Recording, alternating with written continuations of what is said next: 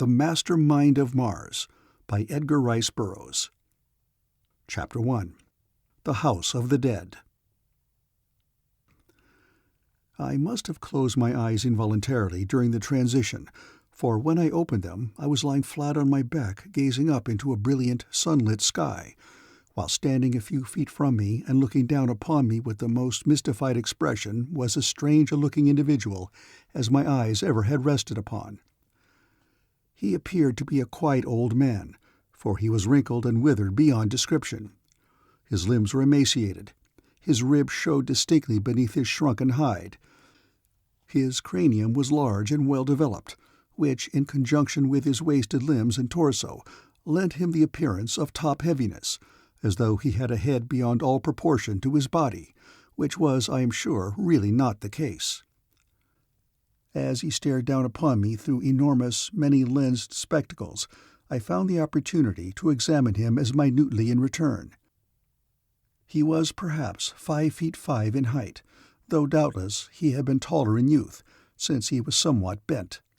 He was naked except for some rather plain and well-worn leather harness, which supported his weapons and pocket pouches, and one great ornament, a collar, jewel-studded, that he wore round his scraggy neck. Such a collar as a dowager empress of pork or real estate might barter her soul for, if she had one. His skin was red, his scant locks gray. As he looked at me, his puzzled expression increased in intensity. He grasped his chin between the thumb and fingers of his left hand, and slowly raising his right hand, he scratched his head most deliberately. Then he spoke to me, but in a language I did not understand. At his first words I sat up and shook my head. Then I looked about me. I was seated upon a crimson sward within a high-walled enclosure, at least 2 and possibly 3 sides of which were formed by the outer walls of a structure that in some respects resembled more closely a feudal castle of Europe than any familiar form of architecture that comes to my mind. The facade presented to my view was ornately carved and of most irregular design, the roof-line being so broken as to almost suggest a ruin, and yet the whole seemed harmonious and not without beauty. Within the enclosure grew a number of trees and shrubs, all weirdly strange, and all, or almost all, profusely flowering. About them wound walks of coloured pebbles, among which scintillated what appeared to be rare and beautiful gems, so lovely were the strange, unearthly rays that leaped and played in the sunshine. The old man spoke again, peremptorily this time, as though repeating a command that had been ignored, but again I shook my head. Then he laid a hand upon one of his 2 swords, but as he drew the weapon I leaped to my feet, with such remarkable results that I cannot even now say which of us was the more surprised. I must have sailed 10 feet into the air, and back about 20 feet from where I had been sitting. Then I was sure that I was upon Mars, not that I had for one instant doubted it, for the effects of the lesser gravity, the colour of the sword, and the skin hue of the red Martians I had seen described in the manuscripts of John Carter, those marvellous and as yet unappreciated contributions to the scientific literature of a world. There could be no doubt of it. I stood upon the soil of the Red Planet. I had come to the world of my dreams, to Barsoom. So startled was the old man by my agility that he jumped a bit himself, though doubtless involuntarily, but however with certain results. His spectacles tumbled from his nose to the sward, and then it was that I discovered that the pitiful old wretch was practically blind when deprived of these artificial aids to vision, for he got to his knees and commenced to grope frantically for the lost glasses, as though his very life depended upon finding them in the instant. Possibly he thought that I might take advantage of his helplessness and slay him. Though the spectacles were enormous and lay within a couple of feet of him, he could not find them. His hands, seemingly afflicted by that strange perversity that sometimes confounds our simplest acts, passing all about the lost object of their search, yet never once coming in contact with it. As I stood watching his futile efforts and considering the advisability of restoring to him the means that would enable him more readily to find my heart with his sword point, I became aware that another had entered the enclosure. Looking towards the building, I saw a large red man running rapidly towards the little old man of the spectacles. The newcomer was quite naked. He carried a club in one hand, and there was upon his face such an expression as unquestionably boded ill for the helpless husk of humanity, groveling mole-like for its lost spectacles. My first impulse was to remain neutral in an affair that it seemed could not possibly concern me, and of which I had no slightest knowledge upon which to base a predilection towards either of the parties involved. But a second glance at the face of the club-bearer aroused a question as to whether it might not concern me after all. There was that in the expression upon the man's face that betokened either an inherent savageness of disposition or a maniacal cast of mind which might turn his evidently murderous attentions upon me after he had dispatched his elderly victim, while in outward appearance at least the latter was a sane and relatively harmless individual. It is true that his move to draw his sword against me was not indicative of a friendly disposition towards me, but at least, if there were any choice, he seemed the lesser of two evils. He was still groping for his spectacles, and the naked man was almost upon him, as I reached the decision to cast my lot upon the side of the old man. I was 20 feet away, naked and unarmed, but to cover the distance with my earthly muscles required but an instant, and a naked sword lay by the old man's side, where he had discarded it the better to search for his spectacles. So it was that I faced the attacker at the instant that he came within striking distance of his victim, and the blow which had been intended for another was aimed at me. I sidestepped it, but then I learned that the greater agility of my earthly muscles had its disadvantages as well as its advantages, for indeed I had to learn to walk at the very instant that I had to learn to fight with a new weapon against a maniac armed with a bludgeon, or at least so I assumed him to be, and I think that it is not strange that I should have done so, what with his frightful show of rage and the terrible expression upon his face.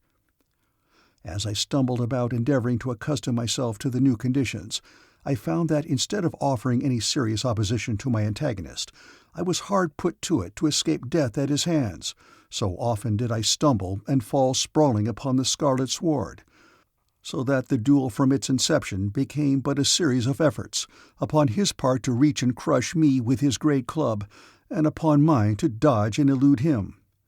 It was mortifying, but it is the truth. However, this did not last indefinitely, for soon I learned, and quickly too under the exigencies of the situation, to command my muscles, and then I stood my ground, and when he aimed a blow at me and I had dodged it, I touched him with my point and brought blood along with a savage roar of pain. He went more cautiously then, and taking advantage of the change, I pressed him so that he fell back. The effect upon me was magical, giving me new confidence, so that I set upon him in good earnest, thrusting and cutting until I had him bleeding in half a dozen places, yet taking good care to avoid his mighty swings, any one of which would have felled an ox. In my attempts to elude him in the beginning of the duel, we had crossed the enclosure, and were now fighting at a considerable distance from the point of our first meeting. It now happened that I stood facing towards that point at the moment that the old man regained his spectacles, which he quickly adjusted to his eyes. Immediately he looked about until he discovered us, whereupon he commenced to yell excitedly at us, at the same time running in our direction and drawing his short sword as he ran. The red man was pressing me hard, but I had gained almost complete control of myself, and fearing that I was soon to have two antagonists instead of one, I set upon him with redoubled intensity. He missed me by the fraction of an inch, the wind in the wake of his bludgeon fanning my scalp, but he left an opening into which I stepped, running my sword fairly through his heart. At least, I thought that I had pierced his heart, but I had forgotten what I had once read in one of John Carter's manuscripts, to the effect that all the Martian internal organs are not disposed identically with those of Earthmen. However, the immediate results were quite as satisfactory as though I had found his heart, for the wound was sufficiently grievous to place him hors de combat. And at that instant the old gentleman arrived. He found me ready, but I had mistaken his intentions. He made no unfriendly gestures with his weapon, but seemed to be trying to convince me that he had no intention of harming me. He was very excited, and apparently tremendously annoyed that I could not understand him, and perplexed too. He hopped about screaming strange sentences at me that bore the tones of peremptory commands, rabid invective, and impotent rage.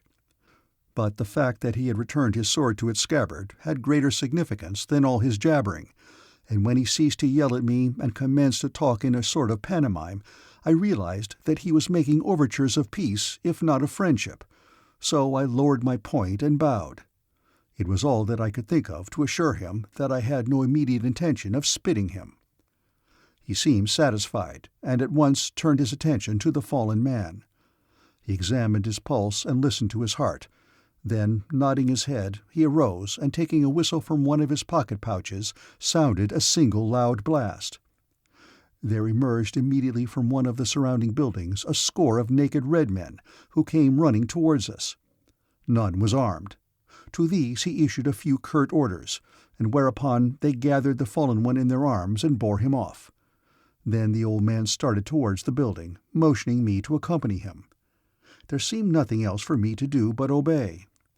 Wherever I might be upon Mars, the chances were 1,000,000 to 1 that I would be among enemies, and so I was as well off here as elsewhere, and must depend upon my own resourcefulness, skill, and agility to make my way upon the Red Planet. The old man led me into a small chamber from which opened numerous doors, through one of which they were just bearing my late antagonist. We followed into a large, brilliantly lighted chamber, wherein there burst upon my astounded vision the most gruesome scene that I had ever beheld. Rows upon rows of tables arranged in parallel lines filled the room, and with few exceptions each table bore a similar grisly burden, a partially dismembered or otherwise mutilated human corpse. Above each table was a shelf bearing containers of various sizes and shapes, while from the bottom of the shelf depended numerous surgical instruments, suggesting that my entrance upon Barsoom was to be through a gigantic medical college. At a word from the old man, those who bore the Barsoomian I had wounded laid him upon an empty table and left the apartment. Whereupon my host, if so I may call him, for certainly he was not as yet my captor, motioned me forward. While he conversed in ordinary tones, he made 2 incisions in the body of my late antagonist, one, I imagine, in a large vein, and one in an artery, to which he deftly attached the ends of 2 tubes, one of which was connected with an empty glass receptacle, and the other with a similar receptacle filled with a colourless, transparent liquid resembling clear water. The connections made, the old gentleman pressed a button controlling a small motor, whereupon the victim's blood was pumped into the empty jar, while the contents of the other was forced into the emptying veins and arteries. The tones and gestures of the old man as he addressed me during this operation convinced me that he was explaining in detail the method and purpose of what was transpiring, but as I understood no word of all he said, I was as much in the dark when he had completed his discourse as I was before he started it, though what I had seen made it appear reasonable to believe that I was witnessing an ordinary Barsoomian embalming. Having removed the tubes, the old man closed the openings he had made by covering them with bits of what appeared to be heavy adhesive tape, and then motioned me to follow him. We went from room to room, in each of which were the same gruesome exhibits. At many of the bodies the old man paused to make a brief examination, or to refer to what appeared to be a record of the case that hung upon a hook at the head of each of the tables. From the last of the chambers we visited upon the first floor, my host led me up an inclined runway to the second floor, where there were rooms similar to those below, but here the tables bore whole rather than mutilated bodies, all of which were patched in various places with adhesive tape. As we were passing among the bodies in one of these rooms, a Barsoomian girl, whom I took to be a servant or slave, entered and addressed the old man, whereupon he signed me to follow him, and together we descended another runway to the first floor of another building. Here, in a large, gorgeously decorated and sumptuously furnished apartment, an elderly red woman awaited us. She appeared to be quite old, and her face was terribly disfigured as by some injury. Her trappings were magnificent, and she was attended by a score of women and armed warriors, suggesting that she was a person of some consequence, But the little old man treated her quite brusquely, as I could see, quite to the horror of her attendants. Their conversation was lengthy, and at the conclusion of it, at the direction of the woman, one of her male escort advanced, and opening a pocket-pouch at his side, withdrew a handful of what appeared to me to be Martian coins. A quantity of these he counted out and handed to the little old man, who then beckoned the woman to follow him, a gesture which included me. Several of her women and guards started to accompany us, but these the old man waved back peremptorily. Whereupon there ensued a heated discussion between the woman and one of her warriors on one side and the old man on the other, which terminated in his proffering the return of the woman's money with a disgusted air. This seemed to settle the argument, for she refused the coins, spoke briefly to her people, and accompanied the old man and myself alone. He led the way to the second floor and to a chamber which I had not previously visited. It closely resembled the others, except that all the bodies therein were of young women, many of them of great beauty. Following closely at the heels of the old man, the woman inspected the gruesome exhibit with painstaking care. Thrice she passed slowly among the tables, examining their ghastly burdens. Each time she paused longest before a certain one which bore the figure of the most beautiful creature I had ever looked upon. Then she returned the fourth time to it, and stood looking long and earnestly into the dead face. For a while she stood there talking with the old man, apparently asking innumerable questions, to which he returned quick, brusque replies. Then she indicated the body with a gesture and nodded assent to the withered keeper of this ghastly exhibit. Immediately the old fellow sounded a blast upon his whistle, summoning a number of servants to whom he issued brief instructions, after which he led us to another chamber, a smaller one in which were several empty tables similar to those upon which the corpses lay in adjoining rooms. 2 female slaves or attendants were in this room, and at a word from their master they removed the trappings from the old woman, unloosed her hair, and helped her to one of the tables. Here she was thoroughly sprayed with what I presume was an antiseptic solution of some nature, carefully dried, and removed to another table, at a distance of about 20 inches from which stood a second parallel table. Now the door of the chamber swung open, and 2 attendants appeared bearing the body of the beautiful girl we had seen in the adjoining room. This they deposited upon the table the old woman had just quitted, and as she had been sprayed, so was the corpse, after which it was transferred to the table beside that on which she lay. The little old man now made 2 incisions in the body of the old woman, just as he had in the body of the red man who had fallen to my sword. Her blood was drawn from her veins, and the clear liquid pumped into them. Life left her, and she lay upon the polished earthside slab that formed the tabletop, as much a corpse as the poor beautiful dead creature at her side. The little old man, who had removed the harness down to his waist and been thoroughly sprayed, now selected a sharp knife from among the instruments above the table, and removed the old woman's scalp, following the hairline entirely around her head. In a similar manner he then removed the scalp from the corpse of the young woman, after which, by means of a tiny circular saw attached to the end of a flexible revolving shaft, he sawed through the skull of each, following the line exposed by the removal of the scalps. This and the balance of the marvelous operation was so skillfully performed as to baffle description. Suffice it to say that at the end of 4 hours he had transferred the brain of each woman to the brain-pan of the other, deftly connected the severed nerves and ganglia, replaced the skulls and scalps, and bound both heads securely with his peculiar adhesive tape, which was not only antiseptic and healing but anesthetic locally as well. He now reheated the blood that he had withdrawn from the body of the old woman, adding a few drops of some clear chemical solution, withdrew the liquid from the veins of the beautiful corpse, replacing it with the blood of the old woman, and simultaneously administering a hypodermic injection. During the entire operation he had not spoken a word.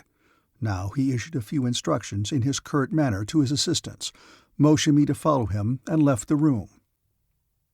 He led me to a distant part of the building, or series of buildings that composed the whole, ushered me into a luxurious apartment, opened the door to a Barsoomian bath, and left me in the hands of trained servants. Refreshed and rested, I left the bath after an hour of relaxation to find harness and trappings awaiting me in the adjoining chamber.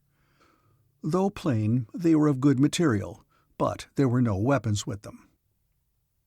Naturally, I had been thinking much upon the strange things I had witnessed since my advent upon Mars. But what puzzled me most lay in the seemingly inexplicable act of the old woman in paying my host what was evidently a considerable sum to murder her and transfer to the inside of her skull the brain of a corpse. Was it the outcome of some horrible religious fanaticism, or was there an explanation that my earthly mind could not grasp? I had reached no decision in the matter when I was summoned to follow a slave to another and nearby apartment, where I found my host awaiting me before a table loaded with delicious foods, to which, it is needless to say, I did ample justice, after my long fast and longer weeks of rough army fare.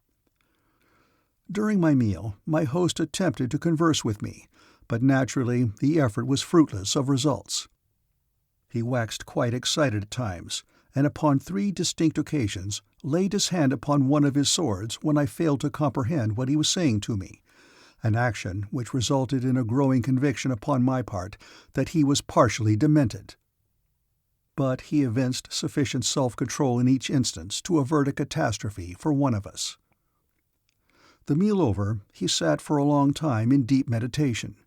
Then a sudden resolution seemed to possess him. He turned suddenly upon me with a faint suggestion of a smile, and dove headlong into what was to prove an intensive course of instruction in the Barsoomian language.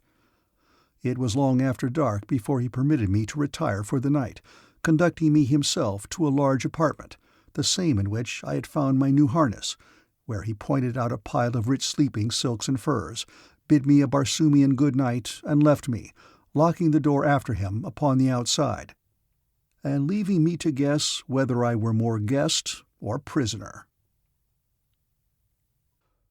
Chapter 2. Preferment. 3 weeks passed rapidly.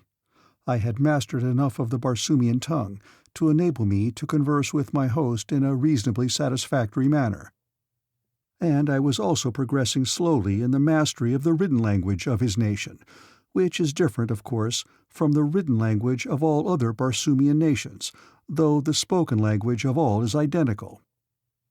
In these 3 weeks I had learned much of the strange place in which I was half guest and half prisoner, and of my remarkable host-jailer, Ras Thavas, the old surgeon of Phundahl, whom I had accompanied almost constantly day after day, until gradually there had unfolded before my astounded faculties an understanding of the purposes of the institution over which he ruled, and in which he labored practically alone, for the slaves and attendants that served him were but hewers of wood and carriers of water. It was his brain alone and his skill that directed the sometimes beneficent, the sometimes malevolent, but always marvelous activities of his life's work. Ras Thavas himself was as remarkable as the things he accomplished. He was never intentionally cruel. He was not, I am sure, intentionally wicked. He was guilty of the most diabolical cruelties and the basest of crimes. Yet in the next moment he might perform a deed that, if duplicated upon earth, would have raised him to the highest pinnacle of man's esteem. Though I know that I am safe in saying that he was never prompted to a cruel or criminal act by base motives, neither was he ever urged to a humanitarian one by high motives. He had a purely scientific mind, entirely devoid of the cloying influences of sentiment, of which he possessed none. His was a practical mind, as evidenced by the enormous fees he demanded for his professional services.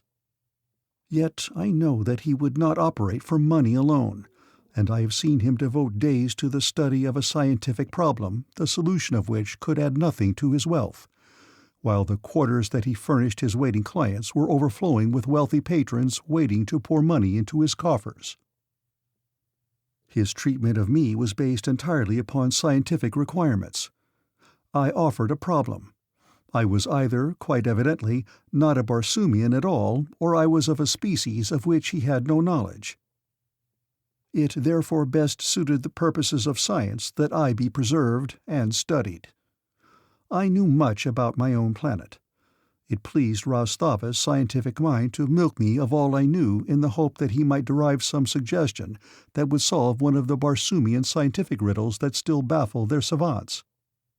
But he was compelled to admit that in this respect I was a total loss, not alone because I was densely ignorant upon practically all scientific subjects, but because the learned sciences on Earth have not advanced even to the swaddling clothes stage as compared with the remarkable progress of corresponding activities on Mars.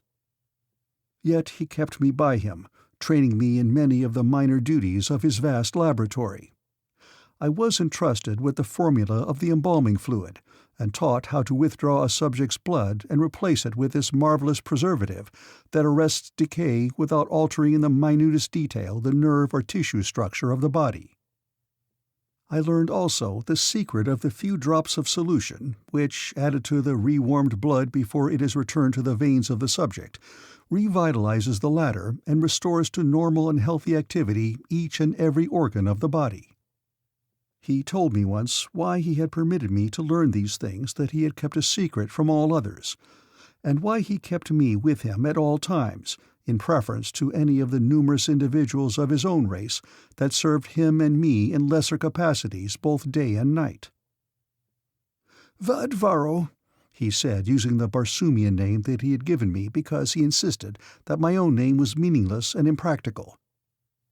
"For many years I have needed an assistant, but heretofore I have never felt that I had discovered one who might work here for me wholeheartedly and disinterestedly without ever having reason to go elsewhere or to divulge my secrets to others.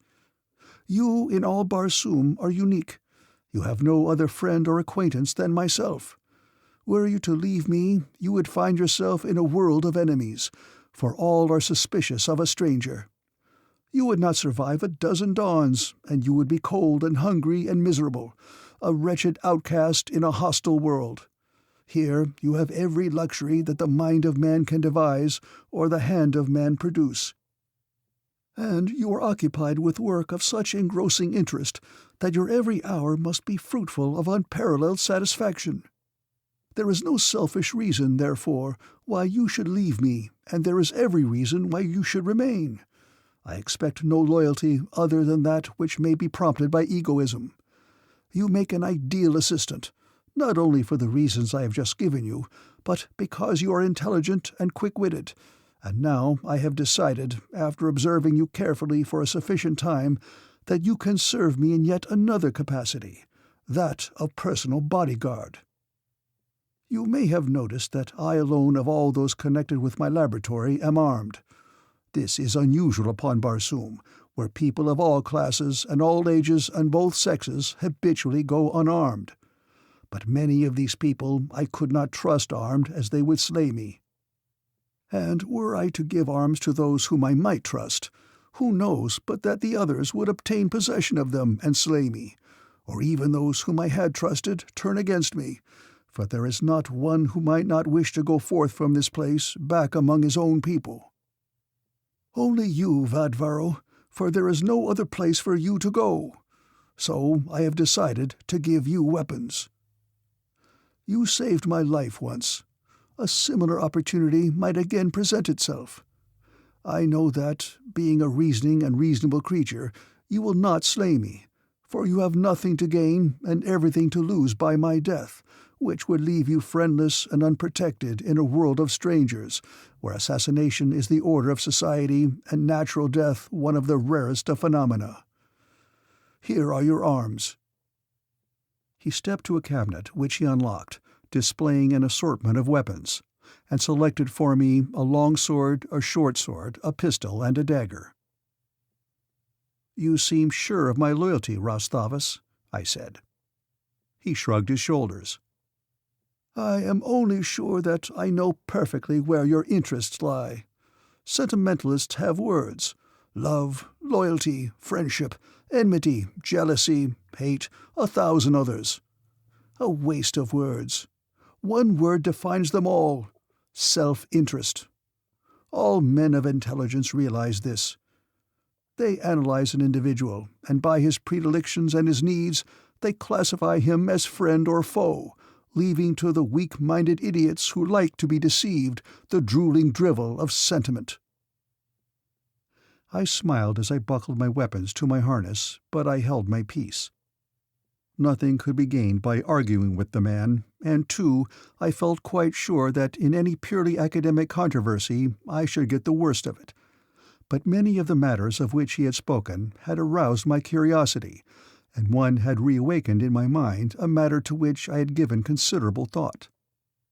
While partially explained by some of his remarks, I still wondered why the red man from whom I had rescued him had seemed so venomously bent upon slaying him the day of my advent upon Barsoom, and so, as we sat chatting after our evening meal, I asked him. "A sentimentalist," he said. "A sentimentalist of the most pronounced type. Why, that fellow hated me with a venom absolutely unbelievable by any of the reactions of a trained analytical mind such as mine. But having witnessed his reactions, I become cognizant of a state of mind that I cannot of myself even imagine. Consider the facts. He was a victim of assassination, a young warrior in the prime of life, possessing a handsome face and a splendid physique. One of my agents paid his relatives a satisfactory sum for the corpse and brought it to me. It is thus that I obtained practically all of my material. I treated it in the manner with which you are familiar. For a year the body lay in the laboratory, there being no occasion during that time that I had use for it. But eventually a rich client came, a not overly prepossessing man of considerable years. He had fallen desperately in love with a young woman who was attended by many handsome suitors. My client had more money than any of them, more brains, more experience. But he lacked the one thing that each of the others had that always weighs heavily with the undeveloped, unreasoning, sentiment-ridden minds of young females: good looks. Now 378J493811P had what my client lacked and could afford to purchase. Quickly we reached an agreement as to price, and I transferred the brain of my rich client to the head of 378J493811P, and my client went away, and for all I know, won the hand of the beautiful moron. And 378J493811P might have rested on indefinitely upon his earthside slab until I needed him or a part of him in my work, had I not, merely by chance, selected him for resurgence because of an existing need for another male slave. Mind you now, the man had been murdered. He was dead. I bought and paid for the corpse and all there was in it. He might have lain dead forever upon one of my earthside slabs had I not breathed new life into his dead veins. Did he have the brains to view the transaction in a wise and dispassionate manner? He did not. His sentimental reactions caused him to reproach me because I had given him another body, though it seemed to me that, looking at the matter from a standpoint of sentiment if one must, he should have considered me as a benefactor for having given him life again in a perfectly healthy, if somewhat used body. He had spoken to me upon the subject several times, begging me to restore his body to him, a thing of which, of course, as I explained to him, was utterly out of the question, unless chance happened to bring to my laboratory the corpse of the client who had purchased his carcass, a contingency quite beyond the pale of possibility for one as wealthy as my client. The fellow even suggested that I permit him to go forth and assassinate my client, bringing the body back that I might reverse the operation and restore his body to his brain. When I refused to divulge the name of the present possessor of his body, he grew sulky, but until the very hour of your arrival, when he attacked me, I did not suspect the depth of his hate complex. Sentiment is indeed a bar to all progress. We of Phundahl are probably less subject to its vagaries than most other nations upon Barsoom, but yet most of my fellow countrymen are victims of it in varying degrees. It has its rewards and compensations, however. Without it, we could preserve no stable form of government, and the Phundahlians, or some other people, would overrun and conquer us.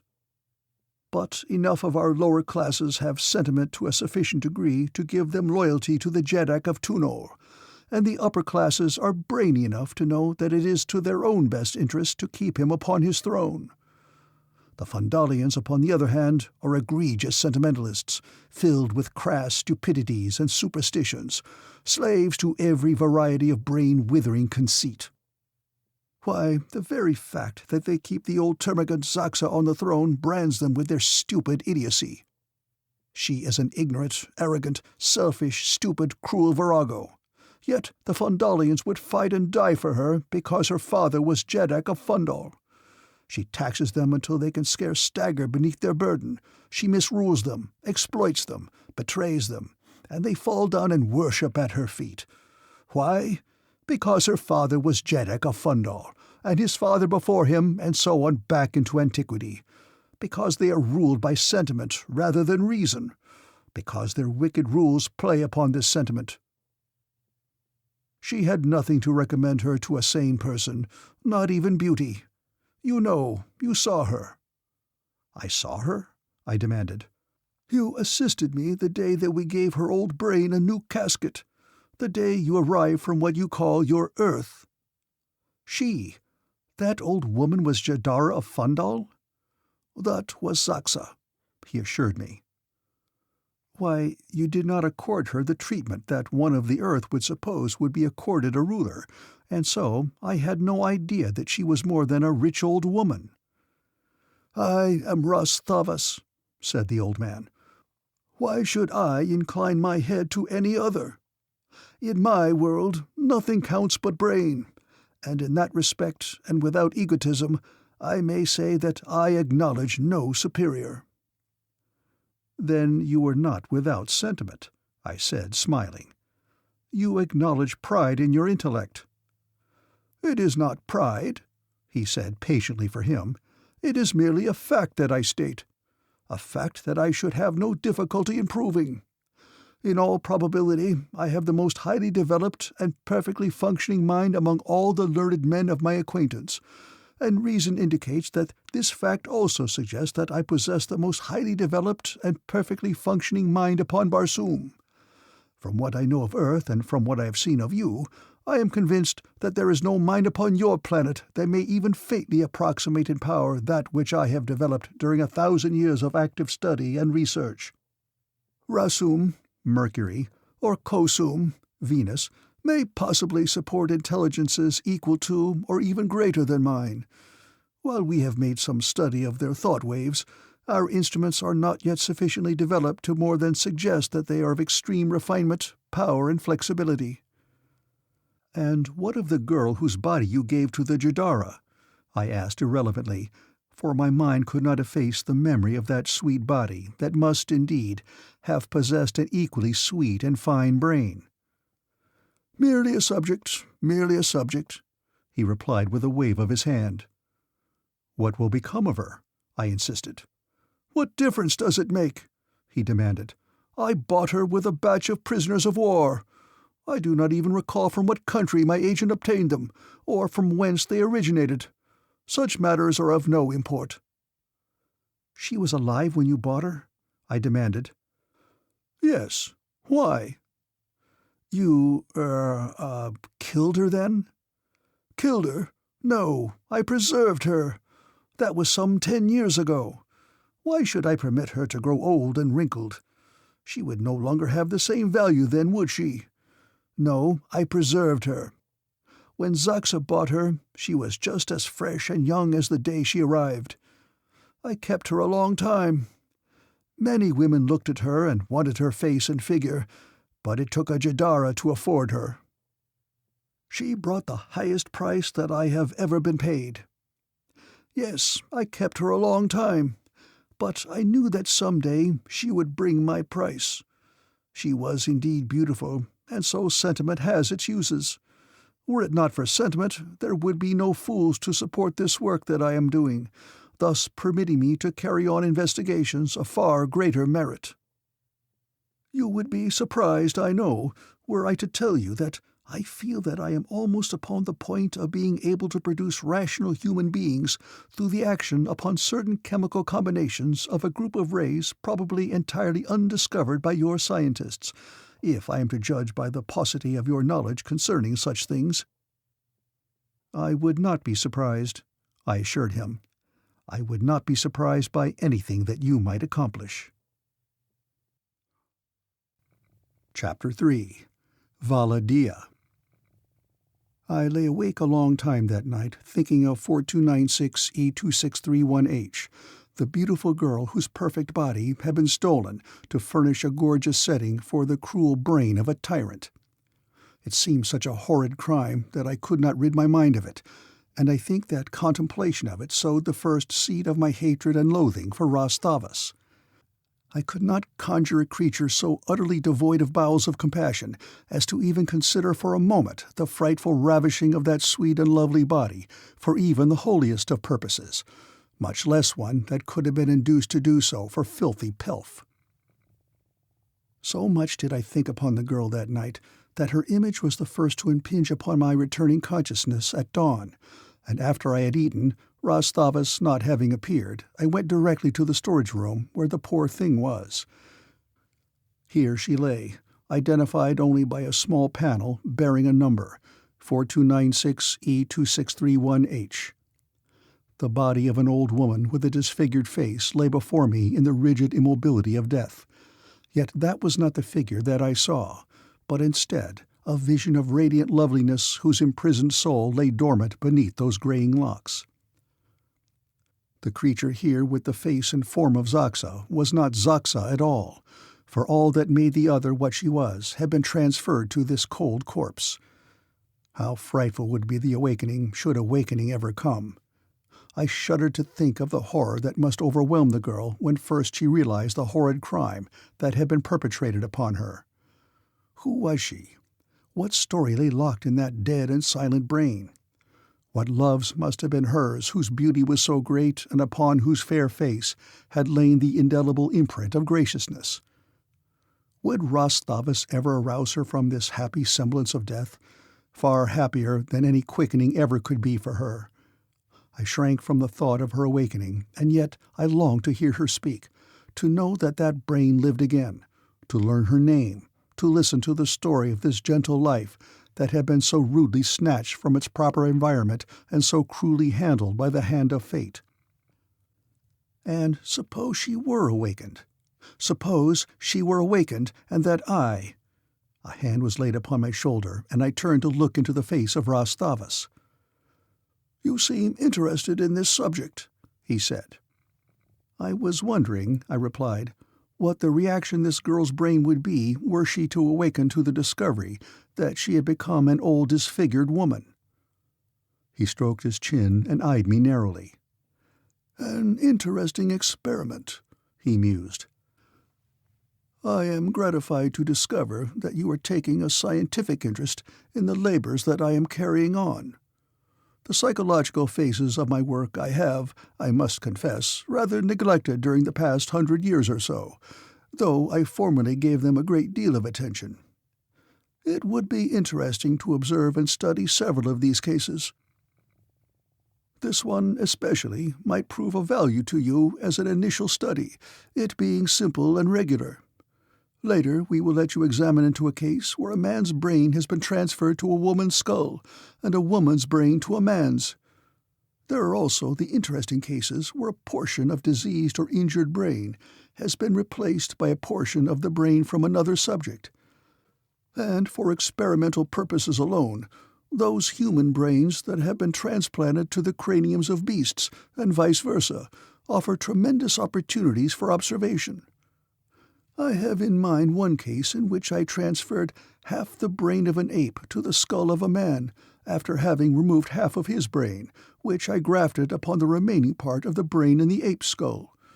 That was a matter of several years ago, and I have often thought that I should like to recall these two subjects and note the results. I shall have to look at them. As I recall it, they are in Vault L42X beneath Building 4J21. We shall have to have a look at them some day soon. It has been many years since I have been below. There must be some very interesting specimens there that have escaped my mind. But come, let us recall 4296E2631H. No, I exclaimed, laying a hand upon his arm. "It would be horrible." He turned a surprised look upon me, and then a nasty, sneering smile curled his lips.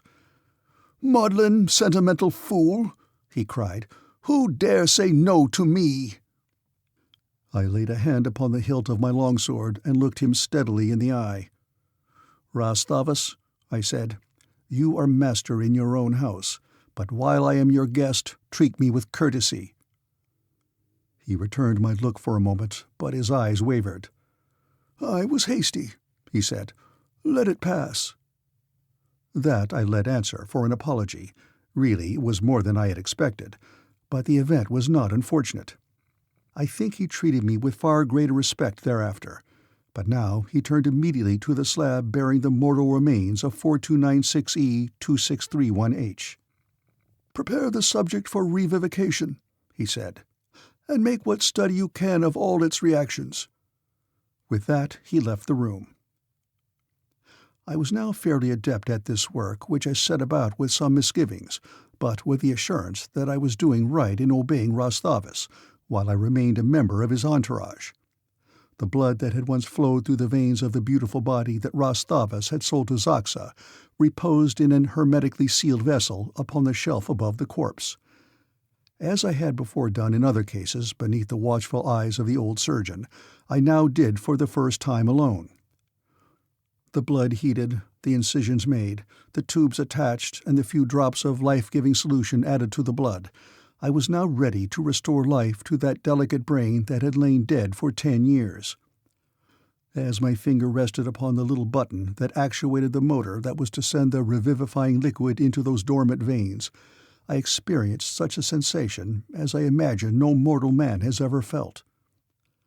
I had become master of life and death, and yet at this moment, that I stood there upon the point of resurrecting the dead, I felt more like a murderer than a savior.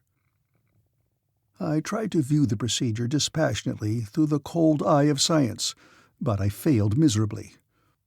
I could only see a stricken girl grieving for her lost beauties. With a muffled oath I turned away. I could not do it.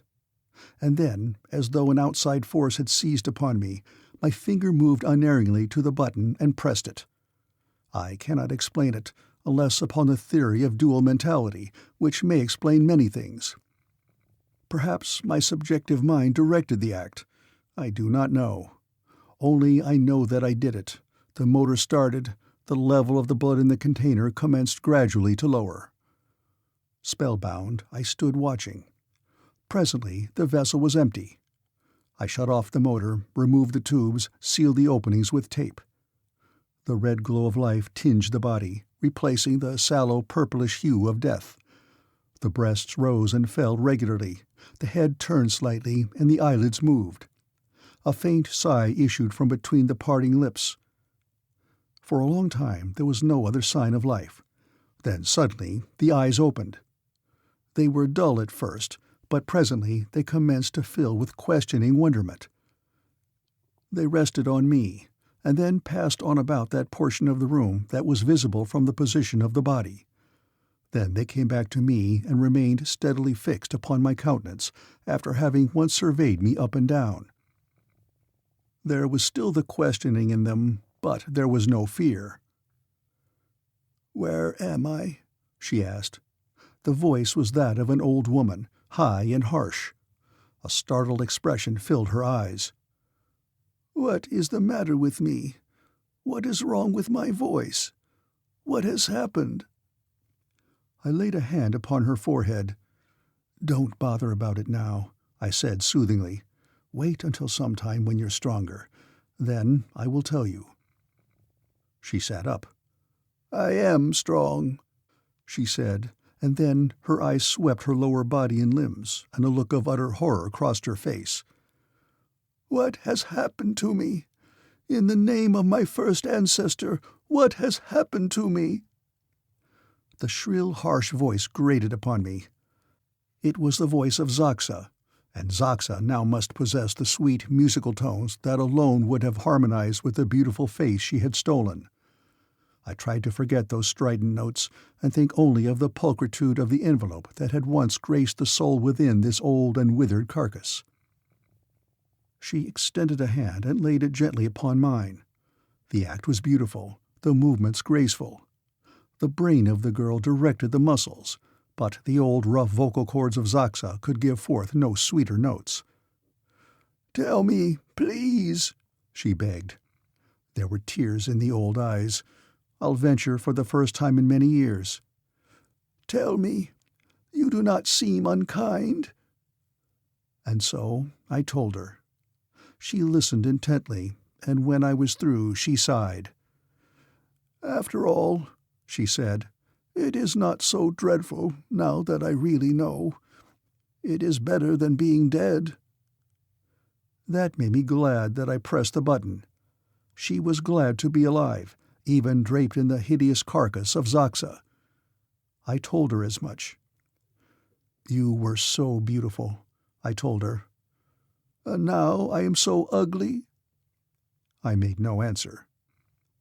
"After all, what difference does it make?" she inquired presently. "This old body cannot change me, or make me different from what I have always been.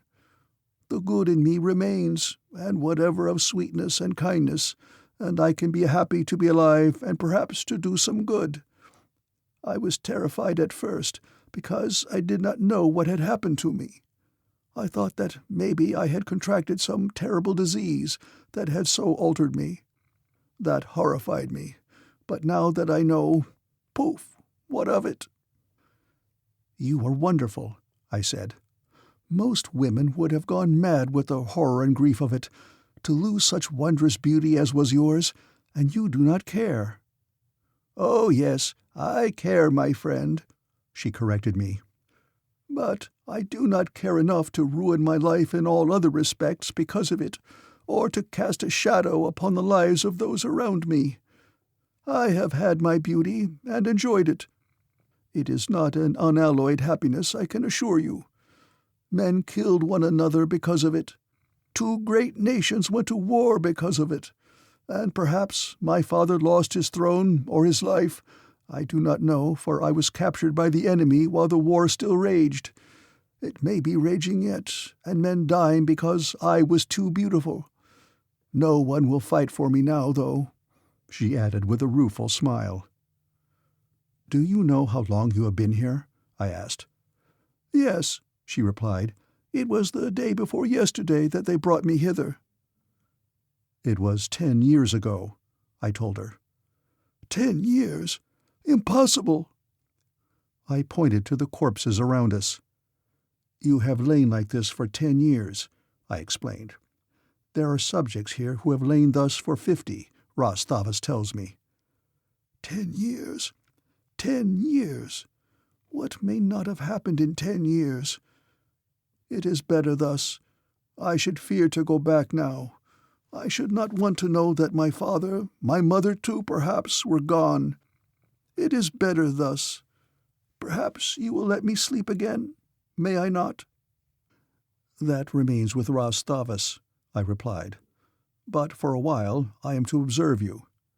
"Observe me?" "Study you, your reactions." "Ah, and what good will that do?" "It may do some good in the world." "It may give this horrid Ras Thavas some new ideas for his torture chamber, some new scheme for coining money from the suffering of his victims," she said, her harsh voice saddened. "Some of his works are good," I told her. "The money he makes permits him to maintain this wonderful establishment, where he constantly carries on countless experiments. Many of his operations are beneficent. Yesterday, a warrior was brought in whose arm was crushed beyond repair. Ras Thavas gave him a new arm. A demented child was brought. Ras Thavas gave her a new brain. The arm and the brain were taken from 2 who had met violent deaths. Through Ras Thavas, they were permitted, after death, to give life and happiness to others." She thought for a moment. "I am content," she said. "I only hope that you will always be the observer." Presently Ras Thavas came and examined her. "A good subject," he said. He looked at the chart where I had made a very brief record following the other entries relative to the history of case number 4296E2631H. Of course, this is, naturally, a rather free translation of this particular identification number. The Barsoomians have no alphabet such as ours, and their numbering system is quite different. The 13 characters above were represented by 4 Tunolian characters, yet the meaning was quite the same. They represented, in contracted form, the case number, the room, the table, and the building. "The subject will be quartered near you where you may regularly observe it," continued Ras Thavas. "There is a chamber adjoining yours. I will see that it is unlocked. Take the subject there. When not under your observation, lock it in."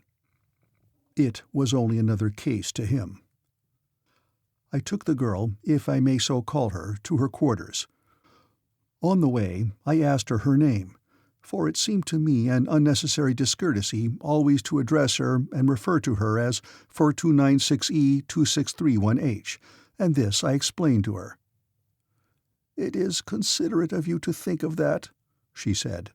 "But really, that is all that I am here, just another subject for vivisection." "You are more than that to me," I told her.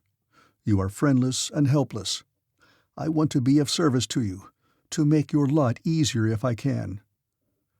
"Thank you again," she said. "My name is Valla Dia, and yours?" "Ras Thavas calls me Vadvaro," I told her. "But that is not your name."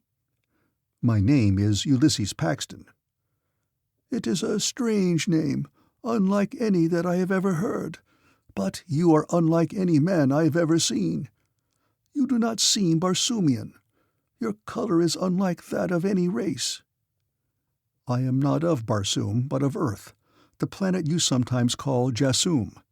That is why I differ in appearance from any you have known before." "Jassoom. There is another Jassoomian here whose fame has reached to the remotest corners of Barsoom, but I never have seen him." "John Carter?" I asked. "Yes, the warlord. He was of Helium, and my people were not friendly with those of Helium. I never could understand how he came here. And now there is another from Jassoom. How can it be? How did you cross the great void?" I shook my head. "I cannot even guess," I told her. "Jassoom must be peopled with wonderful men," she said. It was a pretty compliment. "As Barsoom is with beautiful women," I replied. She glanced down ruefully at her old and wrinkled body. "I have seen the real you," I said gently. "I hate to think of my face," she said. "I know it is a frightful thing." "It is not you. Remember that when you see it, and do not feel too badly." "Is it as bad as that?" she asked. I did not reply. "Never mind," she said presently. "If I had not beauty of the soul, I was not beautiful, no matter how perfect my features may have been. But if I possessed beauty of soul, then I have it now. So I can think beautiful thoughts and perform beautiful deeds, and that, I think, is the real test of beauty after all." "And there is hope," I added, almost in a whisper. "Hope? No, there is no hope, if what you mean to suggest is that I may sometime regain my lost self. You have told me enough to convince me that that can never be." "We will not speak of it," I said. "But we may think of it, and sometimes thinking a great deal of a thing helps us find a way to get it, if we want it badly enough." "I do not want to hope," she said, "for it will but mean disappointment for me. I shall be happy as I am. Hoping, I should always be unhappy." I had ordered food for her, and after it was brought, Ras Thavas sent for me, and I left her, locking the door of her chamber, as the old surgeon had instructed. I found Ras Thavas in his office, a small room which adjoined a very large one, in which were a score of clerks arranging and classifying reports from various departments of the great laboratory. He arose as I entered. "Come with me, Vadvaro," he directed. "We will have a look at the 2 cases in L42X, the 2 of which I spoke." "The man with a half-simian brain and the ape with a half-human brain?" I asked. He nodded and preceded me towards the runway that led to the vaults beneath the building. As we descended, the corridors and passageways indicated long disuse.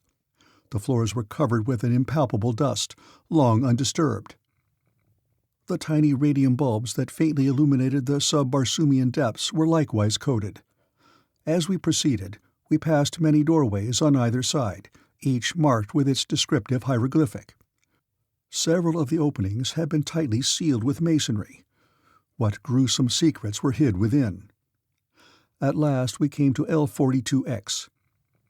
Here the bodies were arranged on shelves, several rows of which almost completely filled the room from floor to ceiling, except for a rectangular space in the center of the chamber, which accommodated an Earthsite-topped operating table with its array of surgical instruments, its motor, and other laboratory equipment. Ras Thavas searched out the subjects of his strange experiment, and together we carried the human body to the table. While Ras Thavas attached the tubes, I returned for the vessel of blood which reposed upon the same shelf with the corpse. The now familiar method of revivification was soon accomplished, and presently we were watching the return of consciousness to the subject. The man sat up and looked at us. Then he cast a quick glance about the chamber. There was a savage light in his eyes as they returned to us. Slowly he backed from the table to the floor, keeping the former between us. "We will not harm you," said Ras Thavas. The man attempted to reply, but his words were unintelligible gibberish. Then he shook his head and growled.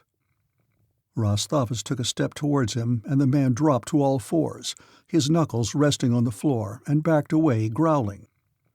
"Come," cried Ras Thavas. "We will not harm you." Again he attempted to approach the subject, but the man only backed quickly away, growling more fiercely. And then suddenly he wheeled and climbed quickly to the top of the highest shelf, where he squatted upon a corpse and gibbered at us. "We shall have to have help," said Ras Thavas, and going to the doorway, he blew a signal upon his whistle. "What are you blowing that for?" demanded the man suddenly. "Who are you? What am I doing here? What has happened to me?" "Come down," said Ras Thavas. "We are friends." Slowly the man descended to the floor and came towards us, but he still moved with his knuckles to the pavement. He looked about at the corpses, and a new light entered his eyes. "I am hungry," he cried. "I will eat." And with that he seized the nearest corpse and dragged it to the floor. "Stop! Stop!" cried Ras Thavas, leaping forward. "You will ruin the subject." But the man only backed away, dragging the corpse along the floor after him. It was then that the attendants came, and with their help we subdued and bound the poor creature. Then Ras Thavas had the attendants bring the body of the ape, and he told them to remain, as we might need them. The subject was a large specimen of the Barsoomian white ape, one of the most savage and fearsome denizens of the Red Planet, and because of the creature's great strength and ferocity, Ras Thavas took the precaution to see that it was securely bound before resurgence. It was a colossal creature about 10 or 15 feet tall, standing erect, and had an intermediary set of arms or legs midway between its upper and lower limbs. The eyes were close together and non-protruding. The ears were high-set, while its snout and teeth were strikingly like those of our African gorilla. With returning consciousness, the creature eyed us questioningly. Several times it seemed to essay to speak, but only inarticulate sounds issued from its throat. Then it lay still for a period. Ras Thavas spoke to it. "If you understand my words, nod your head." The creature nodded.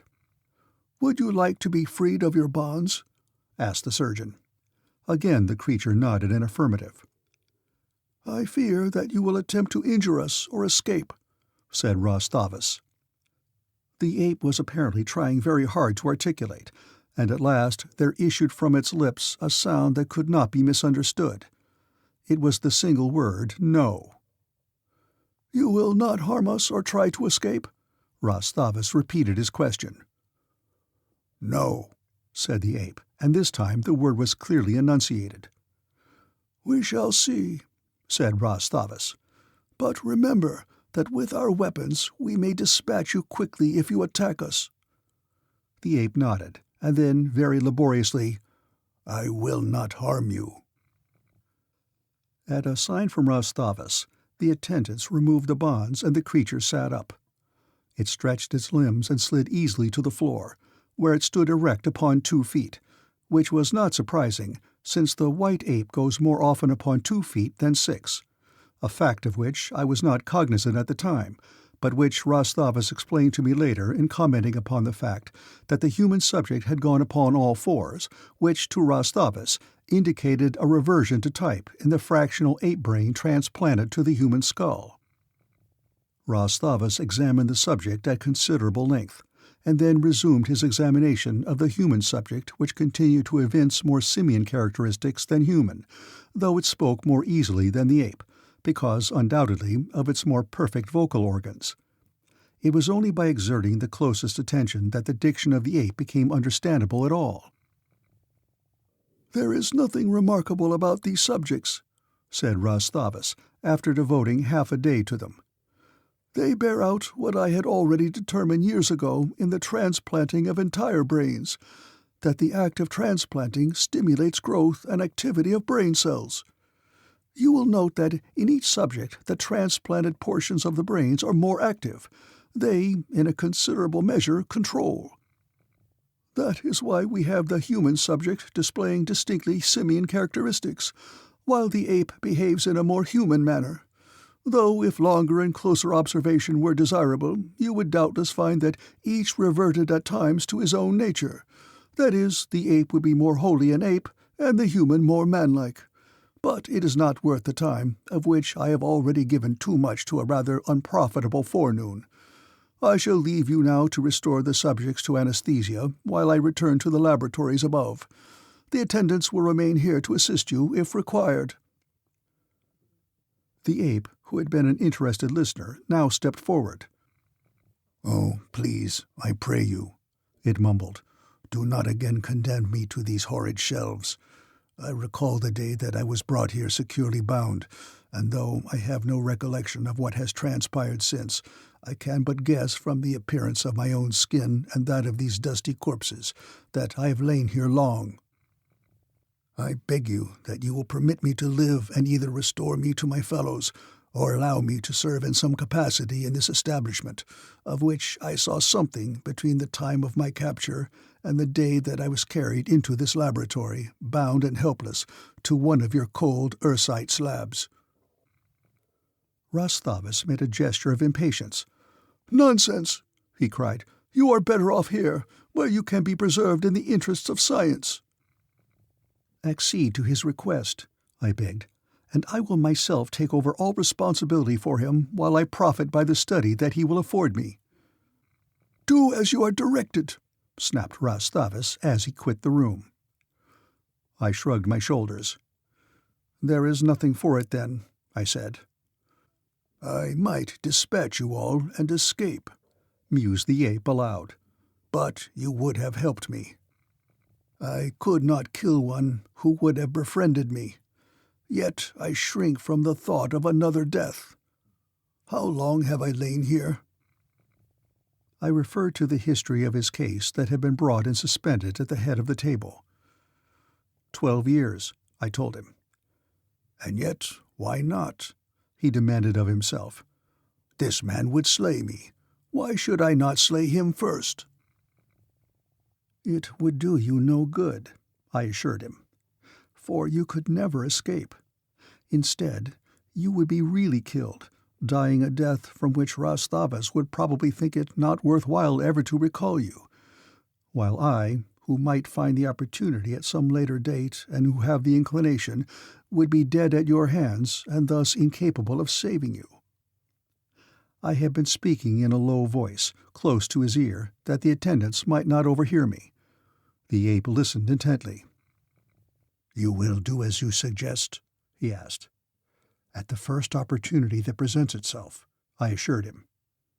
"Very well," he said. "I will submit, trusting to you." A half-hour later, both subjects had been returned to their shelves. Chapter 4. The Compact. Days ran into weeks, weeks into months, as day by day I labored at the side of Ras Thavas. And more the old surgeon took me into his confidence. More and more he imparted to me the secrets of his skill and his profession. Gradually, he permitted me to perform more and more important functions in the actual practice of his vast laboratory. I started transferring limbs from one subject to another, then internal organs of the digestive tract. Then he entrusted to me a complete operation upon a paying client. I removed the kidneys from a rich old man, replacing them with healthy ones from a young subject. The following day I gave a stunted child new thyroid glands. A week later I transferred 2 hearts, and then at last came the great day for me. Unassisted, with Ras Thavas standing silently beside me, I took the brain of an old man and transplanted it within the cranium of a youth. When I had done, Ras Thavas laid a hand upon my shoulder. "I could not have done better myself," he said. He seemed much elated, and I could not but wonder at this unusual demonstration of emotion upon his part, he who so prided himself upon his lack of emotionalism. I had often pondered the purpose which influenced Ras Thavas to devote so much time to my training, but never had I hit upon any more satisfactory explanation than that he needed of assistance in his growing practice. Yet when I consulted the records that were now open to me, I discovered that his practice was no greater than it had been for many years. And even had it been, there was really no reason why he should have trained me in preference to one of his Red Martian assistants, his belief in my loyalty not being sufficient warrant, in my mind, for this preferment, when he could, as well as not, have kept me for a bodyguard and trained one of his own kind to aid him in his surgical work. But I was presently to learn that he had an excellent reason for what he was doing. Ras Thavas always had an excellent reason for whatever he did. One night, after we had finished our evening meal, he sat looking at me intently as he so often did, as though he would read my mind, which, by the way, he was totally unable to do, much to his surprise and chagrin. For unless a Martian is constantly upon the alert, any other Martian can read clearly his every thought. But Ras Thavas was unable to read mine. He said that it was due to the fact that I was not a Barsoomian. Yet I could often read the minds of his assistants when they were off their guard, though never had I read aught of Ras Thavas' thoughts, nor, I am sure, had any other read them. He kept his brain sealed like one of his own blood jars, nor was he ever for a moment found with his barriers down. He sat looking at me this evening for a long time, nor did it in the least embarrass me, so accustomed was I to his peculiarities. "Perhaps," he said presently, "one of the reasons that I trust you is due to the fact that I cannot ever, at any time, fathom your mind. So, if you harbor traitorous thoughts concerning me, I do not know it, while the others, every one of them, reveal their inmost souls to my searching mind, and in each one there is envy, jealous, or hatred of me. Them I know I cannot trust. Therefore I must accept the risk and place all my dependence upon you, and my reason tells me that my choice is a wise one. I have told you upon what grounds it based my selection of you as my bodyguard. The same holds true in my selection of you for the thing I have in mind. You cannot harm me without harming yourself, and no man will intentionally do that. Nor is there any reason why you should feel any deep antagonism towards me. You are, of course, a sentimentalist, and doubtless you look with horror upon many of the acts of a sane, rational, scientific mind. But you are also highly intelligent, and can therefore appreciate better than another, even though you may not approve them, the motives that prompt me to do many of those things of which your sentimentality disapproves. I may have offended you, but I have never wronged you, nor have I wronged any creature for which you might have felt some of your so-called friendship or love. Are my premises incorrect, or my reasoning faulty?" I assured him to the contrary. "Very well. Now let me explain why I have gone to such pains to train you as no other human being, aside from myself, has ever been trained.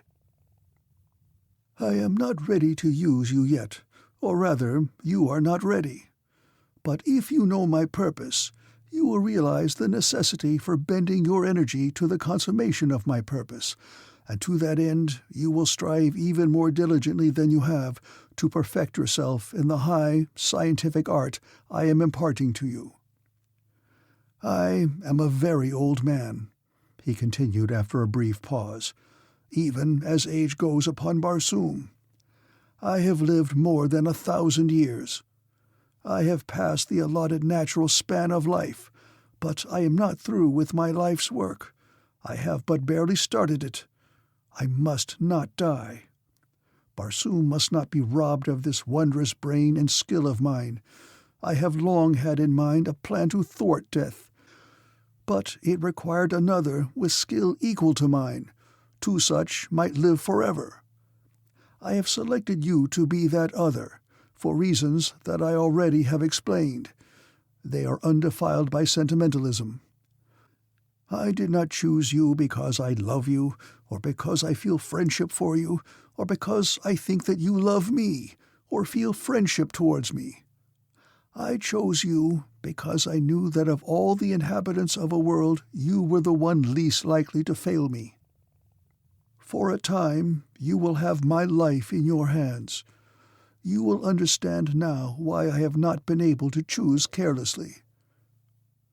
This plan that I have chosen is simplicity itself, provided that I can count upon just two essential factors: skill and self-interested loyalty in an assistant. My body is about worn out. I must have a new one. My laboratory is filled with wonderful bodies, young and complete with potential strength and health. I have but to select one of these and have my skilled assistant transfer my brain from this old carcass to the new one." He paused. "I understand now why you have trained me," I said. "It has puzzled me greatly. Thus and thus only may I continue my labors," he went on. "And thus may Barsoom be assured a continuance practically indefinitely of the benefits that my brain may bestow upon her children. I may live forever, provided I always have a skilled assistant, and I may assure myself of such by seeing to it that he never dies. When he wears out one organ or his whole body, I can replace either from my great storehouse of perfect parts, and for me he can perform the same service. Thus may we continue to live indefinitely, for the brain, I believe, is almost deathless, unless injured or attacked by disease. You are not ready as yet to be entrusted with this important task. You must transfer many more brains and meet with and overcome the various irregularities and idiosyncrasies that constitute the never-failing differences that render no two operations identical. When you gain sufficient proficiency, I shall be the first to know it, and then we shall lose no time in making Barsoom safe for posterity." The old man was far from achieving hatred of himself. However, his plan was an excellent one, both for himself and for me. It assured us immortality. We might live forever and always with strong, healthy, young bodies. The outlook was alluring. And what a wonderful position it placed me in. If the old man could be assured of my loyalty because of self-interest, similarly might I depend upon his loyalty. For he could not afford to antagonize the one creature in the world who could assure him immortality or withhold it from him. For the first time since I had entered his establishment, I felt safe. As soon as I left him, I went directly to Valla Dia's apartment, for I wanted to tell her this wonderful news. In the weeks that had passed since her resurrection, I had seen much of her, and in our daily intercourse there had been revealed to me little by little the wondrous beauties of her soul, until at last I no longer saw the hideous, disfigured face of Xaxa when I looked upon her, but the eyes of my heart penetrated deeper to the loveliness that lay within that sweet mind. She had become my confidant as I was hers, and this association constituted the one great pleasure of my existence upon Barsoom. Her congratulations, when I told her of what had come to me, were very sincere and lovely. She said that she hoped I would use this great power of mine to do good in the world. I assured her that I would, and that among the first things that I should demand of Ras Thavas was that he should give Valla Dia a beautiful body. But she shook her head. "No, my friend," she said. "If I may not have my own body, this old one of Xaxa's is quite as good for me as another. Without my own body, I should not care to return to my native country. While were Ras Thavas to give me the beautiful body of another, I should always be in danger of the covetousness of his clients, any one of whom might see and desire to purchase it, leaving to me her old husk, conceivably one quite terribly diseased or maimed. No, my friend, I am satisfied with the body of Xaxa, unless I may again possess my own, for Xaxa at least bequeathed me a tough and healthy envelope, however ugly it may be. And for what do looks count here? You alone are my friend. That I have your friendship is enough.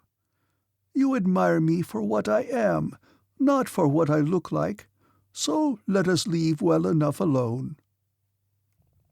"If you could regain your own body and return to your native country, would you like that?" I demanded. "Oh, do not say it," she cried. "The simple thought of it drives me mad with longing. I must not harbor so hopeless a dream that at best may only tantalize me into greater abhorrence of my lot." "Do not say that it is hopeless," I urged. "Death only renders hope futile." "You mean to be kind," she said, "but you are only hurting me.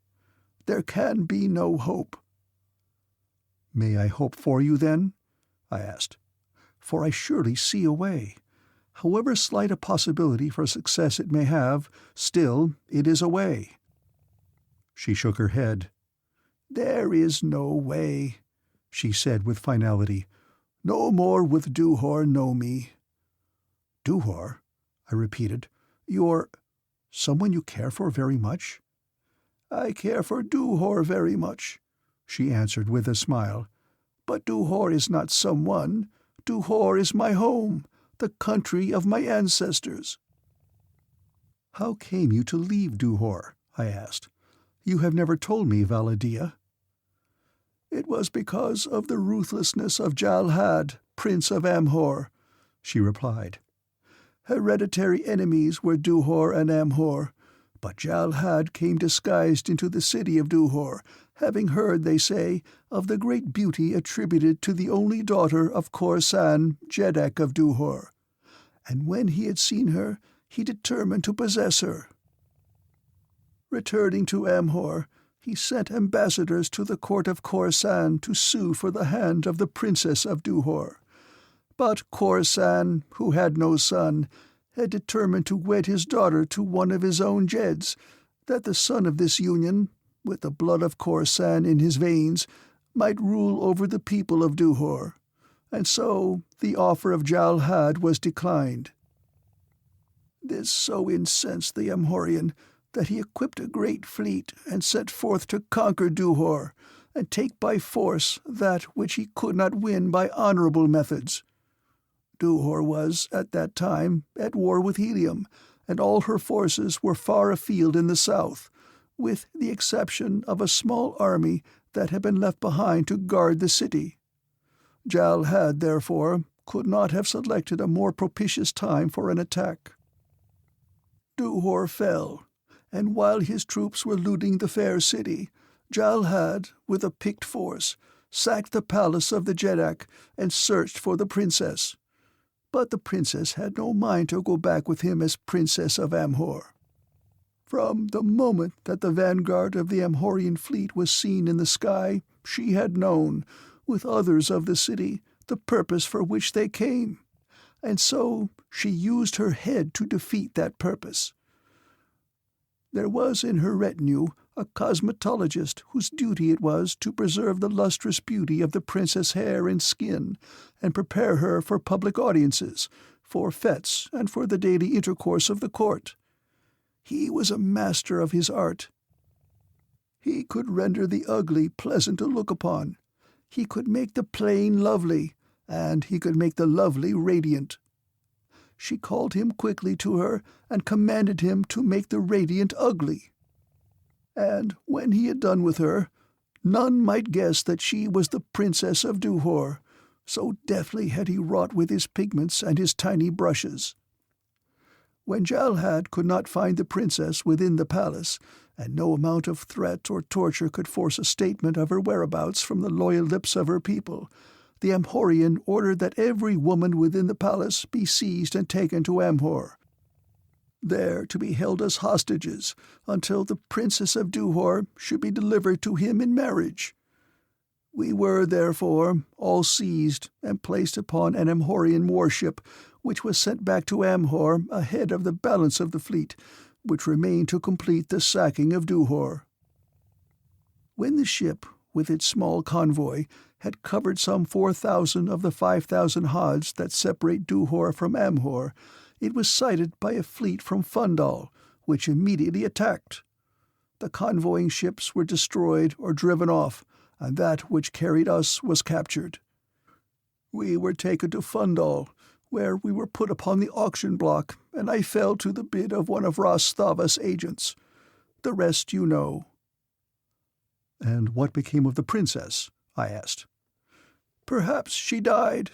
Her party was separated in Phundahl, but death could not more definitely prevent her return to Duhor.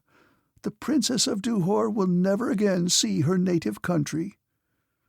"But you may," I cried, for I had suddenly hit upon a plan. "Where is Duhor?" "You are going there?" she asked laughingly. "Yes." "You are mad, my friend," she said. "Duhor lies a full 7,800 haads from Tunol, upon the opposite side of the snow-clad Artolian hills. You, a stranger and alone, could never reach it. For between lie the Tunolian marshes, wild hordes, savage beasts, and warlike cities. You would but die uselessly within the first dozen haads, even could you escape from the island upon which stands the laboratory of Ras Thavas. And what motive is there to prompt you to such a useless sacrifice?" I could not tell her. I could not look upon that withered figure and into that hideous and disfigured face and say, "It is because I love you, Valla Dia." But that, alas, was my only reason.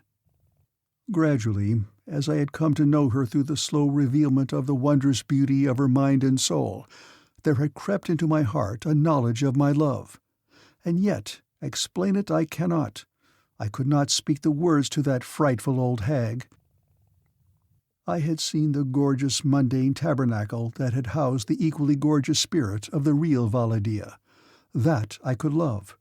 Her heart and soul and mind I could love, but I could not love the body of Xaxa. I was torn, too, by other emotions, induced by a great doubt. Could Valla Dia return my love? Habilitated in the corpse of Xaxa, with no other suitor, nay, with no other friend, she might, out of gratitude or through sheer loneliness, be attracted to me. But once again, were she Valla Dia the beautiful and returned to the palace of her king, surrounded by the great nobles of Duhor, would she have either eyes or heart for a lone and friendless exile from another world? I doubted it, and yet that doubt did not deter me from my determination to carry out, as far as fate would permit, the mad scheme that was revolving in my brain. "You have not answered my question, Vadvaro," she interrupted my surging thoughts. "Why would you do this thing?" "To right the wrong that has been done you, Valla Dia," I said. She sighed. "Do not attempt it, please," she begged. "You would rob me of my one friend, whose association is the only source of happiness remaining to me. I appreciate your generosity and your loyalty, even though I may not understand them.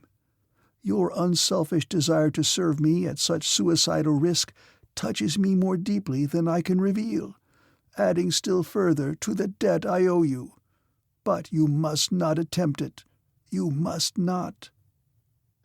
"If it troubles you, Valla Dia," I replied, "we will not speak of it again.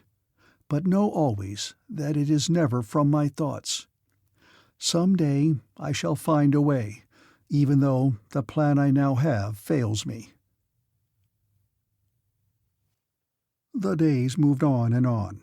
The gorgeous Martian nights, filled with their hurtling moons, followed one upon another.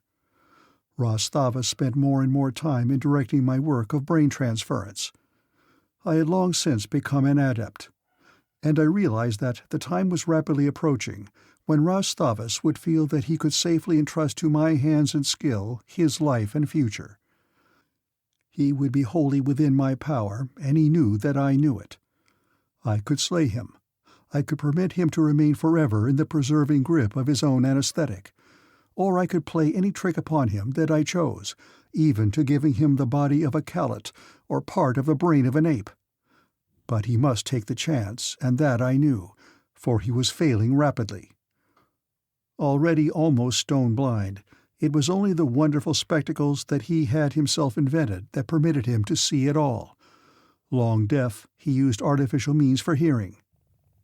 And now his heart was showing symptoms of fatigue that he could not longer ignore.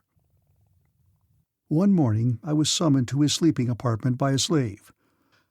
I found the old surgeon lying, a shrunken, pitiful heap of withered skin and bones. "We must hasten, Vadvaro," he said in a weak whisper. "My heart was like to have stopped a few towels ago. It was then that I sent for you." He pointed to a door leading from his chamber.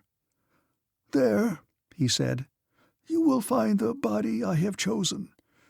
There, in the private laboratory I long ago built for this very purpose, you will perform the greatest surgical operation that the universe has ever known, transferring its most perfect brain to the most beautiful and perfect body that ever has passed beneath these ancient eyes. You will find the head already prepared to receive my brain. The brain of the subject having been removed and destroyed, totally destroyed by fire. I could not possibly chance the existence of a brain desiring and scheming to regain its wondrous body. No, I destroyed it. Call slaves and have them bear my body to the Ursite slab." "That will not be necessary," I told him, and lifting his shrunken form in my arms, as he had been an earthly babe, I carried him into the adjoining room, where I found a perfectly lighted and appointed laboratory containing 2 operating tables, one of which was occupied by the body of a red man. Upon the surface of the other, which was vacant, I laid Ras Thavas. Then I turned to look at the new envelope he had chosen. Never, I believe, had I beheld so perfect a form, so handsome a face. Ras Thavas had indeed chosen well for himself. Then I turned back to the old surgeon. Deftly, as he had taught me, I made the 2 incisions and attached the tubes. My finger rested upon the button that would start the motor pumping his blood from his veins and his marvelous preservative anesthetic into them. Then I spoke. "Ras Thavas," I said, "you have long been training me to this end. I have labored assiduously to prepare myself that there might be no slightest cause for apprehension as to the outcome. You have, coincidentally, taught me that one's every act should be prompted by self-interest only. You are satisfied, therefore, that I am not doing this for you because I love you, or because I feel any friendship for you. But you think that you have offered me enough in placing before me a similar opportunity for immortality. Regardless of your teaching, I am afraid that I am still somewhat of a sentimentalist.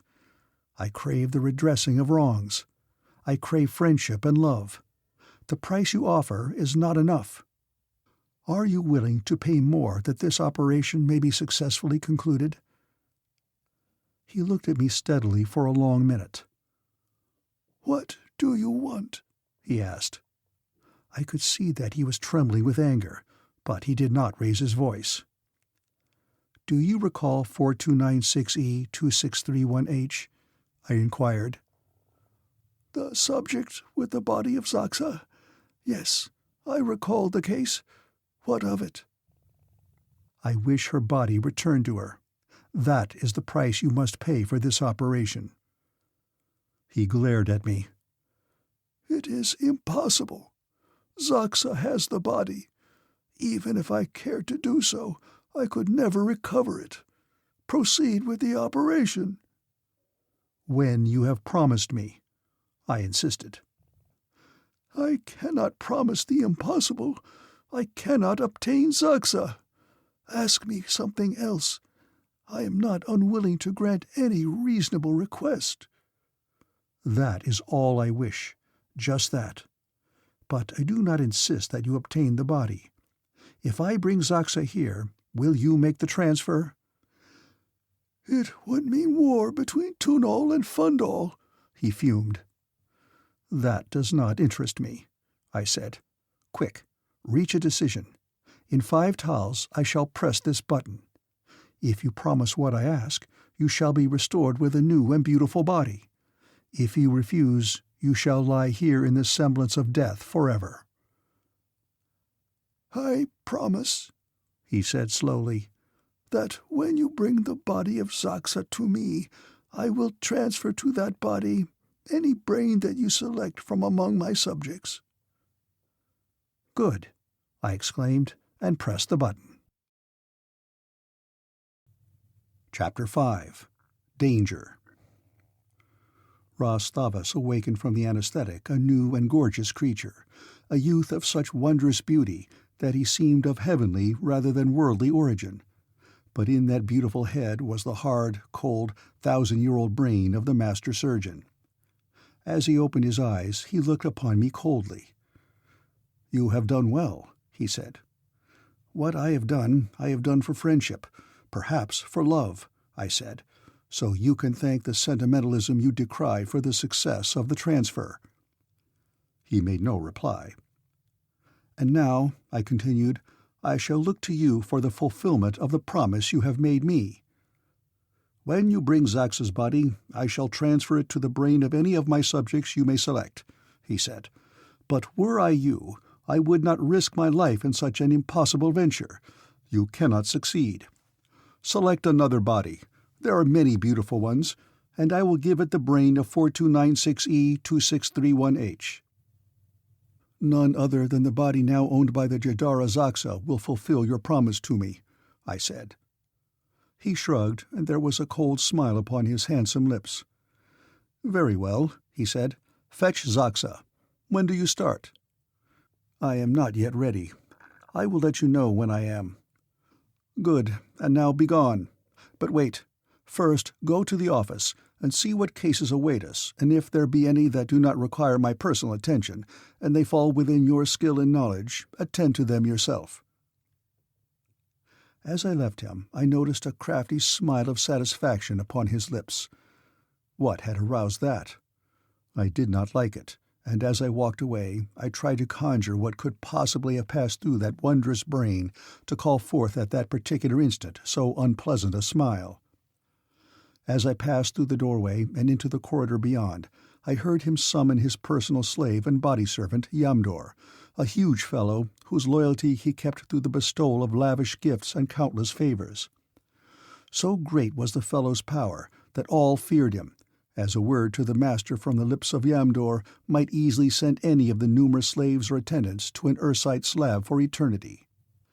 It was rumored that he was the result of an unnatural experiment which had combined the brain of a woman with the body of a man, and there was much in his actions and mannerisms to justify this general belief. His touch, when he worked about his master, was soft and light, his movements graceful, his ways gentle, but his mind was jealous, vindictive, and unforgiving. I believe that he did not like me, through jealousy of the authority I had attained in the establishment of Ras Thavas, for there was no questioning the fact that I was a lieutenant, while he was but a slave. Yet he always accorded me the utmost respect. He was, however, merely a minor cog in the machinery of the great institution presided over by the sovereign mind of Ras Thavas, and as such I had given him little consideration, nor did I now as I bent my steps towards the office. I had gone but a short distance when I recalled a matter of importance upon which it was necessary for me to obtain instructions from Ras Thavas immediately. So I wheeled about and retraced my way towards his apartments, through the open door of which, as I approached, I heard the new voice of the master surgeon.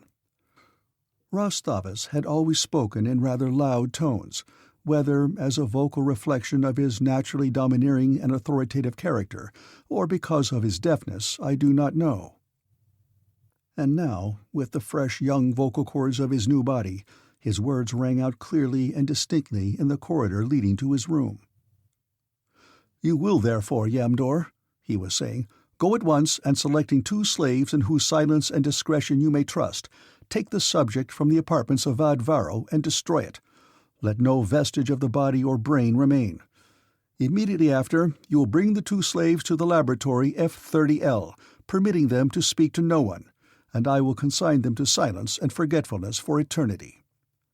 Vadvaro will discover the absence of the subject and report the matter to me.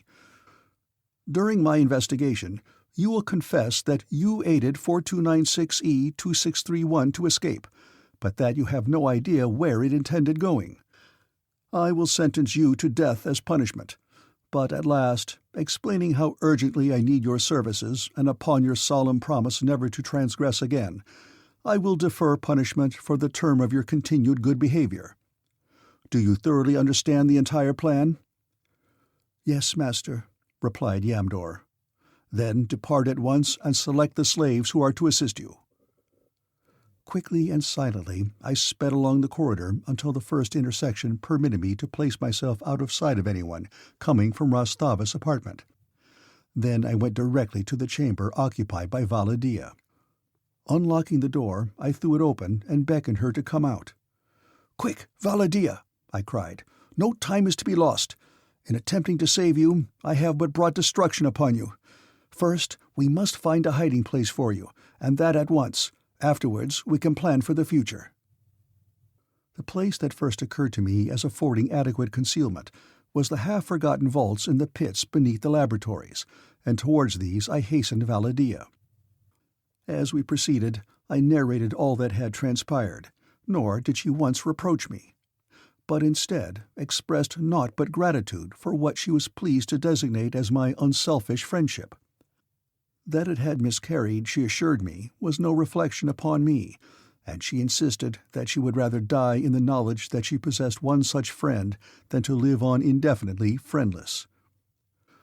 We came at last to the chamber I sought, Vault L42X in Building 4J21, where reposed the bodies of the ape and the man, each of which possessed half the brain of the other. Here I was forced to leave Valla Dia for the time, that I might hasten to the office and perform the duties imposed upon me by Ras Thavas, lest his suspicions be aroused when Yamdor reported that he had found her apartment vacant. I reached the office without it being discovered by anyone who might report the fact to Ras Thavas that I had been a long time coming from his apartment. To my relief, I found there were no cases.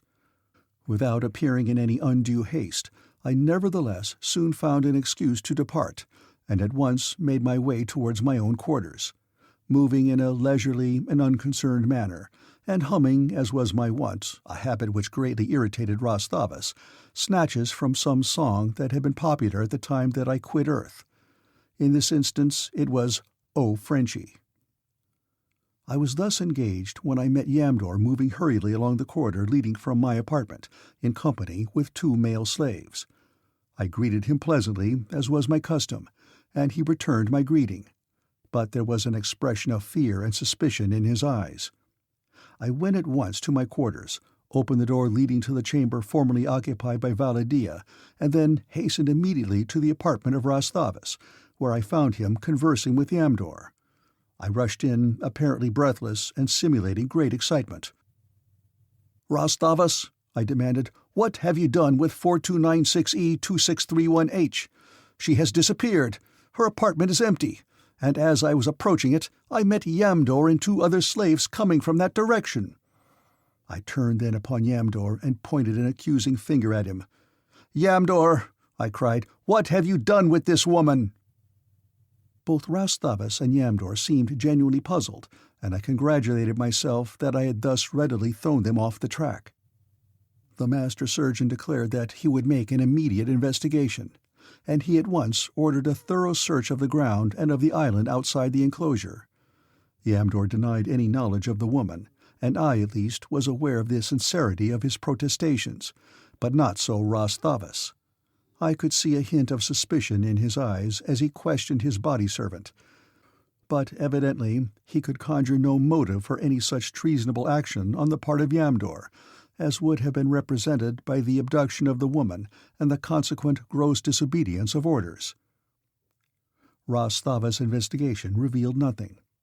I think as it progressed that he became gradually more and more imbued with a growing suspicion that I might know more about the disappearance of Valla Dia than my attitude indicated, for I presently became aware of a delicately concealed espionage. Up to this time I had been able to smuggle food to Valla Dia every night, after Ras Thavas had retired to his quarters.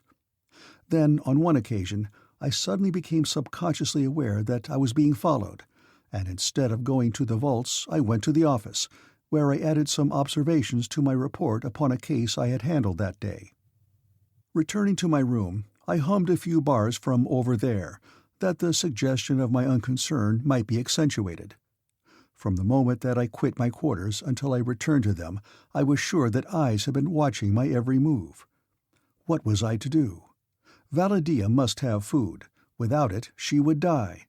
And were I to be followed to her hiding place while taking it to her, she would die. Ras Thavas would see to that. Half the night I lay awake, racking my brains for some solution to the problem. There seemed only one way. I must elude the spies. If I could do this but one single time, I could carry out the balance of a plan that had occurred to me, and which was, I thought, the only one feasible that might eventually lead to the resurrection of Valla Dia in her own body. The way was long, the risks great, but I was young, in love, and utterly reckless of consequences in so far as they concerned me. It was Valla Dia's happiness alone that I could not risk too greatly, other than under dire stress. Well, the stress existed, and I must risk that even as I risked my life. My plan was formulated, and I lay awake upon my sleeping silks and furs in the darkness of my room, awaiting the time when I might put it into execution. My window, which was upon the 3rd floor, overlooked the walled enclosure, upon the scarlet sward of which I had made my first bow to Barsoom. Across the open casement I had watched Cluros, the farther moon, take his slow, deliberate way. He had already set. Behind him, Thuria, his elusive mistress, fled through the heavens. In 5 zats, about 15 minutes, she would set, and then for about 3 3/4 Earth hours the heavens would be dark except for the stars. In the corridor perhaps lurked those watchful eyes. I prayed God that they might not be elsewhere, as Thuria sank at last beneath the horizon and I swung to my window ledge, in my hand a long rope fabricated from braided strips torn from my sleeping silks, while I awaited the setting of the moons. On one end I had fastened to a heavy Serapis bench which I had drawn close to the window. I dropped the free end of the rope and started my descent. My earthly muscles, untried in such endeavors, I had not trusted to the task of carrying me to my window ledge in a single leap, when I should be returning. I felt that they would, but I did not know, and too much depended upon the success of my venture to risk any unnecessary chance of failure. And so I had prepared the rope. Whether I was being observed, I did not know. I must go on as though none were spying upon me. In less than 4 hours, Thuria would return, just before the sudden Barsoomian dawn, and in the interval I must reach Valla Dia, persuade her of the necessity of my plan, and carry out its details, returning to my chamber before Thuria could disclose me to any accidental observer. I carried my weapons with me, and in my heart was unbending determination to slay whoever might cross my path and recognize me during the course of my errand, however innocent of evil intent against me he might be. The night was quiet, except for the usual distant sounds that I had heard ever since I had been here, sounds that I had interpreted as the cries of savage beasts. Once I had asked Ras Thavas about them, but he had been in ill humor and had ignored my question. I reached the ground quickly, and without hesitation moved directly to the nearest entrance of the building, having previously searched out and determined upon the route I would follow to the vault.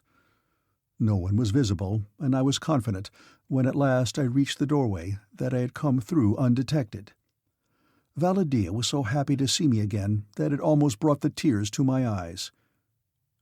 "I thought that something had happened to you," she cried, "for I knew that you would not remain away so long of your own volition." I told her of my conviction that I was being watched, and that it would not be possible for me longer to bring food to her without incurring almost certain detection, which would spell immediate death for her. "There is a single alternative," I said, "and that I dread even to suggest, and would not were there any other way.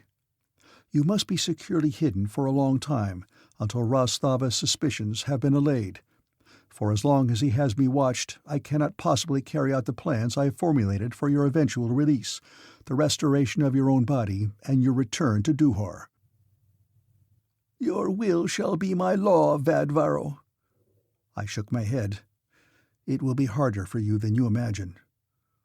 "What is the way?" she asked. I pointed to the Ursite top table. "You must pass again through that ordeal that I may hide you away in this vault until the time is right for the carrying out of my plans. Can you endure it?" She smiled. "Why not?" she asked. "It is only sleep. If it lasts forever, I shall be no wiser." I was surprised that she did not shrink from the idea, but I was very glad, since I knew that it was the only way that we had a chance for success. Without my help, she disposed herself upon the Ursite slab. "I am ready, Vadvaro," she said bravely, "but first promise me that you will take no risks in this mad venture. You cannot succeed. When I close my eyes, I know that it will be for the last time, if my resurrection depends upon the successful outcome of the maddest venture that ever man conceived. Yet I am happy, because I know that it is inspired by the greatest friendship with which any mortal woman has ever been blessed." As she talked, I had been adjusting the tubes, and now I stood beside her with my finger upon the starting button of the motor. "Goodbye, Vadvaro," she whispered. "Not goodbye, Valla Dia, but only a sweet sleep for what to you will be the briefest instant. You will seem but to close your eyes and open them again. As you see me now, I shall be standing here beside you as though I never had departed from you. As I am the last that you look upon tonight before you close your eyes, so shall I be the first that you shall look upon as you open them on that new and beautiful morning. But you shall not again look forth through the eyes of Xaxa, but from the limpid depths of your own beautiful orbs." She smiled and shook her head. 2 tears formed beneath her lids. I pressed her hand in mine and touched the button. Chapter 6. Suspicions. Insofar as I could know, I reached my apartment without detection. Hiding my rope where I was sure it would not be discovered, I sought my sleeping silks and furs and was soon asleep. The following morning, as I emerged from my quarters, I caught a fleeting glimpse of a figure in a nearby corridor, and from then on for a long time I had further evidence that Ras Thavas suspicioned me. I went at once to his quarters, as had been my habit. He seemed restless, but he gave me no hint that he held any assurance that I had been responsible for the disappearance of Valla Dia, and I think that he was far from positive of it. It was simply that his judgment pointed to the fact that I was the only person who might have any reason for interfering in any way with this particular subject, and he was having me watched to either prove or disprove the truth of his reasonable suspicions. His restlessness he explained to me himself. "I have often studied the reaction of others who have undergone brain transference," he said, "and so I am not wholly surprised at my own. Not only has my brain energy been stimulated, resulting in an increased production of nervous energy, but I also feel the effects of the young tissue and youthful blood of my new body. They are affecting my consciousness in a way that my experiment had vaguely indicated, but which I now see must be actually experienced to be fully understood. My thoughts, my inclinations, even my ambitions have been changed, or at least colored by the transfer. It will take some time for me to find myself." Though uninterested, I listened politely until he was through, and then I changed the subject. "Have you located the missing woman?" I asked. He shook his head negatively. "You must appreciate, Ras Thavas," I said, "that I fully realize that you must have known that the removal or destruction of that woman would entirely frustrate my entire plan. You are master here. Nothing that passes is without your knowledge." "You mean that I am responsible for the disappearance of the woman?" he demanded. "Certainly. It is obvious. I demand that she be restored." He lost his temper. "Who are you to demand?" he shouted.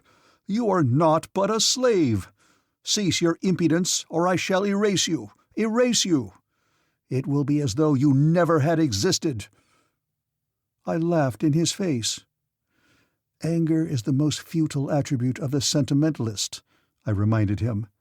"You will not erase me, for I alone stand between you and mortality." "I can train another," he parried. "But you could not trust him," I pointed out. "But you bargained with me for my life when you had me in your power," he cried. "For nothing that it would have harmed you to have granted willingly. I did not ask anything for myself. Be that as it may, you will trust me again. You will trust, for no other reason than that you will be forced to trust me. So why not win my gratitude and my loyalty by returning the woman to me and carrying out in spirit as well as in fact the terms of our agreement?" He turned and looked steadily at me. "Vadvaro," he said, "I give you the word of honor of a Barsoomian noble that I know absolutely nothing concerning the whereabouts of 4296E 2631H. "Perhaps Yamdor does," I persisted. "Nor Yamdor. Of my knowledge, no person in any way connected with me knows what became of it. I have spoken the truth." Well, the conversation was not as profitless as it might appear, for I was sure that it had almost convinced Ras Thavas that I was equally as ignorant of the fate of Valla Dia as was he. That it had not wholly convinced him was evidenced by the fact that the espionage continued for a long time, a fact which determined me to use Ras Thavas' own methods in my own defense. I had had allotted to me a number of slaves, and these I had won over by kindness and understanding, until I knew that I had the full measure of their loyalty. They had no reason to love Ras Thavas, and every reason to hate him. On the other hand, they had no reason to hate me, and I saw to it that they had every reason to love me. The result was that I had no difficulty in enlisting the services of a couple of them to spy upon Ras Thavas' spies, with the result that I was soon apprised that my suspicions were well founded. I was being constantly watched every minute that I was out of my apartments, but the spying did not come beyond my outer chamber walls. That was why I had been successful in reaching the vault in the manner that I had, the spies having assumed that I would leave my chamber only by its natural exit, had been content to guard that and permit my windows to go unwatched. I think it was about 2 of our months that the spying continued, and then my men reported that it seemed to have ceased entirely. All that time I was fretting at the delay, for I wanted to be about my plans, which would have been absolutely impossible for me to carry out if I were being watched. I had spent the interval in studying the geography of the northeastern Barsoomian hemisphere, where my activities were to be carried on, and also in scanning a great number of case histories and inspecting the subjects to which they referred. But at last, with the removal of the spies, it began to look as though I might soon commence to put my plans in active operation. Ras Thavas had for some time permitted me considerable freedom in independent investigation and experiment, and this I determined to take advantage of in every possible way that might forward my plans for the resurrection of Valla Dia. My study of the histories of many of the cases had been with the possibility in mind of discovering subjects that might be of assistance to me in my venture. Among those that had occupied my careful attention were, quite naturally, the cases with which I had been most familiar, namely 378J493811P, the Red Man from whose vicious attack I had saved Ras Thavas upon the day of my advent upon Mars, and he whose brain had been divided with an ape. The former, 378J493811P, had been a native of Phundahl, a young warrior attached to the court of Xaxa, Jadara of Phundahl, and a victim of assassination. His body had been purchased by a Phundalian noble for the purpose, as Ras Thavas had narrated, of winning the favor of a young beauty. I felt that I might possibly enlist his services, but that would depend upon the extent of his loyalty towards Xaxa, which I could only determine by reviving and questioning him. He whose brain had been divided with an ape had originated in Tarth, which lay at a considerable distance to the west of Phundahl and a little south and about an equal distance from Duhor, which lay north and a little west of it. An inhabitant of Tarth, I reasoned, would know much of the entire country included in the triangle formed by Phundahl, Tarth, and Duhor. The strength and ferocity of the great ape would prove of value in crossing beast-infested wastes, and I felt that I could hold forth sufficient promise to the human half of the great beast's brain, which really now dominated the creature, to win its support and loyalty. The third subject that I had tentatively selected had been a notorious Tunolian assassin, whose audacity, fearlessness, and swordsmanship had won for him a reputation that had spread far beyond the boundaries of his country. Ras Thavas, himself a Tunolian, had given me something of the history of this man, whose grim calling is not without honor upon Barsoom, and which Gorhages had raised still higher in the esteem of his countrymen through the fact that he never struck down a woman or a good man, and that he never struck from behind. His killings were always the results of fair fights in which the victim had every opportunity to defend himself and slay his attacker. And he was famous for his loyalty to his friends. In fact, this very loyalty had been a contributing factor in his downfall, which had brought him to one of Ras Thavas' Earthside slabs some years since. For he had earned the enmity of Vobis Khan, Jeddak of Tunol, through his refusal to assassinate a man who once had befriended Gorhages in some slight degree, following which Vobis Khan conceived the suspicion that Gorhages had him marked for slaying. The result was inevitable. Gorhages was arrested and condemned to death. Immediately following the execution of the sentence, an agent of Ras Thavas had purchased the body. These three, then, I had chosen to be my partners in my great adventure. It is true that I had not discussed the matter with any one of them, but my judgment assured me that I would have no difficulty in enlisting their services and loyalty in return for their total resurrection. My first task lay in renewing the organs of 378J493811P and of Gorhages, which had been injured by the wounds that had laid them low, the former requiring a new lung and the latter a new heart, his executioner having run him through with a short sword. I hesitated to ask Ras Thavas permission to experiment on these subjects for fear of the possibility of arousing his suspicions, in which event he would probably have them destroyed. And so I was forced to accomplish my designs by subterfuge and stealth. To this end, I made it a practice for weeks to carry my regular laboratory work far into the night, often requiring the services of various assistants, that all might become accustomed to the sight of me at work at unusual hours. In my selection of these assistants, I made it a point to choose two of the very spies that Ras Thavas had set to watching me. While it was true that they were no longer employed in this particular service, I had hopes that they would carry word of my activities to their master, and I was careful to see that they received from me the proper suggestions that would mold their report in language far from harmful to me. By the merest suggestion I carried to them the idea that I worked thus late purely for the love of the work itself, and the tremendous interest in it that Ras Thavas had awakened within my mind. Some nights I worked with assistants, and as often I did not, but always I was careful to assure myself that the following morning those in the office were made aware that I had labored far into the preceding night. This groundwork carefully prepared, I had comparatively little fear of the results of actual discovery when I set to work upon the warrior of Phundahl and the assassin of Phundahl. I chose the former first.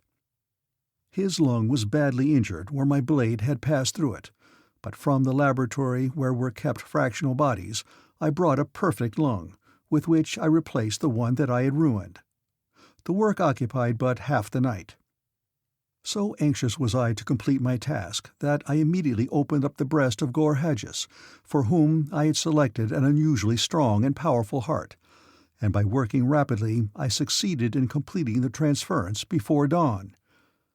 Having known the nature of the wounds that had dispatched these two men, I had spent weeks in performing similar operations that I might perfect myself especially in this work, and having encountered no unusual pathological conditions in either subject, the work had progressed smoothly and with great rapidity. I had completed what I feared would be the most difficult part of my task, and now, having removed as far as possible all signs of the operation except the therapeutic tape which closed the incisions, I returned to my quarters for a few minutes of much-needed rest, praying that Ras Thavas would not by any chance examine either of the subjects upon which I had been working, although I had fortified myself against such a contingency by entering full details of the operation upon the history card of each subject, that in the event of discovery, any suspicion of ulterior motives upon my part might be allayed by my play of open frankness. I rose at the usual time and went at once to Ras Thavas' apartment, where I was met with a bombshell that nearly wrecked my composure. He eyed me closely for a long minute before he spoke. "You worked late last night, Vadvaro," he said. "I often do," I replied lightly, but my heart was heavy as a stone. "And what might it have been that so occupied your interest?" he inquired. I felt as a mouse with which the cat is playing. "I have been doing quite a little lung and heart transference of late," I replied, "and I became so engrossed with my work that I did not note the passage of time." "I have known that you worked late at night. Do you think it wise?" At that moment I felt that it had been very unwise, yet I assured him to the contrary. "I was restless," he said. "I could not sleep, and so I went to your quarters after midnight, but you were not there. I wanted someone with whom to talk, but your slaves knew only that you were not there. Where you were, they did not know. So I set out to search for you." My heart went into my sandals. "I guessed that you were in one of the laboratories, but though I visited several, I did not find you." My heart arose with the lightness of a feather. Since my own transference, I have been cursed with restlessness and sleeplessness, so that I could almost wish for the return of my old corpse. The youth of my body harmonizes not with the antiquity of my brain. It is filled with latent urges and desires that comport illy with the serious subject matter of my mind. "What your body needs," I said, "is exercise. It is young, strong, virile. Work it hard, and it will let your brain rest at night." "I know that you are right," he replied. "I have reached that same conclusion myself. In fact, not finding you, I walked in the gardens for an hour or more before returning to my quarters, and then I slept soundly. I shall walk every night when I cannot sleep, or I shall go into the laboratories and work as you do." This news was most disquieting. Now I could never be sure but that Ras Thavas was wandering about at night, and I had one more very important night's work to do, perhaps two. The only way that I could be sure of him was to be with him. "Send for me when you are restless," I said, "and I will walk and work with you. You should not go about thus at night alone." "Very well," he said. "I may do that occasionally." Hoping that he would do it always, for then I would know that when he failed to send for me he was safe in his own quarters. Yet I saw that I must henceforth face the menace of detection, and knowing this, I determined to hasten the completion of my plans and to risk everything on a single bold stroke. That night I had no opportunity to put it into action, as Ras Thavas sent for me early, and informed me that we would walk in the gardens until he was tired. Now, as I needed a full night for what I had in mind, and as Ras Thavas walked until midnight, I was compelled to forego everything for that evening. But the following morning I persuaded him to walk early, on the pretext that I should like to go beyond the enclosure and see something of Barsoom beside the inside of his laboratories and his gardens. I had little confidence that he would grant my request, yet he did so. I am sure he never would have done it had he possessed his old body, but thus greatly had young blood changed Ras Thavas. I had never been beyond the buildings, nor had I seen beyond, since there were no windows in the outside walls of any of the structures, and upon the garden side the trees had grown to such a height that they obstructed all view beyond them. For a time we walked in another garden just inside the outer wall, and then I asked Ras Thavas if I might go even beyond this. "No," he said, "it would not be safe." "And why not?" I asked. "I will show you, and at the same time give you a much broader view of the outside world than you could obtain by merely passing through the gate. Come, follow me." He led me immediately to a lofty tower that rose at the corner of the largest building of the group that comprised his vast establishment. Within was a circular runway, which led not only upward but down as well. This we ascended, passing openings at each floor, until we came at last out upon its lofty summit. About me spread the first Barsoomian landscape of any extent upon which my eyes had yet rested during the long months that I had spent upon the Red Planet. For almost an earthly year I had been immured within the grim walls of Ras Thavas' bloody laboratory, until, such creatures of habit are we, the weird life there had grown to seem quite natural and ordinary. But with this first glimpse of open country there surged up within me an urge for freedom, for space, for room to move about, such as I knew would not be long denied. Directly beneath lay an irregular patch of rocky land elevated perhaps a dozen feet or more above the general level of the immediately surrounding country. Its extent was, at a rough guess, 100 acres. Upon this stood the buildings and grounds, which were enclosed in a high wall. The tower upon which we stood was situated at about the center of the total area enclosed. Beyond the outer wall was a strip of rocky ground, on which grew a sparse forest of fair-sized trees interspersed with patches of a jungle growth, and beyond all what appeared to be an oozy marsh, through which were narrow watercourses connecting occasional open water, little lakes, the largest of which could have comprised scarce 2 acres. This landscape extended as far as the eye could reach, broken by occasional islands similar to that upon which we were, and at a short distance by the skyline of a large city, whose towers and domes and minarets glistened and sparkled in the sun as though plated with shining metals and picked out with precious gems. This I knew must be Phundahl, and all about us the great Phundalian marshes, which extend nearly 1,800 Earth miles east and west, and in some places have a width of 300 miles. Little is known about them in other portions of Barsoom, as they are frequented by fierce beasts, afford no landing places for flyers, and are commanded by Phundahl at their western end and Phundahl at the east. Inhospitable kingdoms that invite no intercourse with the outside world, and maintain their independence alone by their inaccessibility and savage aloofness. As my eyes returned to the island at our feet, I saw a huge form emerge from one of the nearby patches of jungle a short distance beyond the outer wall. It was followed by a second and a third. Ras Thavas saw that the creatures had attracted my notice. "There," he said, pointing to them, "are 3 of a number of similar reasons why it would not have been safe for us to venture outside the enclosure."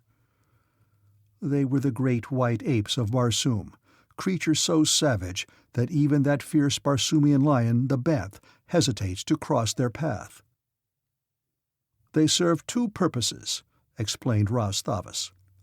"They discourage those who might otherwise creep upon me by night from the city of Phundahl, where I am not without many good enemies, and they prevent desertion upon the part of my slaves and assistants." "But how do your clients reach you?" I asked. "How are your supplies brought in?" He turned and pointed down toward the highest portion of the irregular roof of the building below us.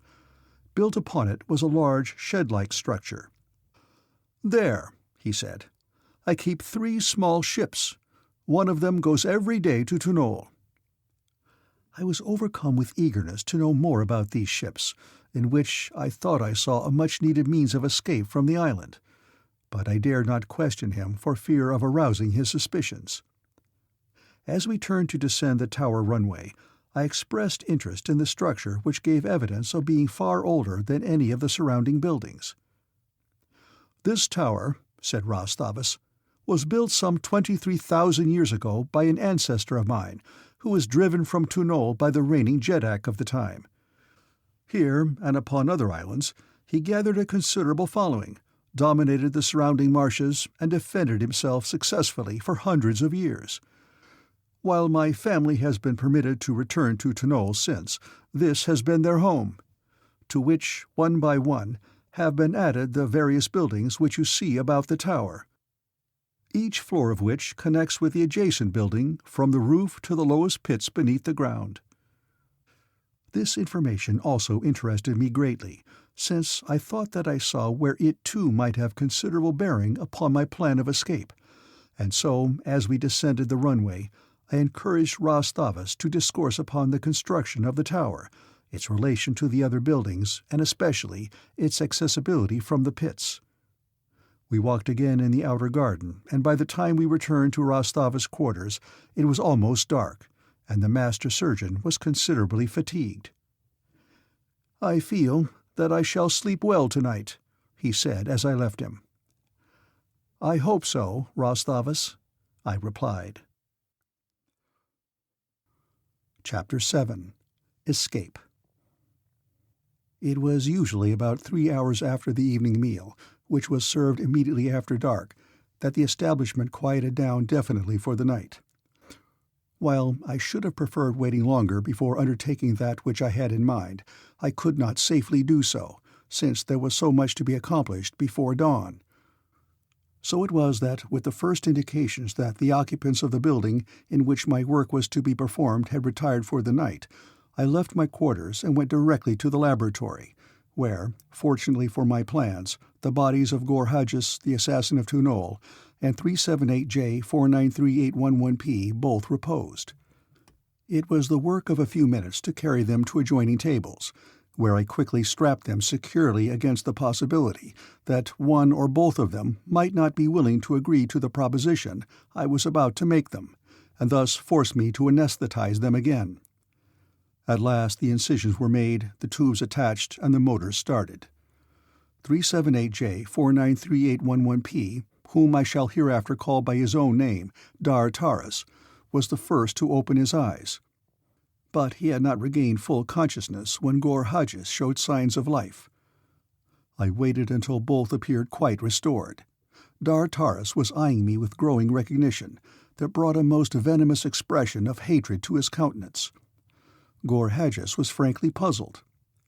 The last he remembered was the scene in the death chamber at the instant that his executioner had run a sword through his heart. It was I who broke the silence. "In the first place," I said, "let me tell you where you are, if you do not already know." "I know well enough where I am," growled Dar Taras. "Ah," exclaimed Ghor Hadjis, whose eyes had been roaming about the chamber. "I can guess where I am. What Phundahllian has not heard of Ras Thavas? So, they sold my corpse to the old butcher, did they? And what now? Did I just arrive?" "You have been here 6 years. I told him.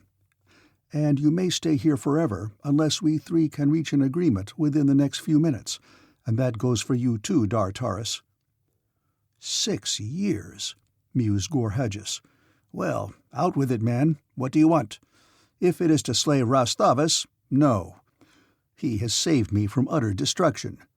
But name me some other, preferably Vobis Khan, Jeddak of Phundahl. Find me a blade, and I will slay 100 to regain life." "I seek the life of none unless he stands in the way of the fulfillment of my desire in this matter that I have in mind. Listen, Ras Thavas had here a beautiful Duhorian girl. He sold her body to Xaxa, Jadara of Phundahl, transplanting the girl's brain into the wrinkled and hideous body of the Jadara. It is my intention to regain the body, restore it to its own brain, and return the girl to Duhor." Gorhages grinned. "You have a large contract on your hands," he said. "But I can see that you are a man after my own heart, and I am with you. It will give freedom and fighting, and all that I ask is a chance for one thrust at Vobis Khan."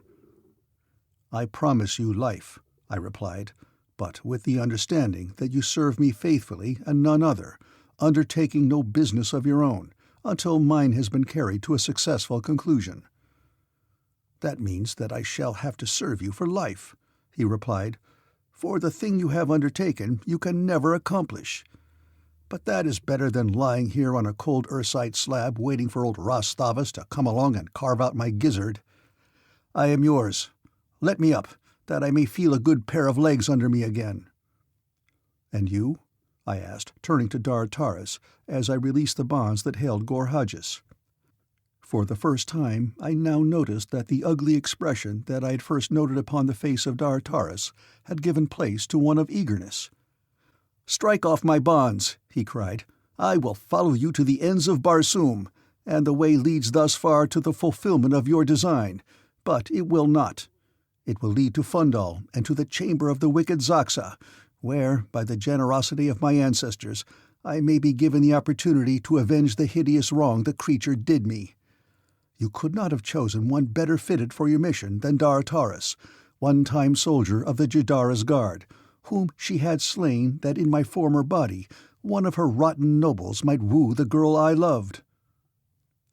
A moment later the two men stood at my side, and without more delay I led them towards the runway that descended to the pits beneath the building.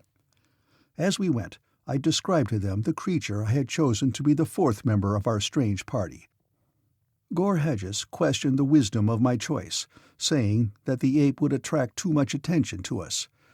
Dar Taris, however, believed that it might be helpful in many respects, since it was possible that we might be compelled to spend some time among the islands of the marshes, which were often infested with these creatures. While once in Phundahl, the ape might readily be used in the furtherance of our plans, and would cause no considerable comment in a city where many of these beasts are held in captivity, and often are seen performing for the edification of street crowds.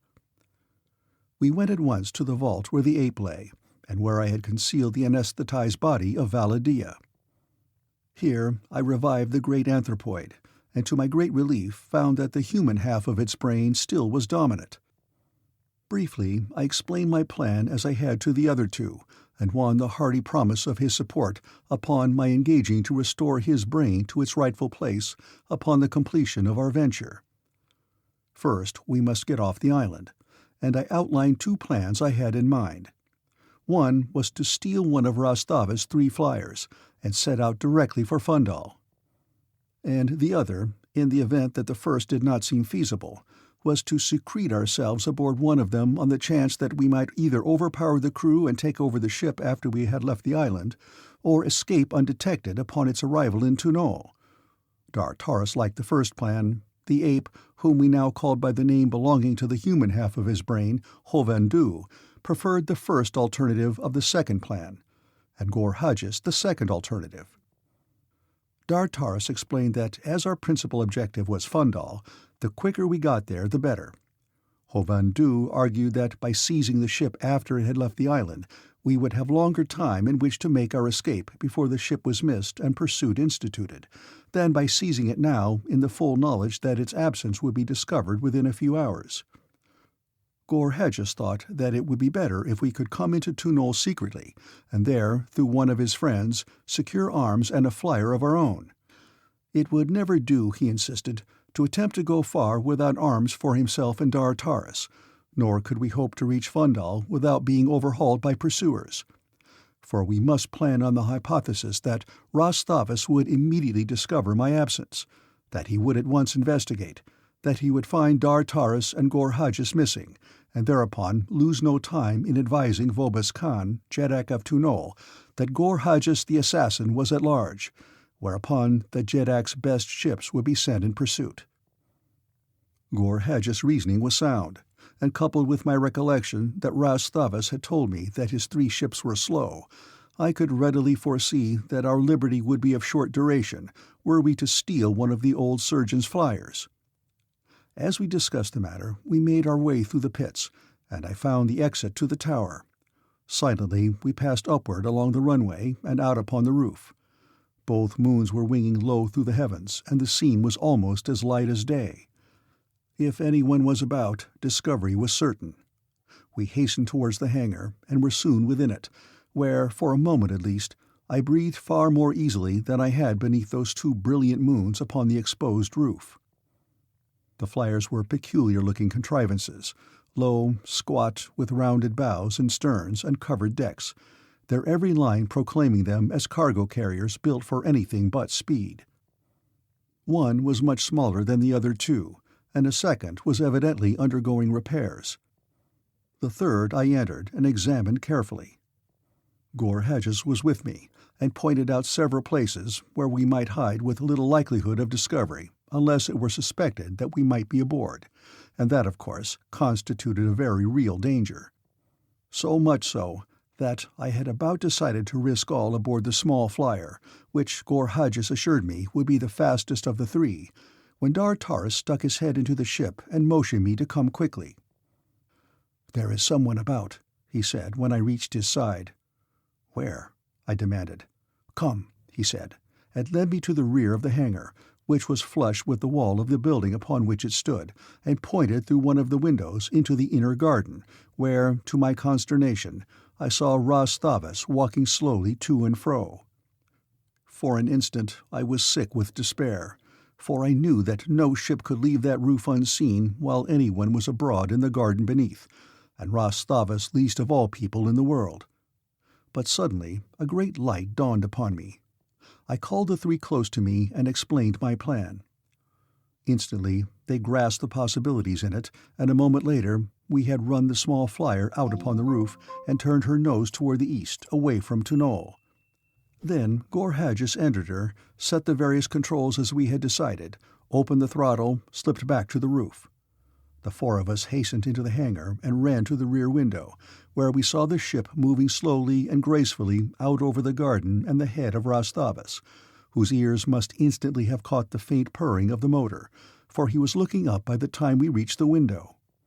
Instantly he hailed the ship, and stepping back from the window that he might not see me, I answered. "Goodbye, Ras Thavas. It is I, Vadvaro, going out into a strange world to see what it is like. I shall return. The spirits of your ancestors be with you until then." That was a phrase I had picked up from reading in Ras Thavas' library, and I was quite proud of it. "Come back at once," he shouted up in reply, "or you will be with the spirits of your own ancestors before another day is done." I made no reply.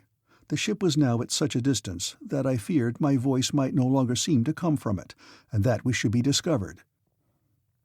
Without more delay, we concealed ourselves aboard one of the remaining flyers, that upon which no work was being done, and there commenced as long and tiresome a period of waiting as I can recall ever having passed through. I had at last given up any hope of the ship's being flown that day, when I heard voices in the hangar, and presently the sound of footsteps aboard the flyer. A moment later a few commands were given, and almost immediately the ship moved slowly out into the open. The four of us were crowded into a small compartment built into a tiny space between the forward and aft starboard buoyancy tanks. It was very dark and poorly ventilated, having evidently been designed as a storage closet to utilize otherwise waste space. We dared not converse for fear of attracting attention to our presence, and for the same reason we moved about as little as possible, since we had no means of knowing but that some member of the crew might be just beyond the thin door that separated us from the main cabin of the ship. Altogether, we were most uncomfortable, but the distance to Phundahl is not so great but that we might hope that our situation would soon be changed, at least if Phundahl was to be the destination of the ship. Of this we soon had cheering hope. We had been out but a short time when, faintly, we heard a hail, and then the motors were immediately shut down and the ship stopped. "What ship?" we heard a voice demand, and from aboard our own came the reply, "The Vosar, Tower of Thavas for Phundahl." We heard a scraping as the other ship touched ours.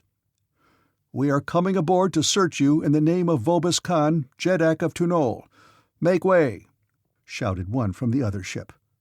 Our cheer had been of short duration. We heard the shuffling of many feet, and Gorhages whispered in my ear. "What shall we do?" he asked.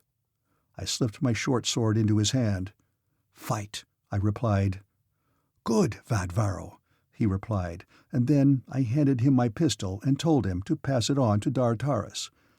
We heard the voices again, but nearer now. "What ho!" cried one. "It is Balzac himself, my old friend Balzac." "None other," replied a deep voice. "And whom did you expect to find in command of the Vosar other than Balzac?" "Who could know but that it might have been this Vadvaro himself, or even Gorhages," said the other, "and our orders are to search all ships." "I would that they were here," replied Balzac, "for the reward is high. But how could they, when Ras Thavas himself with his own eyes saw them fly off in the Pinsar before dawn this day and disappear in the east?" "Right you are, Balzac," agreed the other, "and it were a waste of time to search your ship. Come, men, to our own." I could feel the muscles about my heart relax with the receding footfalls of Vobis Khan's warriors as they quitted the deck of the Vosar for their own ship, and my spirits rose with the renewed purring of our own motor as Ras Thavas' flyer again got under way. Gorhages bent his lips close to my ear. "The spirits of our ancestors smile upon us," he whispered. "It is night, and the darkness will aid in covering our escape from the ship and the landing stage." "What makes you think it is night?" I asked. "Vobis Khan's ship was close by when it hailed and asked our name. By daylight it could have seen what ship we were." He was right. We had been locked in that stuffy hole since before dawn, and while I had thought that it had been for a considerable time, I also had realized that the darkness and the inaction and the nervous strain would tend to make it seem much longer than it really had been, so that I would not have been greatly surprised had we made Phundahl by daylight. The distance from the Tower of Thavas to Phundahl is inconsiderable, so that shortly after Vobis Khan's ship had spoken to us, we came to rest upon the landing stage at our destination. For a long time we waited, listening to the sounds of movement aboard the ship, and wondering, upon my part at least, as to what the intentions of the captain might be. It was quite possible that Balzac might return to Thavas this same night, especially if he had come to Phundahl to fetch a rich or powerful patient to the laboratories. But if he had come only for supplies, he might well lie here until the morrow. This much I had learned from Gorhages, my own knowledge of the movements of the flyers of Ras Thavas being considerably less than nothing. For though I had been months a lieutenant of the master surgeon, I had learned only the day before of the existence of his small fleet, it being according to the policy of Ras Thavas to tell me nothing unless the telling of it coincided with and furthered his own plans. Questions which I asked he always answered, if he reasoned that the effects would not be harmful to his own interests, but he volunteered nothing that he did not particularly wish me to know. And the fact that there were no windows in the outside walls of the building facing towards Phundahl, that I had never before the previous day been upon the roof, and that I never had seen a ship sail over the inner court towards the east, all tended to explain my ignorance of the fleet and its customary operations. We waited quietly until silence fell upon the ship, betokening either that the crew had retired for the night or that they had gone down into the city. Then, after a whispered consultation with Gor Hodges, we decided to make an attempt to leave the flyer. It was our purpose to seek a hiding place within the tower of the landing stage, from which we might investigate possible avenues of escape into the city, either at once or upon the morrow, when we might more easily mix with the crowd that Gor Hodges said would certainly be in evidence from a few hours after sunrise. Cautiously, I opened the door of our closet and looked into the main cabin beyond. It lay in darkness. Silently, we filed out. The silence of the tomb lay upon the flyer, but from far below arose the subdued noises of the city. So far, so good. Then, without sound, without warning, a burst of brilliant light illuminated the interior of the cabin. I felt my fingers tighten upon my sword hilt as I glanced quickly about. Directly opposite us, in the narrow doorway of a small cabin, stood a tall man whose handsome harness betokened the fact that he was no common warrior. In either hand he held a heavy Barsoomian pistol, into the muzzles of which we found ourselves staring. Chapter 8. Hands Up. In quiet tones, he spoke the words of the Barsoomian equivalent of our earthly "hands up."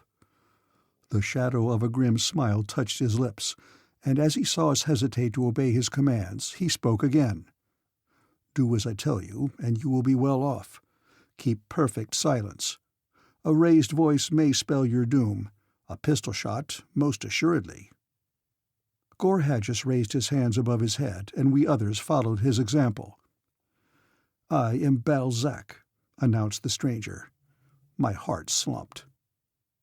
"Then you had better commence firing," said Gor Hodges, "for you will not take us alive, and we are 4-1.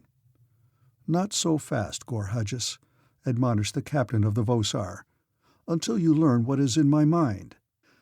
"That we already know, for we heard you speak of the large reward that awaited the captor of Vad Varro and Gor Hodges," snapped the assassin of Phundahl.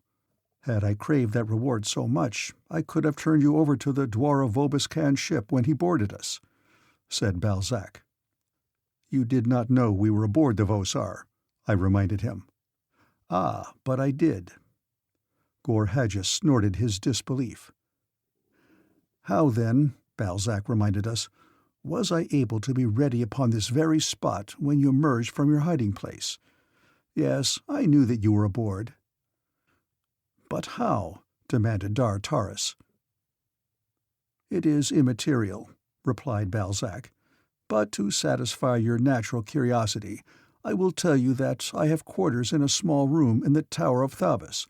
My windows overlook the roof and the hangar. My long life spent aboard flyers has made me very sensitive to every sound of a ship.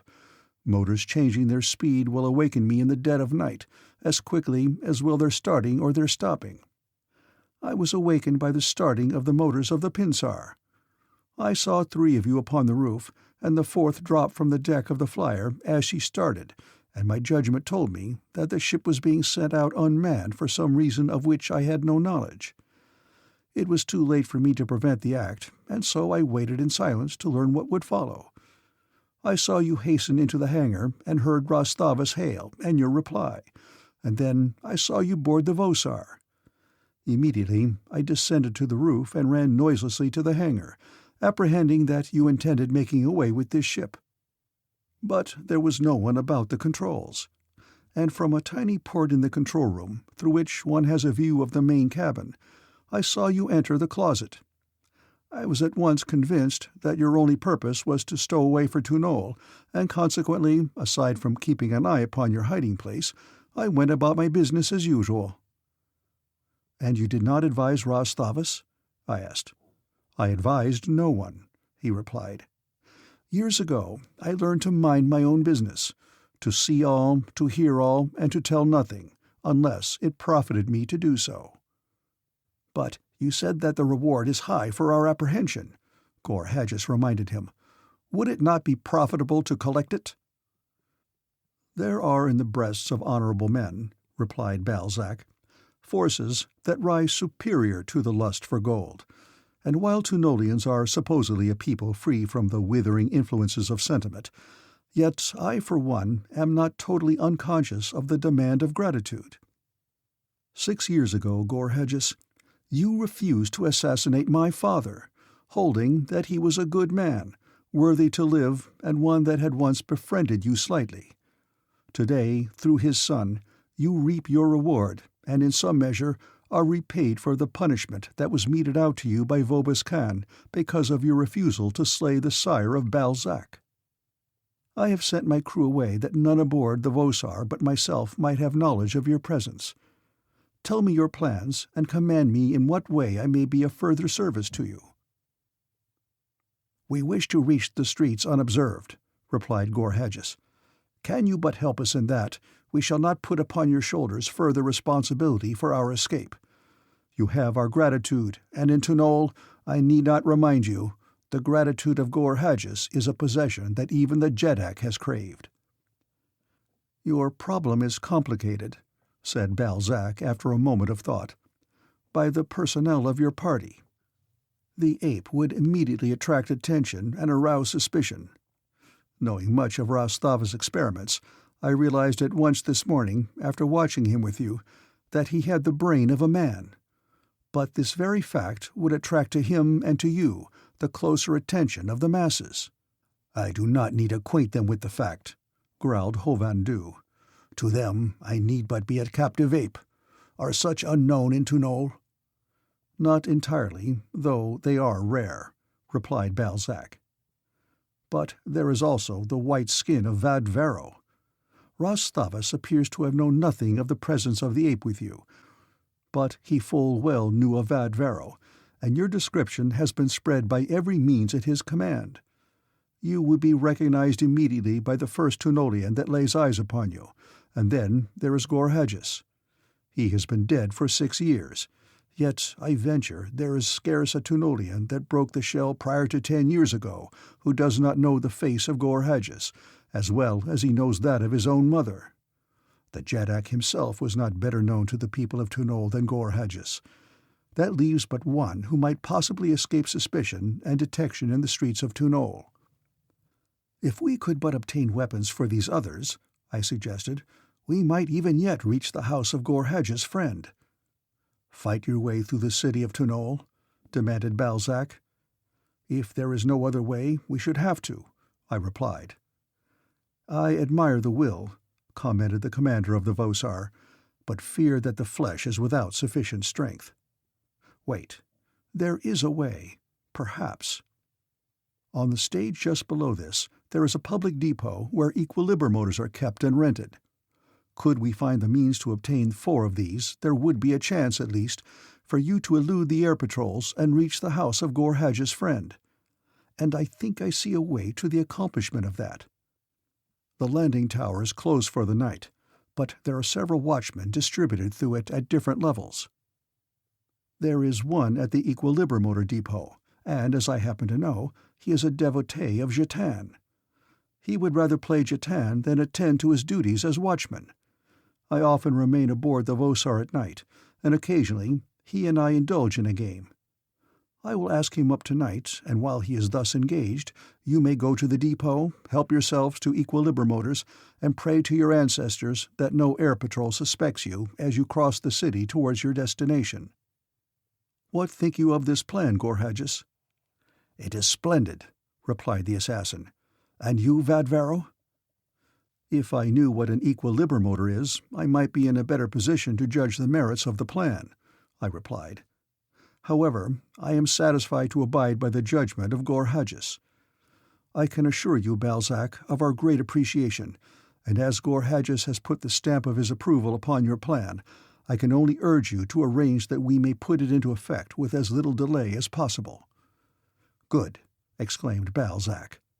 "Come with me, and I will conceal you until I have lured the watchman to the J'tan game within my cabin. After that, your fate will be in your own hands." We followed him from the ship onto the deck of the landing stage, and close under the side of the Vosar opposite that from which the watchman must approach the ship and enter it. Then, bidding us good luck, Balzac departed.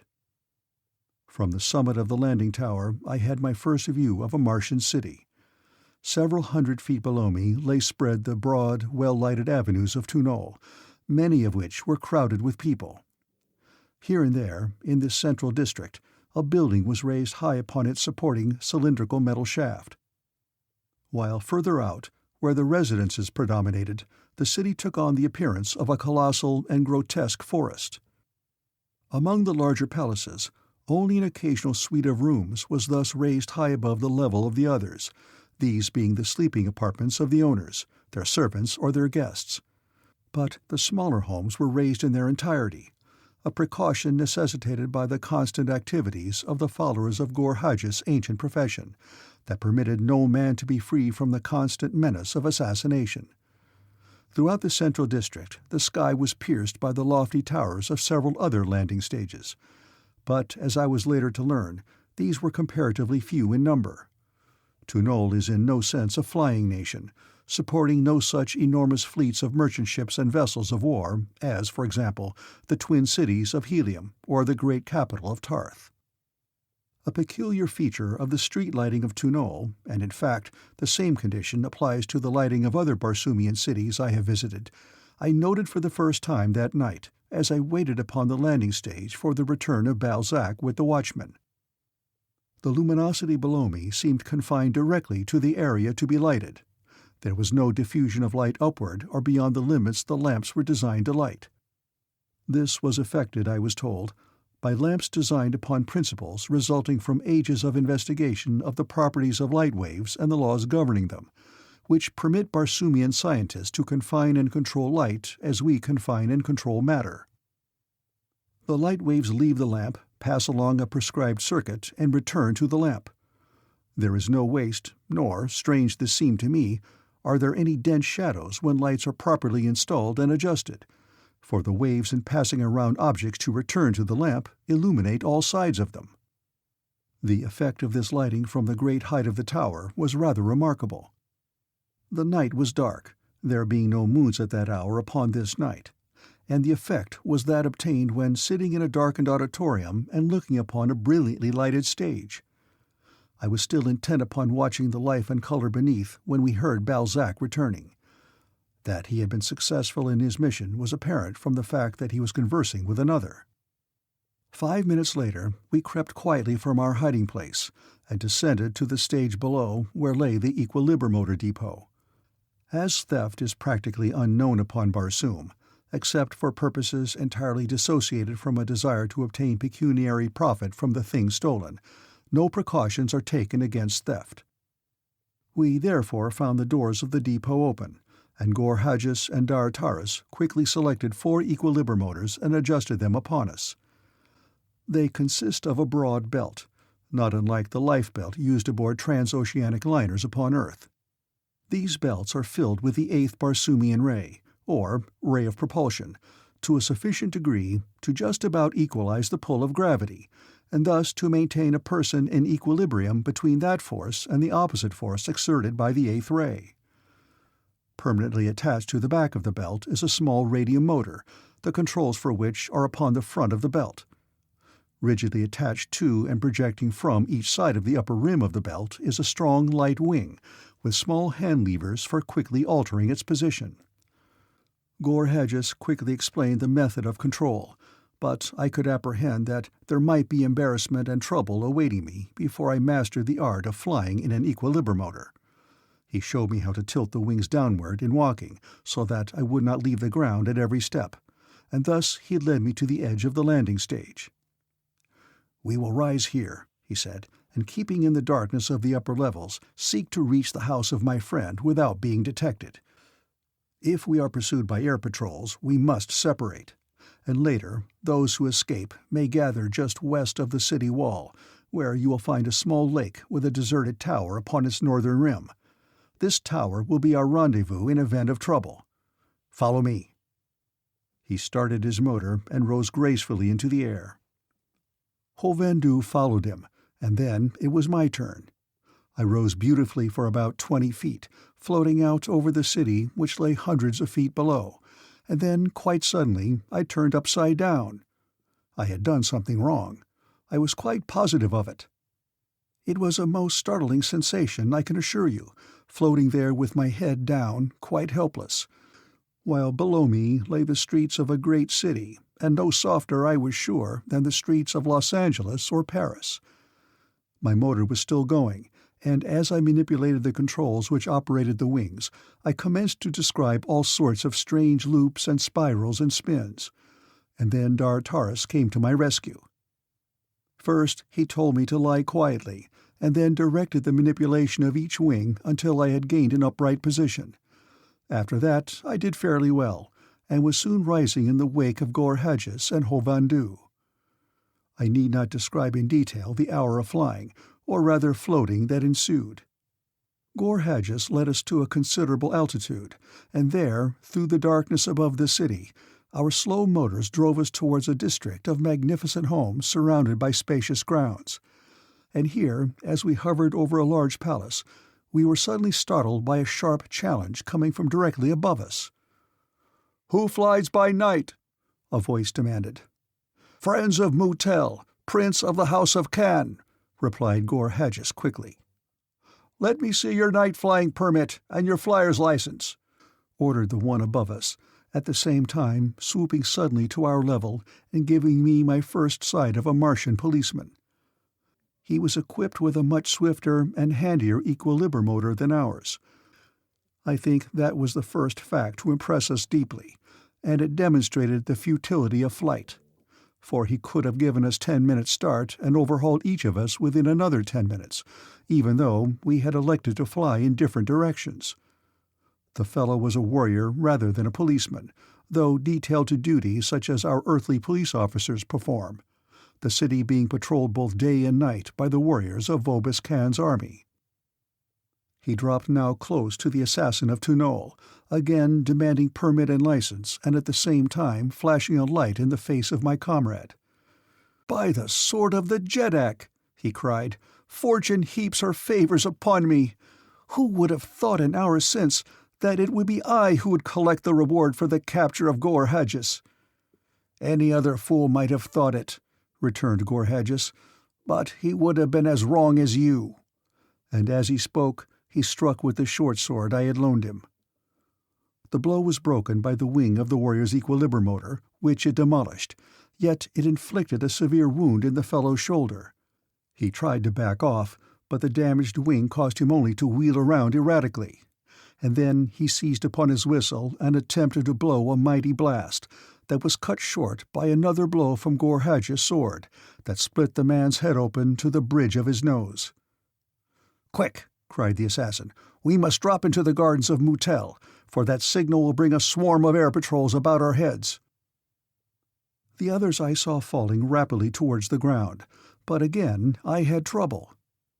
To press my wings as I would, I moved only slightly downward, and upon a path that, if continued, would have landed me a considerable distance from the gardens of Mu Tel.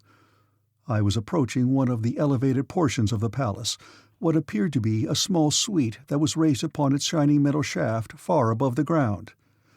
From all directions I could hear the screaming whistles of the air patrols answering the last call of their comrade, whose corpse floated just above me, a guide even in death to point the way for his fellows to search us out. They were sure to discover him, and then I would be in plain view of them and my fate sealed. Perhaps I could find ingress to the apartment looming darkly near. There I might hide until the danger had passed, provided I could enter undetected. I directed my course towards the structure. An open window took form through the darkness, and then I collided with a fine wire netting. I had run into a protecting curtain that fends off assassins of the air from these high-flung sleeping apartments. I felt that I was lost.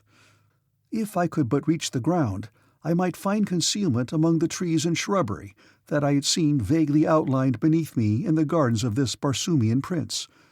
But I could not drop at a sufficient angle to bring me to ground within the garden, and when I tried to spiral down, I turned over and started up again. I thought of ripping open my belt and letting the eighth ray escape, but in my unfamiliarity with this strange force, I feared that such an act might precipitate me to the ground with too great violence, though I was determined to have recourse to it as a last alternative if nothing less drastic presented itself. In my last attempt to spiral downward, I rose rapidly feet foremost to a sudden and surprising collision with some object above me. As I frantically righted myself, fully expecting to be immediately seized by a member of the air patrol, I found myself face to face with the corpse of the warrior Gorhages had slain. The whistling of the air patrol sounded ever nearer. It could be only a question of seconds now before I was discovered. And with the stern necessity that confronted me, with death looking me in the face, there burst upon me a possible avenue of escape from my dilemma. Seizing tightly with my left hand the harness of the dead Tunolian, I whipped out my dagger and slashed his buoyancy belt a dozen times. Instantly, as the rays escaped, his body started to drag me downward. Our descent was rapid, but not precipitate, and it was but a matter of seconds before we landed gently upon the scarlet sward of the gardens of Mu Tel, prince of the House of Khan, close beside a clump of heavy shrubbery. Above me sounded the whistles of the circling patrols as I dragged the corpse of the warrior into the concealing depth of the foliage. Nor was I an instant too soon for safety, as almost immediately the brilliant rays of a searchlight shot downward from the deck of a small patrol ship, illuminating the open spaces of the garden all about me. A hurried glance through the branches and leaves of my sanctuary revealed nothing of my companions, and I breathed a sigh of relief in the thought that they too had found concealment. The light played for a short time about the gardens and then passed on, as did the sound of the patrol's whistles, as the search proceeded elsewhere, thus giving me the assurance that no suspicion was directed upon our hiding place. Left in darkness, I appropriated such of the weapons of the dead warrior as I coveted, after having removed my equilibromotor, which I was first minded to destroy, but which I finally decided to moor to one of the larger shrubs against the possibility that I might again have need for it. And now, secure in the conviction that the danger of discovery by the air patrol had passed, I left my concealment and started in search of my companions. Keeping well in the shadows of the trees and shrubs, I moved in the direction of the main building, which loomed darkly near at hand. For in this direction I believed Gorhages would lead the others, as I knew that the Palace of Mu Tel was to have been our destination. As I crept along, moving with utmost stealth, Thuria, the nearer moon, shot suddenly above the horizon, illuminating the night with her brilliant rays. I was close to the building's ornately carved wall at the moment. Beside me was a narrow niche, its interior cast in deepest shadow by Thuria's brilliant rays. To my left was an open bit of lawn, upon which, revealed in every detail of its terrifying presence, stood as fearsome a creature as my earthly eyes ever had rested upon. It was a beast about the size of a Shetland pony, with 10 short legs and a terrifying head that bore some slight resemblance to that of a frog, except that the jaws were equipped with 3 rows of long, sharp tusks. The thing had its nose in the air and was sniffing about, while its great pop eyes moved swiftly here and there, assuring me beyond the shadow of a doubt that it was searching for someone. I am not inclined to be egotistical, yet I could not avoid the conviction that it was searching for me. It was my first experience of a Martian watchdog, and as I sought concealment within the dark shadows of the niche behind me, at the very instant that the creature's eyes alighted upon me and heard his growl and saw him charge straight towards me, I had a premonition that it might prove my last experience with one. I drew my longsword as I backed into the niche, but with a sense of the utter inadequacy of the unaccustomed weapon in the face of this 300 or 400 pounds of ferocity incarnate. Slowly I backed away into the shadows as the creature bore down upon me, and then, as I entered the niche, my back collided with a solid obstacle that put an end to further retreat. Chapter 9. The Palace of Mu Tel. As the Callot entered the niche, I experienced, I believe, all of the reactions of the cornered rat, and I certainly know that I set myself to fight in that proverbial manner.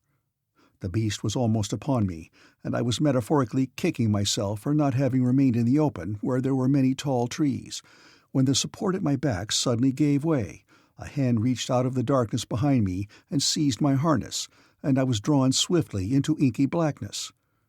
A door slammed, and the silhouette of the Callot against the moonlit entrance to the niche was blotted out.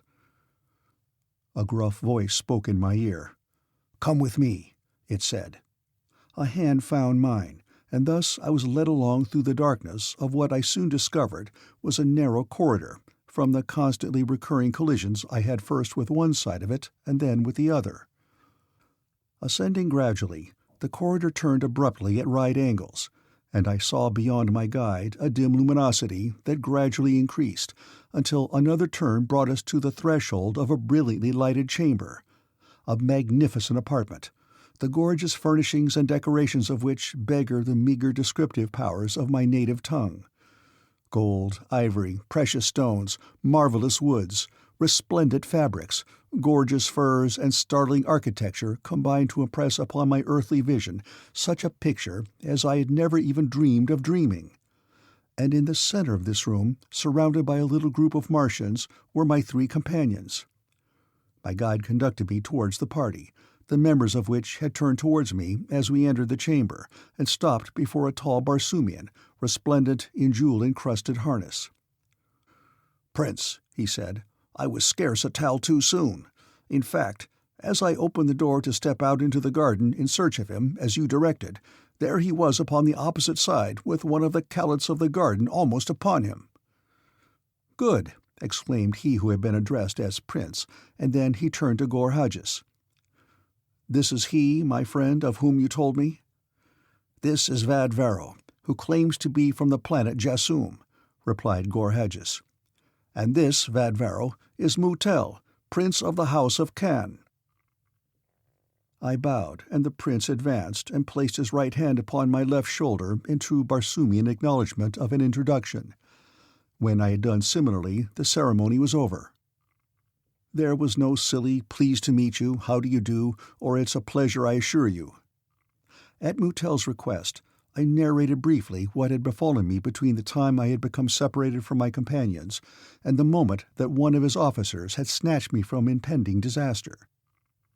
Mu Tel gave instructions that all traces of the dead patrol be removed before dawn, lest their discovery bring upon him the further suspicion of his uncle, Vobis Khan Jeddak of Phundahl, whom it seemed had long been jealous of his nephew's growing popularity, and fearful that he harbored aspirations for the throne. It was later in the evening, during one of those elaborate meals for which the princes of Barsoom are justly famous, when, mellowed slightly by the rare vintages with which he delighted his guests, that Mu Tel discoursed with less restraint upon his imperial uncle.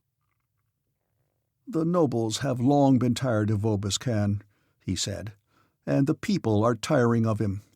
He is a conscienceless tyrant, but he is our hereditary ruler, and so they hesitate to change.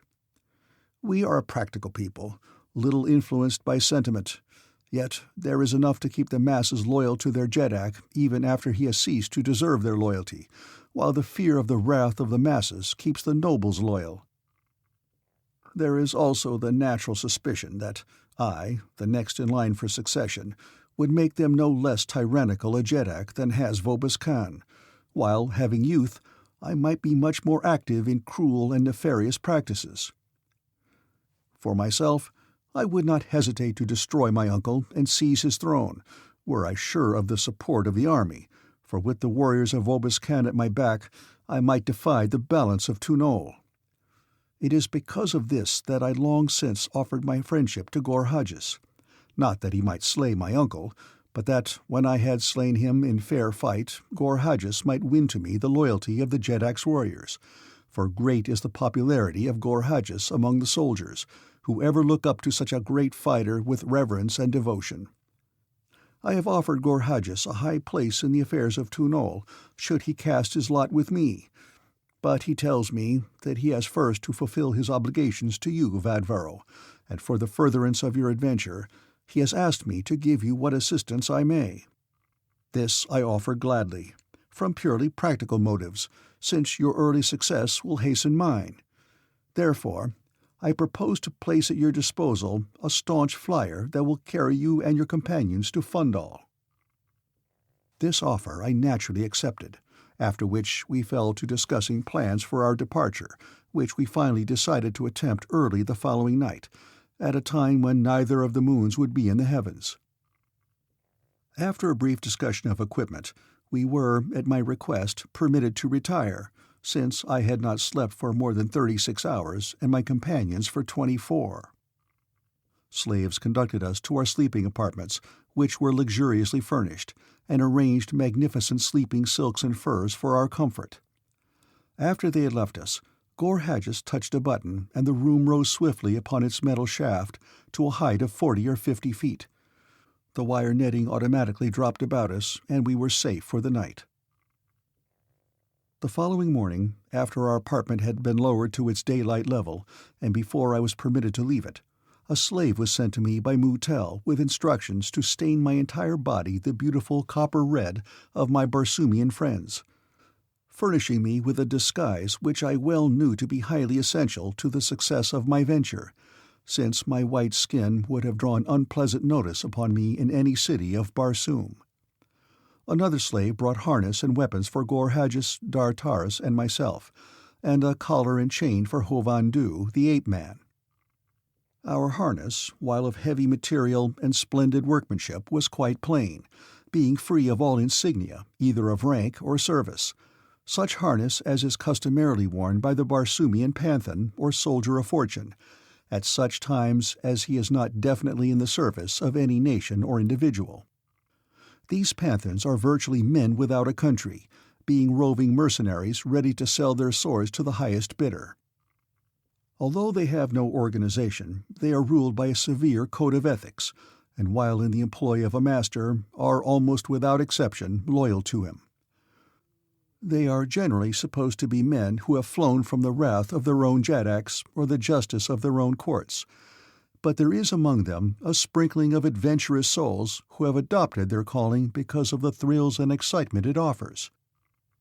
While they are well paid, they are also great gamblers and notorious spenders, with the result that they are almost always without funds and often reduced to strange expedients for the gaining of their livelihood between engagements, a fact which gave great plausibility to our possession of a trained ape, which upon Mars would appear no more remarkable than would to us the possession of a monkey or parrot by an old salt just returned from a long cruise to one of our earthly ports. This day that I stayed in the Palace of Mu Tel, I spent much in the company of the prince, who found pleasure in questioning me concerning the customs, the politics, the civilization, and the geography of Earth, with much of which, I was surprised to note, he seemed quite familiar, a fact which he explained was due to the marvelous development of Barsoomian astronomical instruments, wireless photography, and wireless telephony, the last of which has been brought to such a state of perfection that many Barsoomian savants have succeeded in learning several earthly languages, notably Urdu, English, and Russian, and a few Chinese also.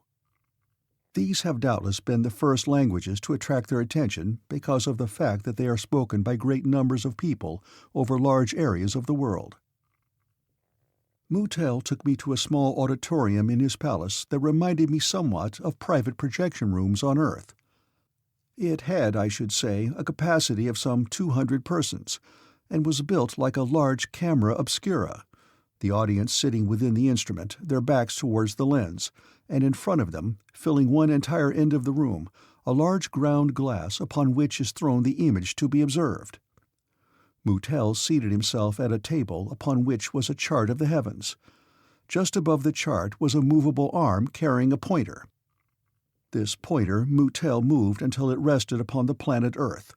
Then he switched off the light in the room, and immediately there appeared upon the ground glass plate a view such as one might obtain from an airplane riding at an elevation of 1,000 feet.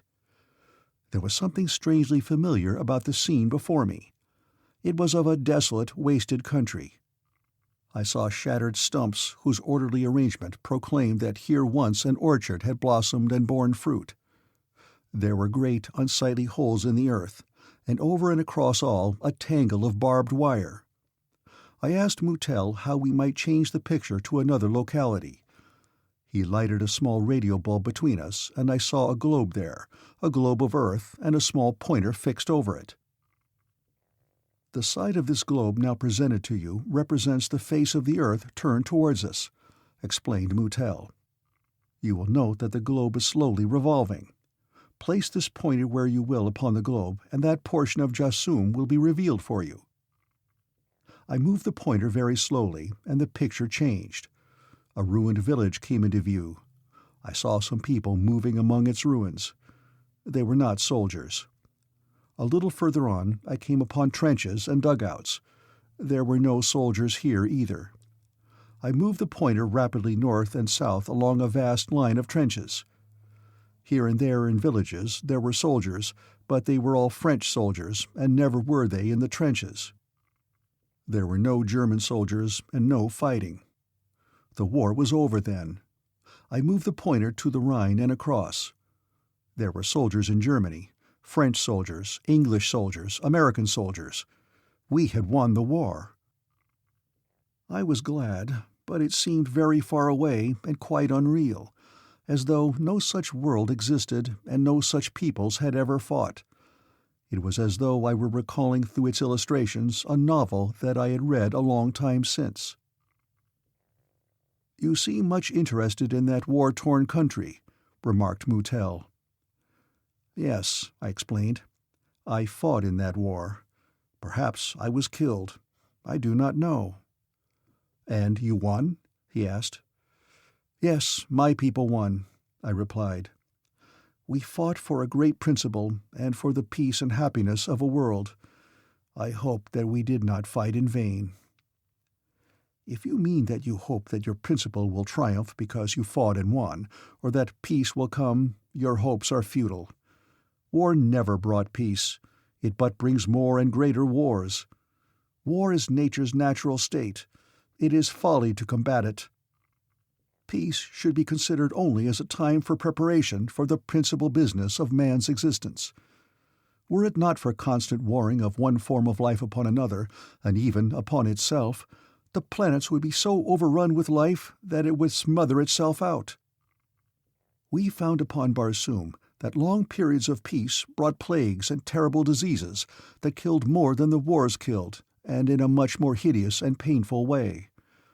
There is neither pleasure nor thrill nor reward of any sort to be gained by dying in bed of a loathsome disease.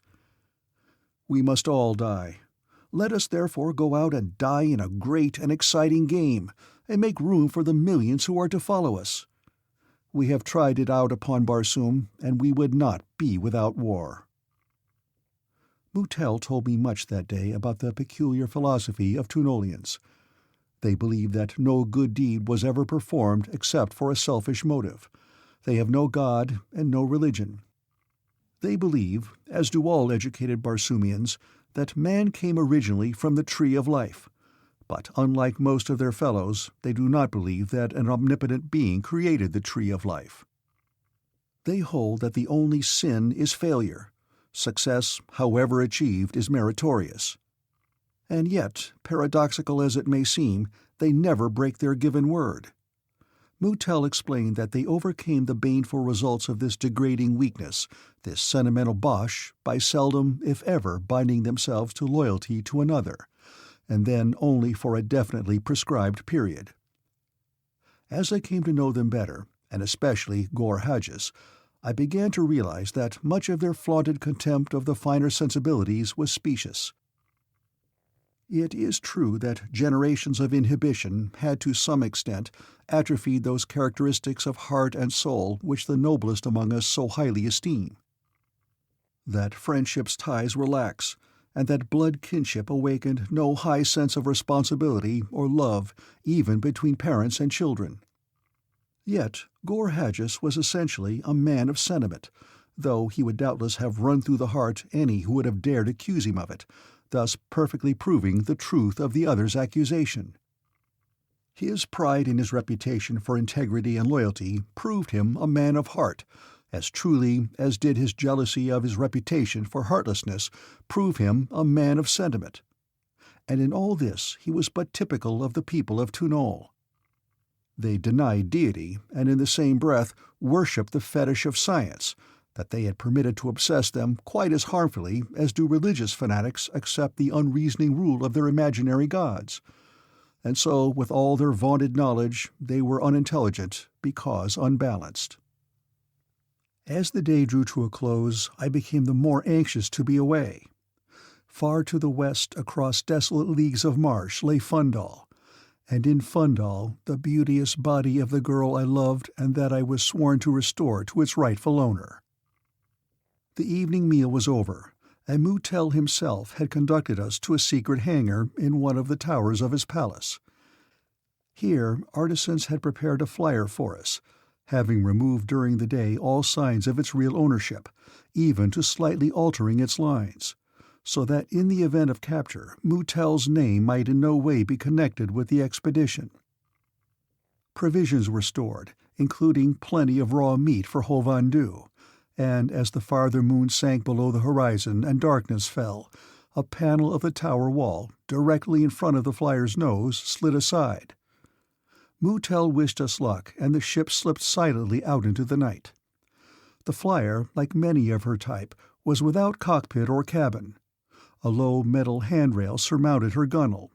Heavy rings were set substantially in her deck, and to these her crew was supposed to cling or attach themselves by means of their harness hooks provided for this and similar purposes. A low windshield with a rakish slant afforded some protection from the wind.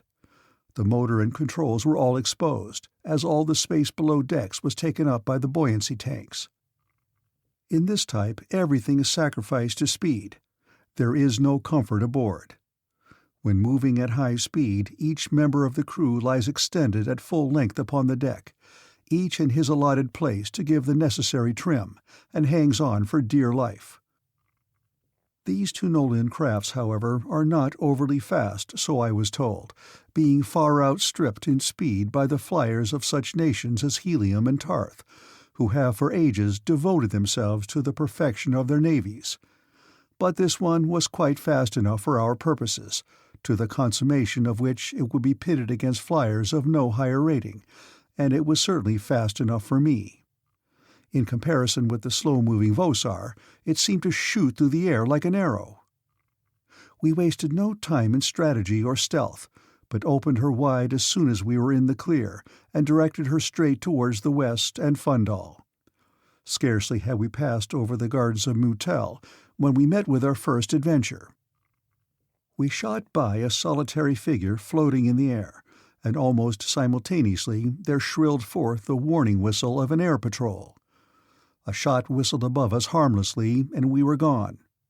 But within a few seconds I saw the rays of a searchlight shining down from above, and moving searchingly to and fro through the air. "A patrol boat!" shouted Gorhagis in my ear. Hovandu growled savagely and shook the chain upon his collar. We raced on, trusting to the big gods and the little gods and all our ancestors that the relentless eye of light would not find us out, but it did. Within a few seconds it fell full upon our deck from above and in front of us, and there it clung as the patrol boat dropped rapidly towards us while it maintained a high rate of speed upon a course otherwise identical with ours. Then, to our consternation, the ship opened fire on us with explosive bullets. These projectiles contain a high explosive that is detonated by light rays when the opaque covering of the projectile is broken by impact with the target. It is therefore not at all necessary to make a direct hit for a shot to be effective. If the projectile strikes the ground or the deck of a vessel or any solid substance near its target, it does considerably more damage when fired at a group of men than if it strikes but one of them, since it will then explode if its outer shell is broken and kill or wound several, while if it enters the body of an individual, the light rays cannot reach it, and it accomplishes no more than a non-explosive bullet. Moonlight is not powerful enough to detonate this explosive, and so projectiles fired at night, unless touched by the powerful rays of searchlights, detonate at sunrise the following morning, making a battlefield a most unsafe place at that time even though the contending forces are no longer there. Similarly, they make the removal of the unexploded projectiles from the bodies of the wounded a most ticklish operation, which may result in the instant death of both the patient and the surgeon. Taras, at the controls, turned the nose of our flyer upward directly towards the patrol boat, and at the same time shouted to us to concentrate our fire upon her propellers.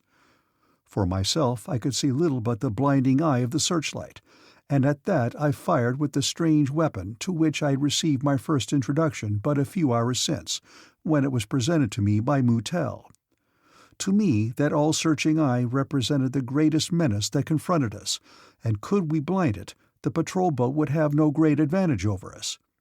So I kept my rifle straight upon it, my finger on the button that controlled the fire, and prayed for a hit. Gorhages knelt at my side, his weapon spitting bullets at the patrol boat. Taras' hands were busy with the controls, and Hovhandu squatted in the bow and growled. Suddenly, Taras voiced an exclamation of alarm. "The controls are hit!" he shouted. "We can't alter our course! The ship is useless!" Almost the same instant, the searchlight was extinguished, one of my bullets evidently having found it. We were quite close to the enemy now, and heard their shout of anger. Our own craft, out of control, was running swiftly towards the other. It seemed that if there was not a collision, we would pass directly beneath the keel of the air patrol. I asked Taras if our ship was beyond repair.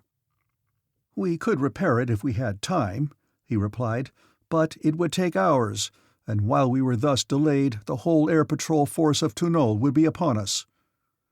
"Then we must have another ship," I said. Taras laughed. "You are right, Vadvaro," he replied, "but where shall we find it?" I pointed to the patrol boat. "We shall not have to look far." Taras shrugged his shoulders. "Why not?" he exclaimed. "It would be a glorious fight and a worthy death." Gorhages slapped me on the shoulder. "To the death, my captain!" he cried. Hovhandu shook his chain and roared. The two ships were rapidly approaching one another. We had stopped firing now for fear that we might disable the craft we hoped to use for our escape, and for some reason the crew of the patrol ship had ceased firing at us. I never learned why. We were moving in a line that would bring us directly beneath the other ship. I determined to board her at all costs. I could see her keel boarding tackle slung beneath her, ready to be lowered to the deck of a quarry when once her grappling hooks had seized the prey. Doubtless they were already manning the ladder, and as soon as we were beneath her, the steel tentacles would reach down and seize us as her crew swarmed down the board tackle to our deck. I called Hovhandu, and he crept back to my side, where I whispered my instructions in his ear.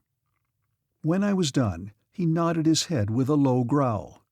I cast off the harness hook that held me to the deck, and the ape and I moved to our bow after I had issued brief whispered instructions to Gorhages and Taras.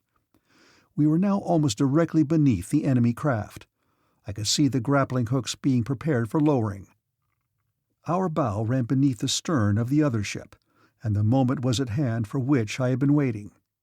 Now those upon the deck of the patrol boat could not see Hovhandu or me. The boarding tackle of the other ship swung 15 feet above our heads. I whispered a word of command to the ape, and simultaneously we crouched and sprang for the tackle.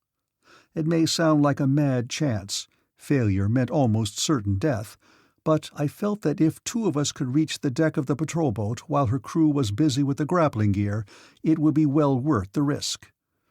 Gorhages had assured me that there would not be more than 6 men aboard the patrol ship, that one would be at the controls and the others manning the grappling hooks. It would be a most propitious time to gain a footing on the enemy's deck.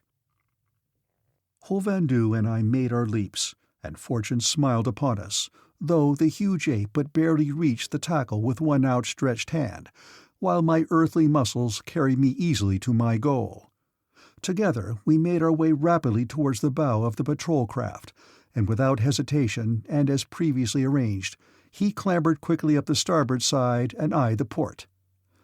If I were the more agile jumper, Hovhandu far outclassed me in climbing, with the result that he reached the rail and was clambering over while my eyes were still below the level of the deck, which was perhaps a fortunate thing for me, since by chance I had elected to gain the deck directly at a point where, unknown to me, one of the crew of the ship was engaged with the grappling hooks.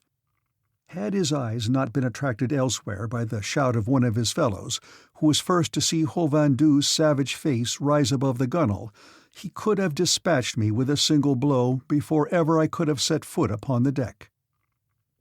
The ape had also come up directly in front of a Tunolian warrior, and this fellow had let out a yell of surprise and sought to draw his sword.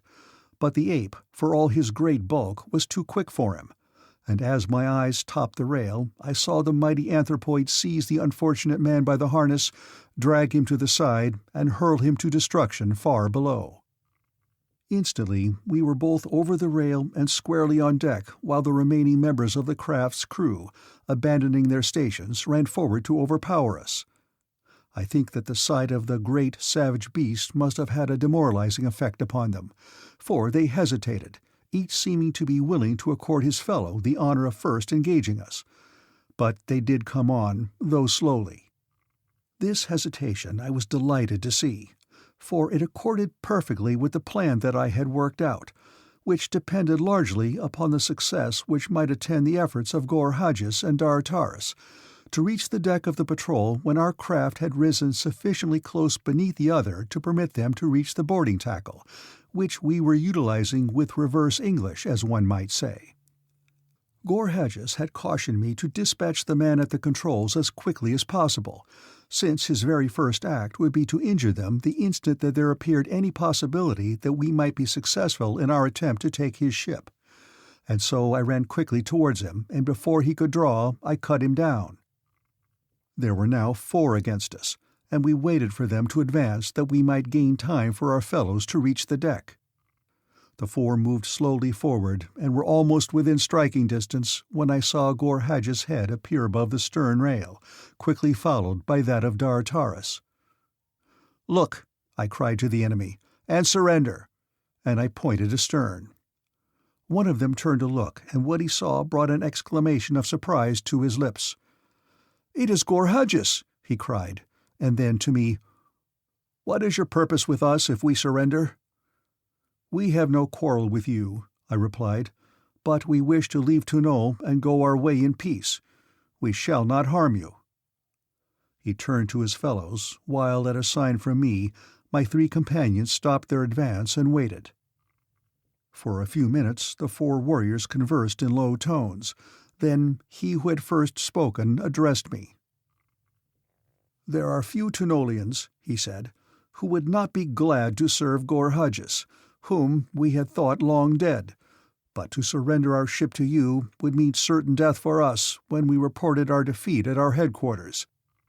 On the other hand, were we to continue our defense, most of us here upon the deck of this flyer would be killed.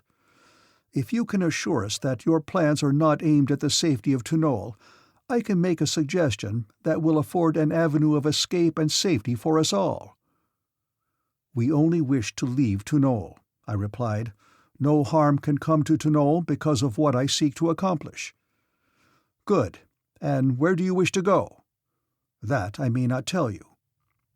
"You may trust us, if you accept my proposal," he assured me, "which is that we convey you to your destination, after which we can return to Phundahl and report that we engaged you, and that after a long-running fight in which 2 of our number were killed, you eluded us in the darkness and escaped."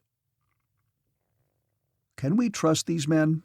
I asked, addressing Gorhadjes, who assured me that we could, and thus the compact was entered into, which saw us speeding rapidly towards Phundahl aboard one of Vobis Khan's own flyers. Chapter 10. Phundahl. The following night, the Tunolian crew set us down just inside the wall of the city of Phundahl, following the directions of Dar-Taris, who was a native of the city, had been a warrior of the Jadara's guard, and prior to that seen service in Phundahl's tiny navy. That he was familiar with every detail of Phundahl's defenses and her systems of patrols was evidenced by the fact that we landed without detection, and that the Tunolian ship rose and departed apparently unnoticed. Our landing place had been the roof of a low building, built within and against the city wall. From this roof, Taras led us down an inclined runway to the street, which at this point was quite deserted. The street was narrow and dark, being flanked upon one side by the low buildings built against the city wall, and upon the other by higher buildings, some of which were windowless and none showing any light. Taras explained that he had chosen this point for our entrance because it was a district of storage houses, and while a hive of industry during the day, was always deserted at night, not even a watchman being required owing to the almost total absence of thievery upon Barsoom. By devious and roundabout ways, he led us finally to a section of second-rate shops, eating places, and hotels, such as are frequented by the common soldiers, artisans, and slaves, where the only attention we attracted was due to the curiosity aroused by Hovandu. As we had not eaten since leaving Mu Tel's palace, our first consideration was food. Mu Tel had furnished Gorhages with money, so that we had the means to gratify our wants. Our first stop was at a small shop where Gorhages purchased 4 or 5 pounds of thoat steak for Hovandu, and then we repaired to an eating place of which Taras knew. At first, the proprietor would not let us bring Hovandu inside, but finally, after much argument, he permitted us to lock the great ape in an inner room where Hovandu was forced to remain with his thoat meat, while we sat at a table in the outer room. I will say for Hovandu that he played his role well, nor was there once when the proprietor of the place, or any of his patrons, or the considerable crowd that gathered to listen to the altercation, could have guessed that the body of the great savage beast was animated by a human brain. It was really only when feeding or fighting that the simian half of Hovandu's brain appeared to exercise any considerable influence upon him. Yet there seemed little doubt that it always colored all his thoughts and actions to some extent, accounting for his habitual taciturnity and the quickness with which he was aroused to anger, as well as to the fact that he never smiled, nor appeared to appreciate in any degree the humor of a situation.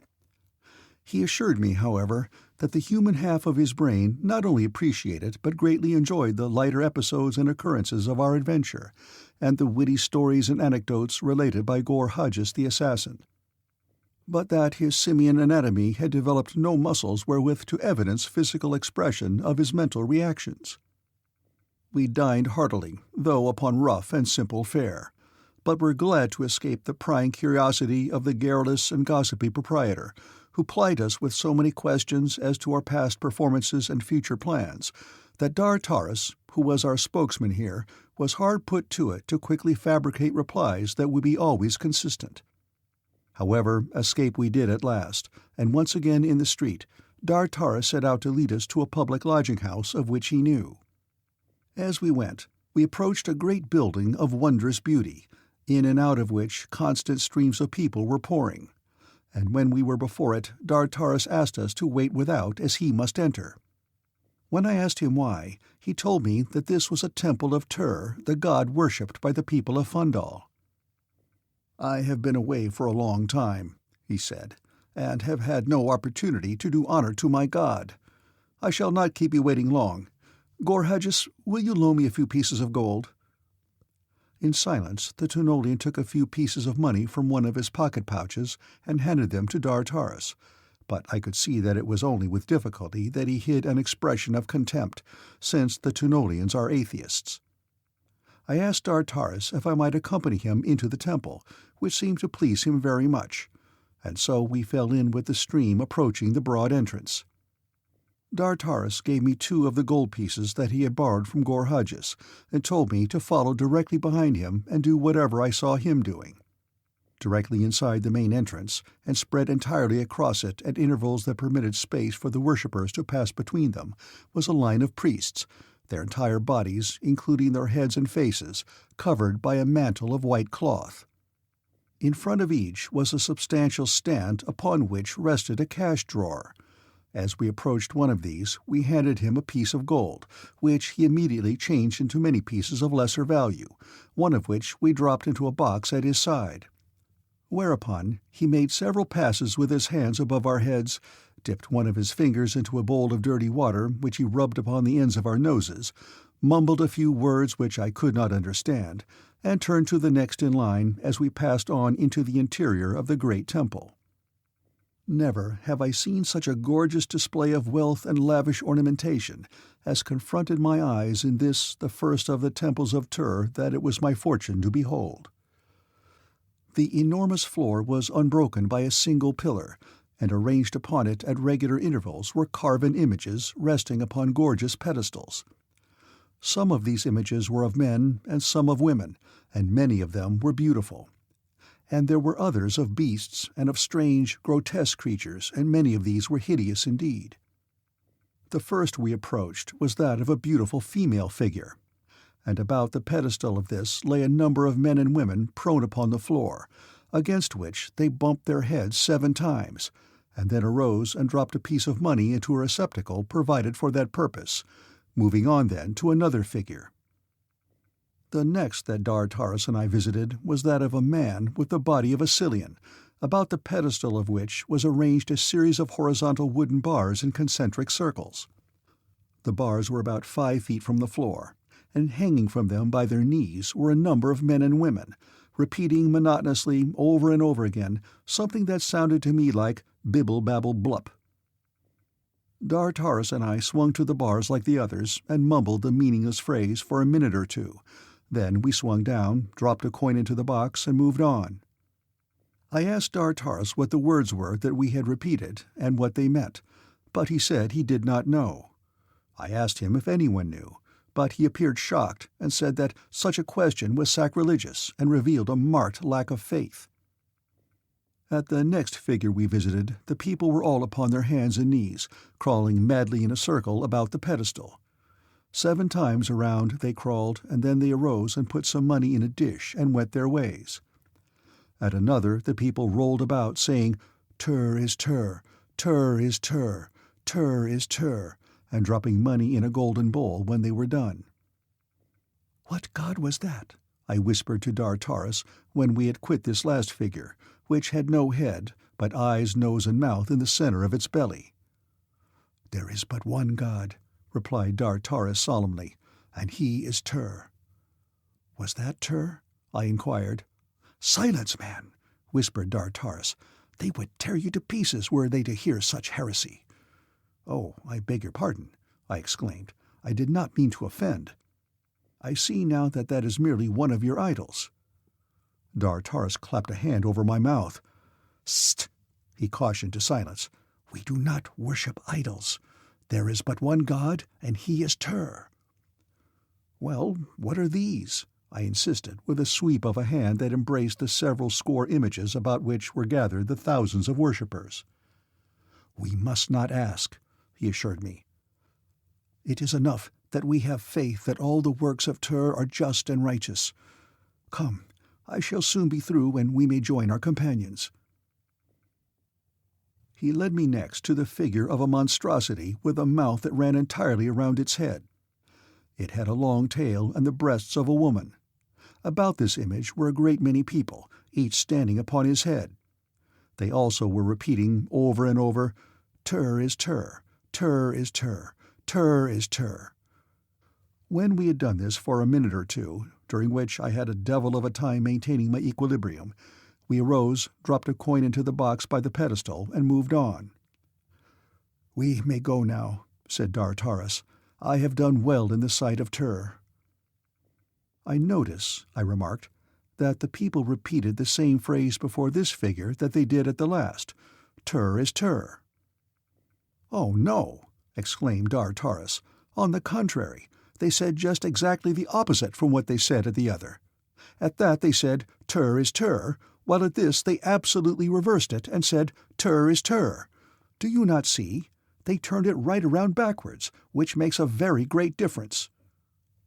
"It sounded the same to me," I insisted. "That is because you lack faith," he said sadly, and we passed out of the temple, after depositing the rest of our money in a huge chest, of which there were many standing about almost filled with coins. We found Gorhages and Hovhandu awaiting us impatiently, the center of a large and curious throng, among which were many warriors in the middle of Xaxa, the Jadara of Phundahl. They wanted to see Hovhandu perform, but Taras told them that he was tired and in an ugly mood. "Tomorrow," he said, "when he is rested, I shall bring him out upon the avenues to amuse you." With difficulty we extricated ourselves, and passing into a quieter avenue, took a roundabout way to the lodging-place, where Hovhandu was confined in a small chamber, while Gorhages, Taras, and I were conducted by slaves to a large sleeping apartment, where sleeping silks and furs were arranged for us upon a low platform that encircled the room and was broken only at a single entrance to the chamber.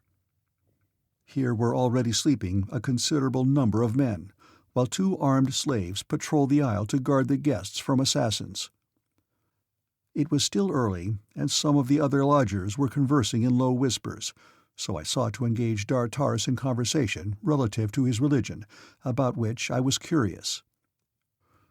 "The mysteries of religions always fascinate me, Taras," I told him. "Ah, but that is the beauty of the religion of Tur," he exclaimed. "It has no mysteries. It is simple, natural, scientific, and every word and work of it is susceptible of proof through the pages of Turgan, the great book written by Tur himself. Tur's home is upon the sun. There, 100,000 years ago, he made Barsoom and tossed it out into space. Then he amused himself by creating man in various forms and 2 sexes, and later he fashioned animals to be food for man and each other, and caused vegetation and water to appear that man and the animals might live. Do you not see how simple and scientific it all is?" But it was Gorhages who told me the most about the religion of Tur one day, when Taras was not about. He said that the Phundalians maintained that Tur still created every living thing with his own hands. They denied vigorously that man possessed the power to reproduce his kind, and taught their young that all such belief was vile. And always they hid every evidence of natural procreation, insisting to the death that even those things which they witnessed with their own eyes and experienced with their own bodies in the bringing forth of their young never transpired. Turgan taught them that Barsoom is flat, and they shut their minds to every proof to the contrary. They would not leave Phundahl far for fearing of falling off the edge of the world. They would not permit the development of aeronautics, because should one of their ships circumnavigate Barsoom, it would be a wicked sacrilege in the eyes of Tur, who made Barsoom flat. They would not permit the use of telescopes, for Tur taught them that there was no other world than Barsoom, and to look at another would be heresy.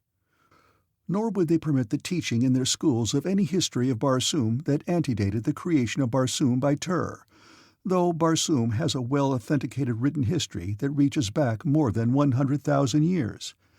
Nor would they permit any geography of Barsoom except that which appears in Turgan, nor any scientific researches along biological lines. Turgan is their only textbook. If it is not in Turgan, it is a wicked lie. Much of all this and a great deal more I gathered from one source or another during my brief stay in Phundahl, whose people are, I believe, the least advanced in civilization of any of the Red Nations upon Barsoom. Giving, as they do, all their best thought to religious matters, they have become ignorant, bigoted, and narrow, going as far to one extreme as the Tunolians do to the other. However, I had not come to Phundahl to investigate her culture, but to steal her queen, and that thought was uppermost in my mind when I awoke to a new day, my first in Phundahl. Following the morning meal, we set out in the direction of the palace to reconnoiter, Taras leading us to a point from which he might easily direct us the balance of the way, as he did not dare accompany us to the immediate vicinity of the royal grounds for fear of recognition, the body he now possessed having formerly belonged to a well-known noble. It was arranged that Gorhages should act as spokesman and I as keeper of the ape. This arranged, we bade farewell to Taras, and set forth, the 3 of us, along a broad and beautiful avenue that led directly to the palace gates. We had been planning and rehearsing the parts that we were to play, and which we hoped would prove so successful that they would open the gates to us and win us to the presence of the Jadara. As we strolled with seeming unconcern along the avenue, I had ample opportunity to enjoy the novel and beautiful sights of this rich boulevard of palaces. The sun shone down upon vivid scarlet lawns, gorgeous flowered pimelia, and a score of other rarely beautiful Barsoomian shrubs and trees, while the avenue itself was shaded by almost perfect specimens of the magnificent serapis. The sleeping apartments of the buildings had all been lowered to their daytime level, and from 100 balconies gorgeous silks and furs were airing in the sun. Slaves were briskly engaged with duties about the grounds, while upon many a balcony women and children sat at their morning meal. Among the children we aroused considerable enthusiasm, or at least Hovhandu did, nor was he without interest to the adults. Some of them would have detained us for an exhibition, but we moved steadily on towards the palace, for nowhere else had we business or concern within the walls of Phundahl. Around the palace gates was the usual crowd of loitering curiosity-seekers, for after all, human nature is much the same everywhere, whether skins be black or white, red or yellow or brown, upon Earth or upon Mars. The crowd before Xaxa's gates were largely made up of visitors from the islands of that part of the Great Tunolian marshes which owes allegiance to Phundahl's queen, and like all provincials eager for a glimpse of royalty, though none the less to be interested by the antics of a simian, wherefore we had a ready-made audience awaiting our arrival. Their natural fear of the great brute caused them to fall back a little at our approach, so that we had a clear avenue to the very gates themselves, and there we halted while the crowds closed in behind, forming a half-circle about us. Gorhages addressed them in a loud tone of voice that might be overheard by the warriors and their officers beyond the gates, for it was really them we had come to entertain, not the crowds in which we had not the slightest interest. "Men and women of Phundahl," cried Gorhages, "behold 2 poor panthans, who, risking their lives, have captured and trained one of the most savage and ferocious, and at the same time most intelligent specimens of the great white ape of Barsoom ever before seen in captivity, and at great expense have we brought it to Phundahl for your entertainment and edification. My friends, this wonderful ape is endowed with human intelligence. He understands every word that is spoken to him. With your kind attention, my friends, I will endeavor to demonstrate the remarkable intelligence of this ferocious, man-eating beast, an intelligence that has entertained the crowned heads of Barsoom and mystified the minds of her most learned savants."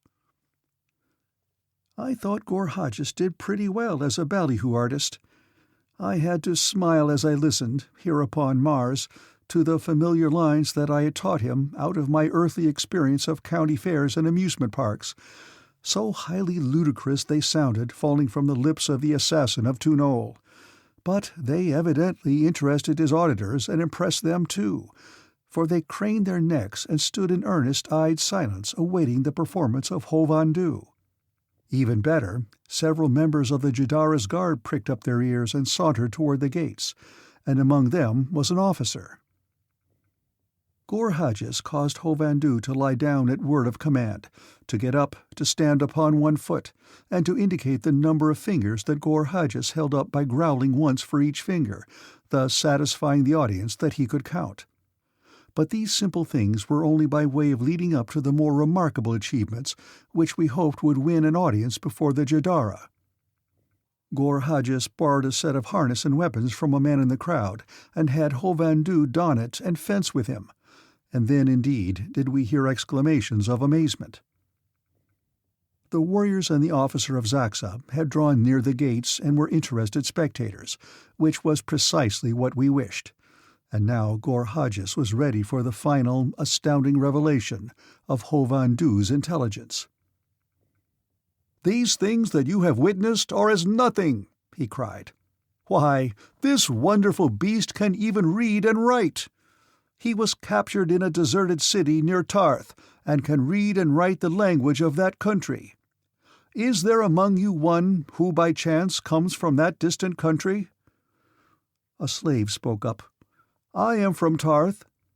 "Good," said Gorhudges. "Write some simple instructions and hand them to the ape. I will turn my back that you may know that I cannot assist him in any way." The slave drew forth a tablet from a pocket pouch and wrote briefly. What he wrote he handed to Hovhandu.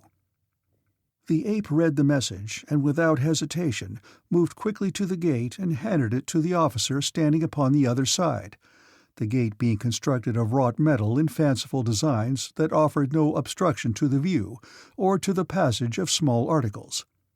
The officer took the message and examined it. "What does it say?" he demanded of the slave that had penned it.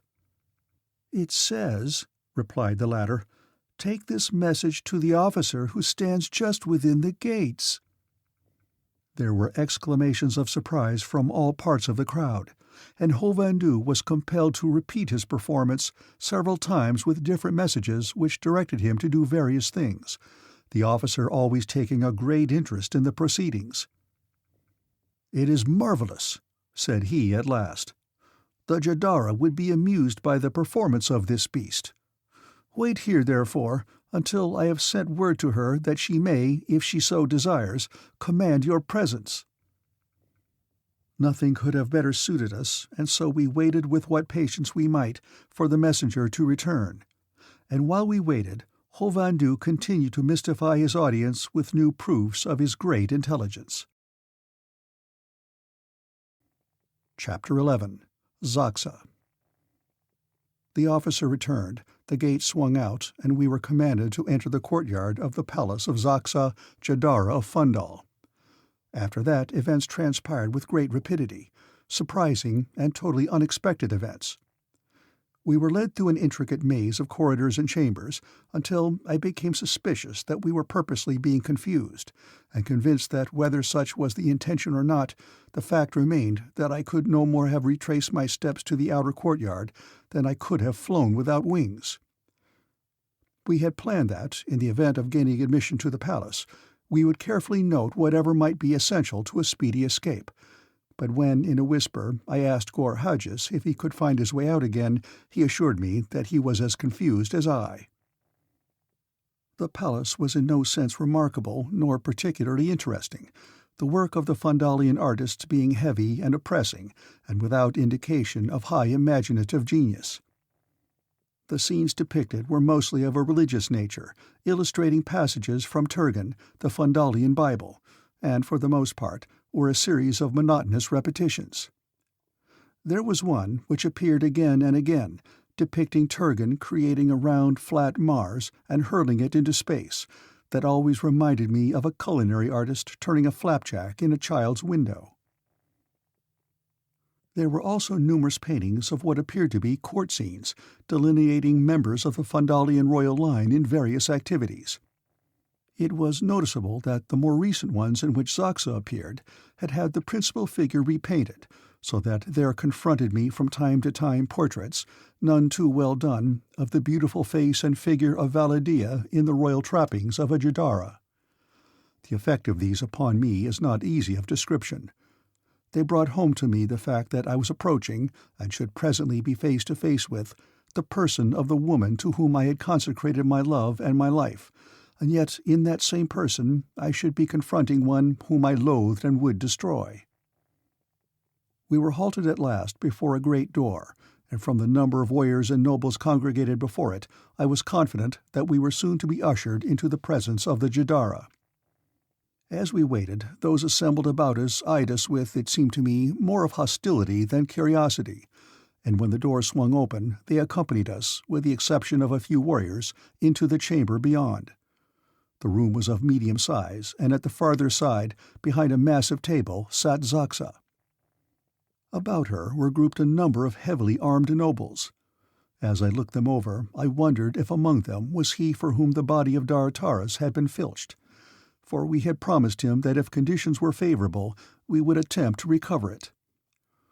Xaxa eyed us coldly as we were halted before her. "Let us see the beast perform," she commanded, and then suddenly, "What mean you by permitting strangers to enter my presence bearing arms?" she cried. "Sag-Or, see that their weapons are removed." And she turned to a handsome young warrior standing near her. Sag-Or. That was the name. Before me stood the noble for whom Dar-Taris had suffered the loss of his liberty, his body, and his love. Gor-Hajas had also recognized the name, and Hovhandu too. I could tell by the way they eyed the man as he advanced. Curtly, he instructed us to hand our weapons to two warriors, who advanced to receive them. Gor-Hajas hesitated. I admit that I did not know what course to pursue. Everyone seemed hostile, and yet that might be, and doubtless was, but a reflection of their attitude towards all strangers. If we refused to disarm, we were but 3 against a roomful, if they chose to resort to force. Or if they turned us out of the palace because of it, we would be robbed of this seemingly God-given opportunity to win to the very heart of Xaxa's palace, and to her very presence, where we must eventually win before we could strike. Would such an opportunity ever be freely offered us again? I doubted it, and felt that we had better assume a vague risk now than by refusing their demand, definitely arm their suspicions. So I quietly removed my weapons and handed them to the warrior waiting to receive them, and following my example, Gor-Hajas did likewise, though I can imagine with what poor grace. Once again, Xaxa signified that she would see Hovhandu perform. As Gor-Hajas put him through his antics, she watched listlessly, nor did anything that the ape did arouse the slightest flicker of interest among the entire group assembled about the Jadara. As the thing dragged on, I became obsessed with apprehensions that all was not right. It seemed to me that an effort was being made to detain us for some purpose, to gain time. I could not understand, for instance, why Xaxa required that we repeat several times the least interesting of the ape's performances. And all the time Xaxa sat playing with a long, slim dagger, and I saw that she watched me quite as much as she watched Hovhandu, while I found it difficult to keep my eyes averted from that perfect face, even though I knew that it was but a stolen mask behind which lurked the cruel mind of a tyrant and a murderess. At last came an interruption to the performance. The door opened and a noble entered, who went directly to the Jadara, whom he addressed briefly and in a low tone. I saw that she asked him several questions, and that she seemed vexed by his replies. Then she dismissed him with a curt gesture and turned toward us. "Enough of this!" she cried. Her eyes rested upon mine, and she pointed her slim dagger at me.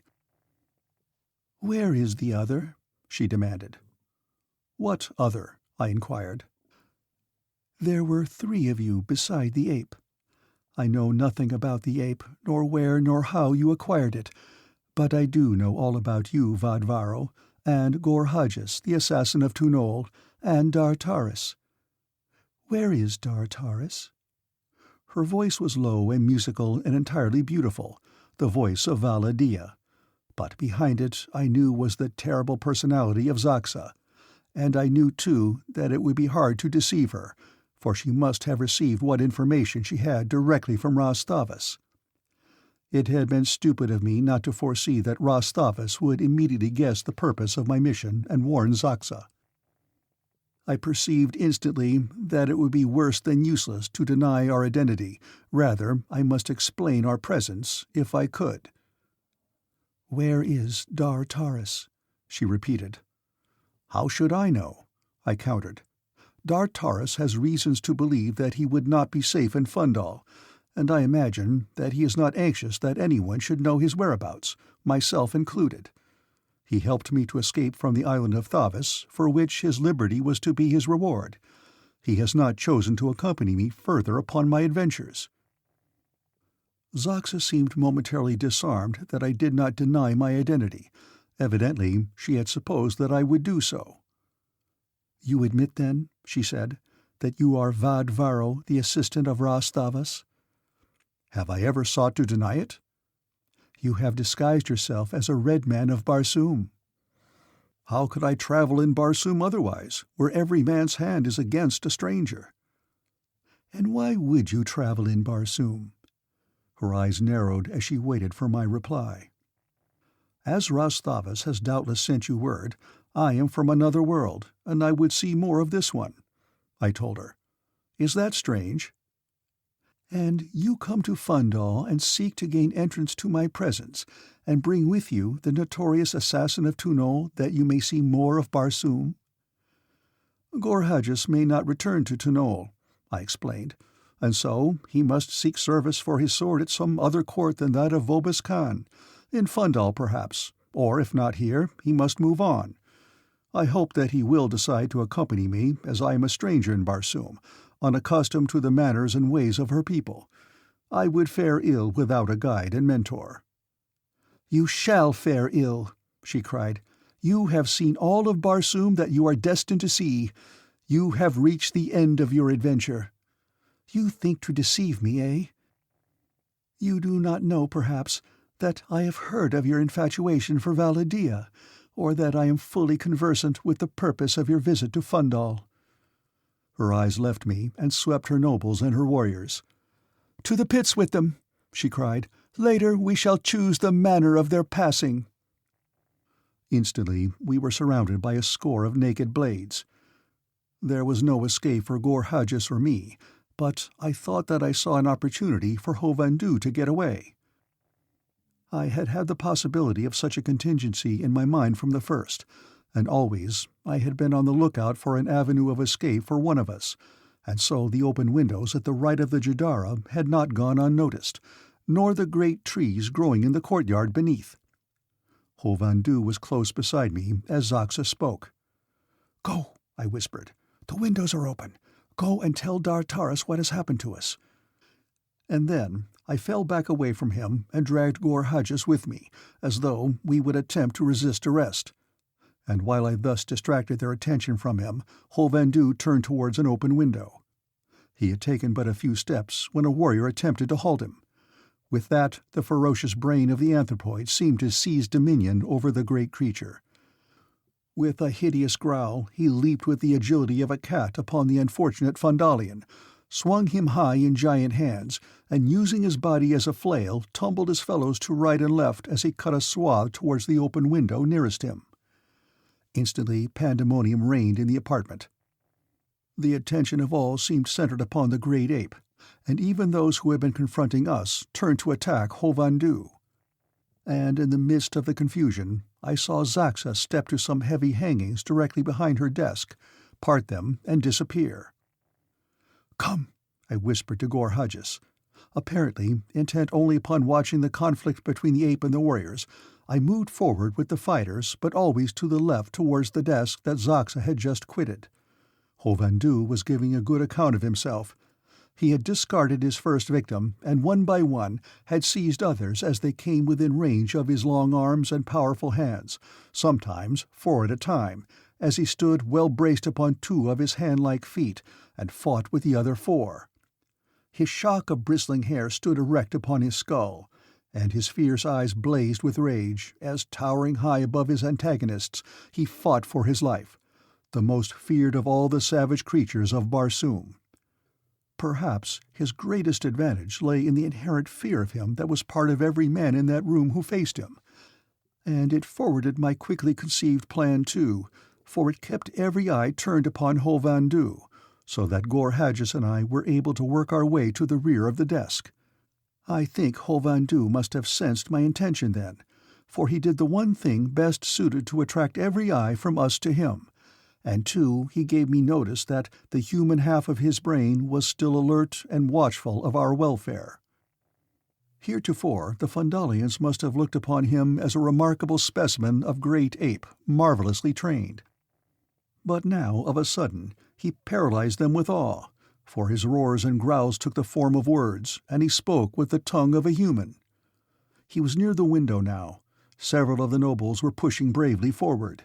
Among them was Sagor. Hovhandu reached forth and seized him, wrenching his weapons from him. "I go," he cried, "but let harm befall my friends, and I shall return and tear the heart from Xaxa. Tell her that, from the great ape of Tarth." For an instant the warriors and the nobles stood transfixed with awe. Every eye was upon Hovhandu as he stood there with the struggling figure of Sag-Or in his mighty grasp. Gorhadgis and I were forgotten.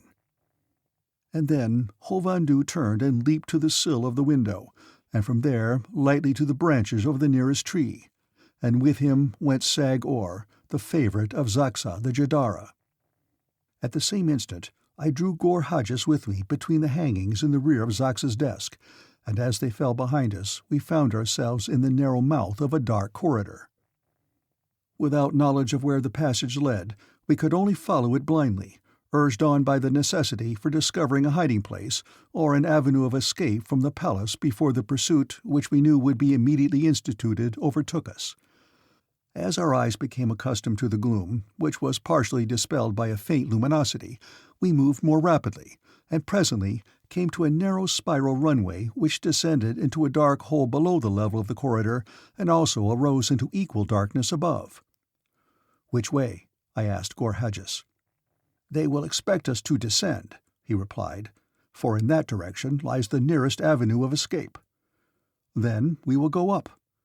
"Good," he exclaimed. "All we seek now is a place to hide until night has fallen, for we may not escape by day." We had scarcely started to ascend before we heard the first sound of pursuit, the clank of accoutrements in the corridor beneath.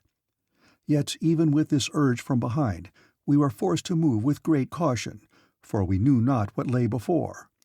At the next level there was a doorway, the door closed and locked, but there was no corridor, nor anywhere to hide, and so we continued on upward. The second level was identical with that just beneath, but at the third a single corridor ran straight off into darkness, and at our right was a door ajar. The sounds of pursuit were appreciably nearer now, and the necessity for concealment seemed increasing as the square of their growing proportions, until every other consideration was overwhelmed by it. Nor is this so strange when the purpose of my adventure is considered, and that discovery now must assuredly spell defeat and blast forever the slender ray of hope that remained for the resurrection of Valla Dia in her own flesh. There was scarce a moment for consideration. The corridor before us was shrouded in darkness. It might be naught but a blind alley. The door was close and ajar. I pushed it gently inward. An odor of heavy incense greeted our nostrils, and through the small aperture we saw a portion of a large chamber garishly decorated. Directly before us, and almost wholly obstructing our view of the entire chamber, stood a colossal statue of a squatting man-like figure. Behind us we heard voices. Our pursuers already were ascending the spiral. They would be upon us in a few seconds. I examined the door and discovered that it fastened with a spring lock. I looked again into the chamber and saw no one within the range of our vision, and then I motioned Gorhadgis to follow me, and stepping into the room, closed the door behind us. We had burned our bridges. As the door closed, the lock engaged with a sharp metallic click.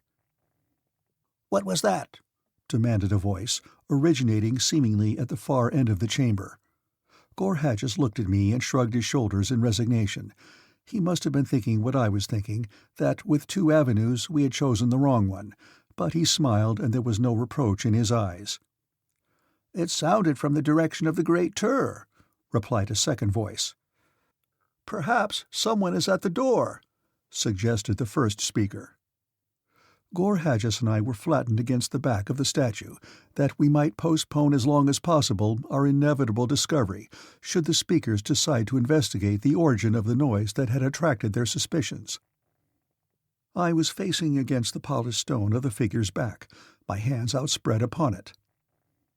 Beneath my fingers were the carven bits of its ornamental harness, jutting protuberances that were costly gems set in the trappings of stone, and there were gorgeous inlays of gold filigree. But these things I had no eyes for now. We could hear the two conversing as they came nearer. Perhaps I was nervous, I do not know.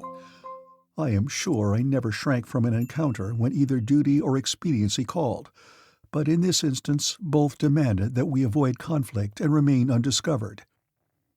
However that may be, my fingers must have been moving nervously over the jeweled harness of the figure, when I became vaguely, perhaps subconsciously, aware that one of the gems was loose in its setting. I do not recall that this made any impression upon my conscious mind, but I do know that it seemed to catch the attention of my wandering fingers, and they must have paused to play with the loosened stone. The voices seemed quite close now. It could be but a matter of seconds before we should be confronted by their owners. My muscles seemed to tense for the anticipated encounter, and unconsciously I pressed heavily upon the loosened setting, whereat a portion of the figure's back gave noiselessly inward, revealing to us the dimly lighted interior of the statue. We needed no further invitation. Simultaneously, we stepped across the threshold, and in almost the same movement I turned and closed the panel gently behind us. I think there was absolutely no sound connected with the entire transaction, and following it, we remained in utter silence, motionless, scarce breathing. Our eyes became quickly accustomed to the dim interior, which we discovered was lighted through numerous small orifices in the shell of the statue, which was entirely hollow, and through these same orifices every outside sound came clearly to our ears. We had scarcely closed the opening when we heard the voices directly outside it, and simultaneously there came a hammering on the door by which we had entered the apartment from the corridor. "Who seeks entrance to Xaxa's temple?" demanded one of the voices within the room. "'Tis I, Dwarf of the Jadara's guard," boomed a voice from without. "We are seeking two who came to assassinate Xaxa." "Came they this way?" "Think you, priest, that I should be seeking them here had they not?" "How long since?" "Scarce 20 tals since," replied the dwarf. "Then they are not here," the priest assured him, "for we have been here for a full zode, and no other has entered the temple during that time. Look quickly to Xaxa's apartment above, and to the roof and the hangars, for if you follow them up the spiral, there is no other where they might flee." "Watch then the temple carefully until I return," shouted the warrior, and we heard him and his men moving on up the spiral. Now we heard the priests conversing as they moved slowly past the statue.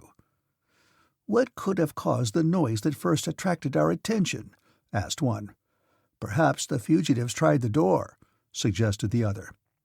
"It must have been that, but they did not enter, or we should have seen them when they emerged from behind the Great Tur, for we were facing him at the time, nor have once turned our eyes from this end of the temple."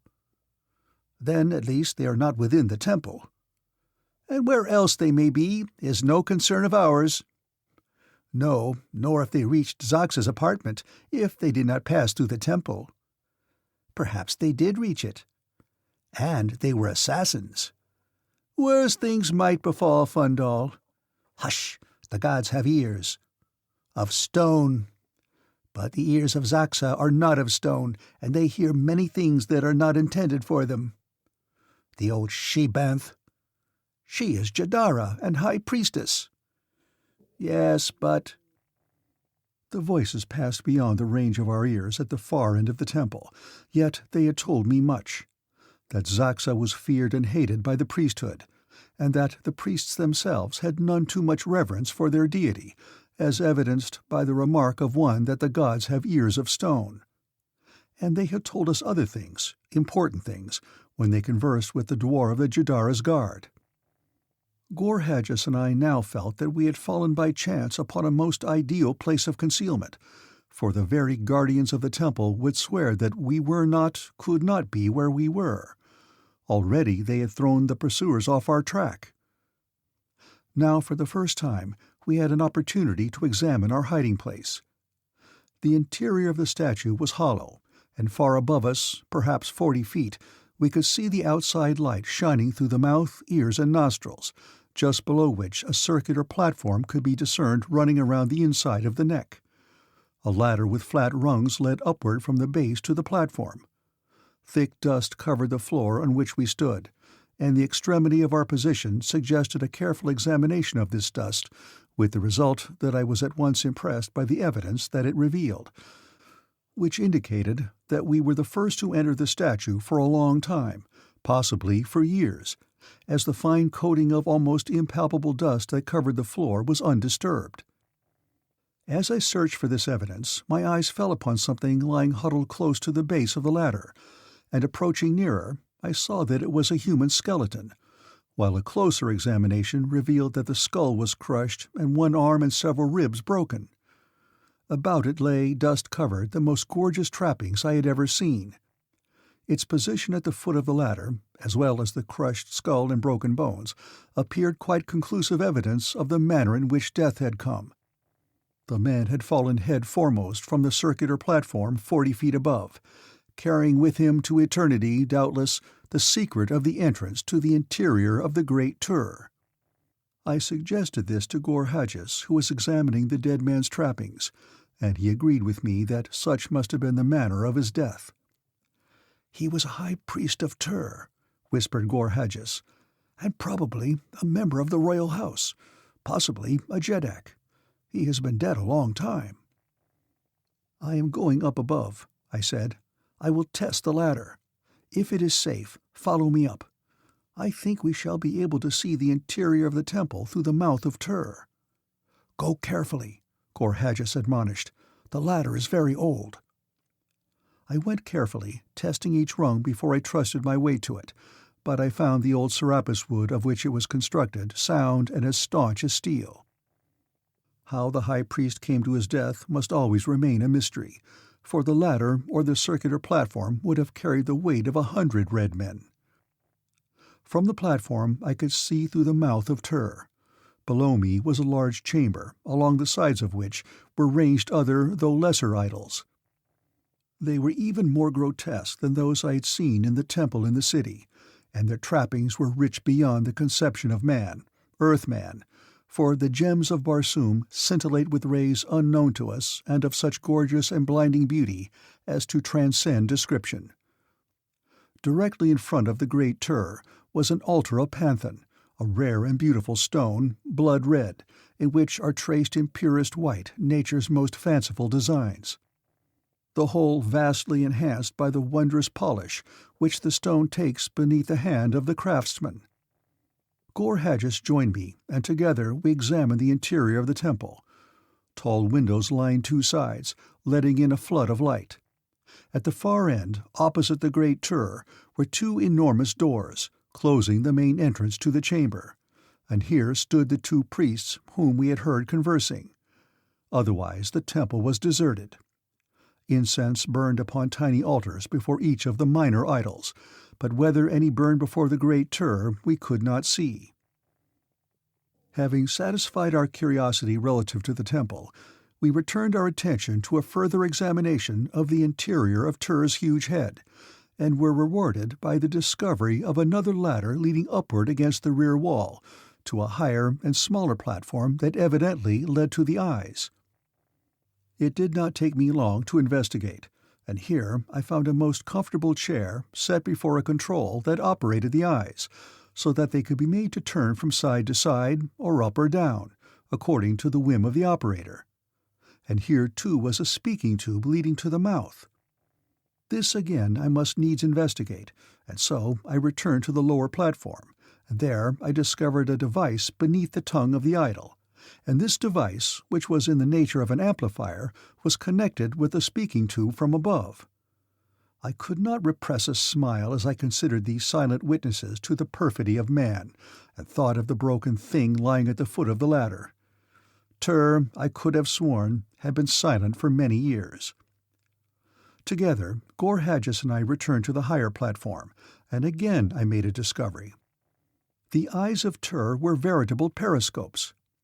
By turning them, we could see any portion of the temple, and what we saw through the eyes was magnified. Nothing could escape the eyes of Tur, and presently, when the priest began to talk again, we discovered that nothing could escape Tur's ears, for every slightest sound in the temple came clearly to us.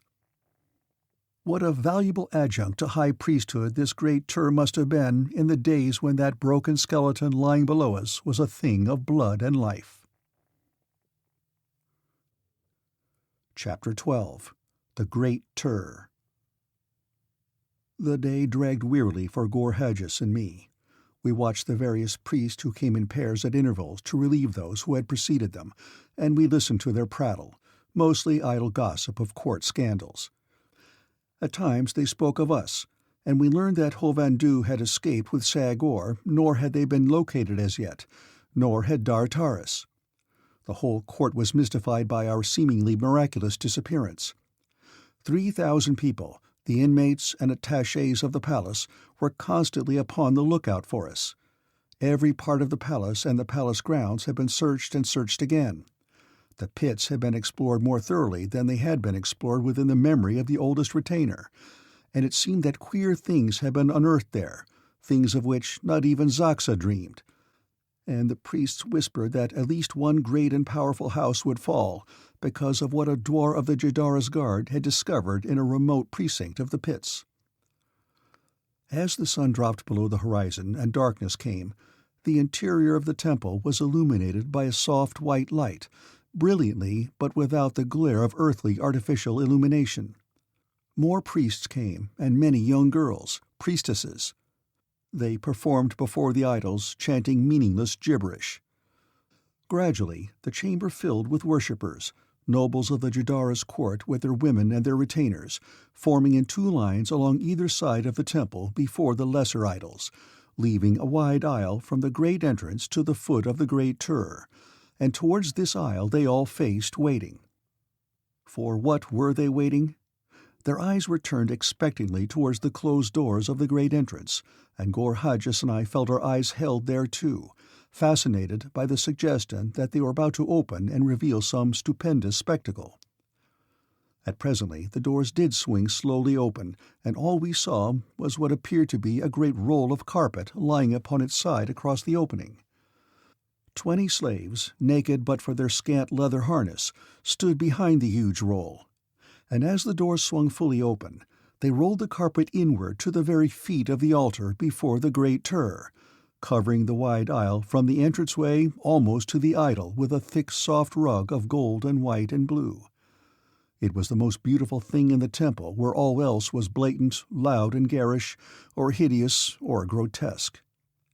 And then the doors closed, and again we waited, but not for long. Bugles sounded from without, the sound increasing as they neared the entrance. Once more the doors swung in. Across the entrance stood a double rank of gorgeously trapped nobles. Slowly they entered the temple, and behind them came a splendid chariot drawn by 2 banths, the fierce Barsoomian lion, held in leash by slaves on either side. Upon the chariot was a litter, and in the litter, reclining at ease, lay Xaxa. As she entered the temple, the people commenced to chant her praises in a monotonous sing-song. Chained to the chariot and following on foot was a red warrior, and behind him a procession composed of 50 young men and an equal number of young girls. Gor Hadjis touched my arm. "The prisoner," he whispered. "Do you recognize him?" "Dar Taris," I exclaimed. It was Dar Taris. They had discovered his hiding place and arrested him. But what of Hovhandu? Had they taken him also? If they had, it must have been only after slaying him, for they never would have sought to capture the fierce beast, nor would he have brooked capture. I looked for Sagor, but he was nowhere to be seen within the temple, and this fact gave me hope that Hovhandu might still be at liberty. The chariot was halted before the altar, and Xaxa alighted. The lock that held Dar Taris chained to the vehicle was opened, and the banths were led away by their attendants to one side of the temple behind the lesser idols. Then Dar Taris was dragged roughly to the altar and thrown upon it, and Xaxa, mounting the steps at its base, came close to his side and with hands outstretched above him looked up at the Great Tur towering above her. How beautiful she was! How richly trapped! Ah, Valla Dia, that your sweet form should be debased to the cruel purposes of the wicked mind that now animates you. Xaxa's eyes now rested upon the face of the Great Tur. "O Tur, father of Barsoom," she cried, "behold the offering we place before you, all-seeing, all-knowing, all-powerful one, and frown no more upon us in silence. For 100 years you have not deigned to speak aloud to your faithful slaves. Never since Horasan, the high priest, was taken away by you on that long-gone night of mystery have you unsealed your lips to your people. Speak, Great Tur! Give us some sign, ere we plunge this dagger into the heart of our offering, that our works are pleasing in thine eyes. Tell us whither went the two who came here today to assassinate your high priestess. Reveal to us the fate of Sagor. Speak, Great Tur, ere I strike." And she raised her slim blade above the heart of Taras and looked straight upward into the eyes of Tur. And then, as a bolt from the blue, I was struck by a great inspiration. My hand sought the lever controlling the eyes of Tur, and I turned them until they completed a full circuit of the room and rested again upon Xaxa. The effect was magical. Never before had I seen a whole room full of people so absolutely stunned and awestruck as were these. As the eyes returned to Xaxa, she seemed turned to stone, and her copper skin to have taken on an ashen purple hue. Her dagger remained stiffly poised above the heart of Taras. Not for 100 years had they seen the eyes of the Great Tur move. Then I placed the speaking tube to my lips, and the voice of Tur rumbled through the chamber. As from one great throat a gasp arose from the crowded temple floor, and the people fell upon their knees and buried their faces in their hands. "Judgment is mine," I cried. "Strike not, lest ye be struck. To Tur is the sacrifice." I was silent then, attempting to plan how best to utilize the advantage I had gained. Fearfully, one by one, the bowed heads were raised and frightened eyes sought the face of Tur. I gave them another thrill by letting the god's eyes wander slowly over the upturned faces, and while I was doing this, I had another inspiration, which I imparted to Gorhages in a low whisper. I could hear him chuckle as he started down the ladder to carry my new plan into effect. Again I had recourse to the speaking tube. "The sacrifice is Tur's," I rumbled. "Tur will strike with his own hand. Extinguish the lights, and let no one move under pain of instant death until Tur gives the word. Prostrate yourselves, and bury your eyes in your palms, for whosoever sees shall be blinded when the spirit of Tur walks among his people." Down they went again, and one of the priests hurriedly extinguished the lights, leaving the temple in total darkness. And while Gorhages was engaged with his part of the performance, I tried to cover any accidental noise he might make by keeping up a running fire of celestial revelation. "Xaxa, the High Priestess, asks what has become of the two whom she believed came to assassinate her. I, Tur, took them to myself. Vengeance is Tur's. And Sagor I took also. In the guise of a great ape I came, and took Sagor, and none knew me, though even a fool might have guessed, for who is there ever heard a great ape speak with tongue of man unless he was animated by the spirit of Tur?" I guess that convinced them, it being just the sort of logic suited to their religion, or it would have convinced them if they had not already been convinced.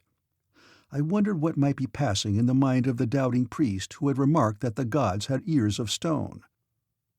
Presently I heard a noise upon the ladder beneath me, and a moment later someone climbed upon the circular landing. "All's well," whispered the voice of Gorhages. "Taras is with me." "Light the temple," I commanded through the speaking tube. "Rise and look upon your altar." The lights flashed on, and the people rose, trembling, to their feet. Every eye was bent upon the altar, and what they saw there seemed to crush them with terror. Some of the women screamed and fainted. It all impressed me with the belief that none of them had taken this god of theirs with any great amount of seriousness, and now when they were confronted with absolute proof of his miraculous powers, they were swept completely off their feet. Where a few moments before they had seen a live sacrifice awaiting the knife of the high priestess, they saw now only a dust-covered human skull. I grant you that without an explanation it might have seemed a miracle to almost anyone, so quickly had Gorhages run from the base of the idol with the skull of the dead high priest, and returned again leading Taras with him. I had been a bit concerned as to what the attitude of Taras might be, who was no more conversant with the hoax than were the Phundahlians, but Gorhages had whispered, "For Valla Dia," in his ear, and he had understood and come quickly. "The Great Tur," I now announced, "is angry with his people. For a long time they have denied him in their hearts, even while they made open worship of him. The Great Tur is angry with Xaxa. Only through Xaxa may the people of Phundahl be saved from destruction, for the Great Tur is angry. Go then from the temple and the palace, leaving no human being here other than Xaxa, the High Priestess of Tur. Leave her here in solitude beside the altar. Tur would speak with her alone." I could see Xaxa fairly shrivel in fright. "Is the Jadara Xaxa, High Priestess of the great god Tur, afraid to meet her master?" I demanded. The woman's jaw trembled so that she could not reply. "Obey, or Xaxa and all her people shall be struck dead!" I fairly screamed at them. Like cattle, they turned and fled towards the entrance, and Xaxa, her knees shaking so that she could scarce stand erect, staggered after them. A noble saw her and pushed her roughly back, but she shrieked and ran after him when he had left her. Then others dragged her to the foot of the altar and threw her roughly down, and one menaced her with his sword. But at that I called aloud that no harm must befall the Jadara if they did not wish the wrath of Tur to fall upon them all. They left her lying there, and so weak from fright was she that she could not rise, and a moment later the temple was empty, but not until I had shouted after them to clear the whole palace within a quarter zode, for my plan required a free and unobstructed as well as unobserved field of action. The last of them was scarce out of sight ere we three descended from the head of Tur and stepped out upon the temple floor behind the idol. Quickly I ran towards the altar, upon the other side of which Xaxa had dropped to the floor in a swoon. She still lay there, and I gathered her into my arms, and ran quickly back to the door in the wall behind the idol, the doorway through which Gorhagis and I had entered the temple earlier in the day. Preceded by Gorhagis and followed by Taras, I ascended the runway towards the roof, where the conversation of the priests had informed us were located the royal hangars. Had Hovhandu and Sagor been with us, my cup of happiness would have been full, for within half a day what had seemed utter failure and defeat had been turned almost to assured success. At the landing where lay Xaxa's apartments we halted and looked within, for the long night voyage I contemplated would be cold, and the body of Valla Dia must be kept warm with suitable robes, even though it was inhabited by the spirit of Xaxa. Seeing no one, we entered and soon found what we required. As I was adjusting a heavy robe of orluk about the Jadara, she regained consciousness. Instantly she recognized me, and then Gorhagis, and finally Taras. Mechanically she felt for her dagger, but it was not there, and when she saw my smile, she paled with anger. At first she must have jumped to the conclusion that she had been the victim of a hoax, but presently a doubt seemed to enter her mind. She must have been recalling some of the things that had transpired within the temple of the Great Tur, and these neither she nor any other mortal might explain. "Who are you?" she demanded. "I am Tur," I replied brazenly. "What is your purpose with me?" "I am going to take you away from Phundahl," I replied. "But I do not wish to go. You are not Tur. You are Vadvaro. I shall call for help, and my guards will come and slay you." "There is no one in the palace," I reminded her. "Did I, Tur, not send them away?" "I shall not go with you," she announced firmly. "Rather, I would die." "You shall go with me, Xaxa," I replied, and though she fought and struggled, we carried her from her apartment and up the spiral runway to the roof, where, I prayed, I should find the hangars and the royal flyers. And as we stepped out into the fresh night air of Mars, we did see the hangars before us, but we saw something else. A group of Phundalian warriors of the Jadara's guard, whom they had evidently failed to notify of the commands of Tur. At sight of them, Xaxa cried aloud in relief. "To me! To the Jadara!" she cried. "Strike down these assassins and save me!" There were 3 of them, and there were 3 of us, but they were armed, and between us we had but Xaxa's slender dagger. Gorhagis carried that. Victory seemed turned to defeat as they rushed toward us. But it was Gor Hajas who gave them pause. He seized Xaxa and raised the blade, its point above her heart. "Halt!" he cried, "or I strike!" The warriors hesitated. Xaxa was silent, stricken with fear. Thus we stood in stalemate, when, just beyond the 3 Phundalian warriors, I saw a movement at the roof's edge. What was it? In the dim light I saw something that seemed a human head, and yet unhuman, rise slowly above the edge of the roof, and then, silently, a great form followed, and then I recognized it. Hovhandu, the great white ape. "Tell them," I cried to Xaxa in a loud voice that Hovhandu might hear, "that I am Tur. For see, I come again in the semblance of a white ape." And I pointed to Hovhandu. "I would not destroy these poor warriors. Let them lay down their weapons and go in peace." The men turned, and seeing the great ape standing there behind them, materialized it might have been out of thin air, were shaken. "Who is he, Jadara?" demanded one of the men. "It is Tur," replied Xaxa in a weak voice. "But save me from him! Save me from him!" "Throw down your weapons and your harness and fly," I commanded, "or Tur will strike you dead. Heard you not the people rushing from the palace at Tur's command? How think you we brought Xaxa hither with a lesser power than Tur's, when all her palace was filled with her fighting men? Go while yet you may in safety." One of them unbuckled his harness and threw it with his weapons upon the roof, and as he started at a run for the spiral, his companions followed his example. Then Hovhandu approached us. "Well done, Vadvaro," he growled, "though I know not what it is all about." "That you shall know later," I told him, "but now we must find a swift flyer and be upon our way. Where is Sagor? Does he still live?" "I have him securely bound and safely hidden in one of the high towers of the palace," replied the ape. "It will be easy to get him when we have launched a flyer." Xaxa was eyeing us ragefully. "You are not Tur!" she cried. "The ape has exposed you!" "But too late to profit you in any way, Jadara," I assured her. "Nor could you convince one of your people who stood in the temple this night that I am not Tur. Nor do you yourself know that I am not. The ways of Tur, the all-powerful, all-knowing, are beyond the conception of mortal man. To you, then, Jadara, I am Tur, and you will find me all-powerful enough for my purposes."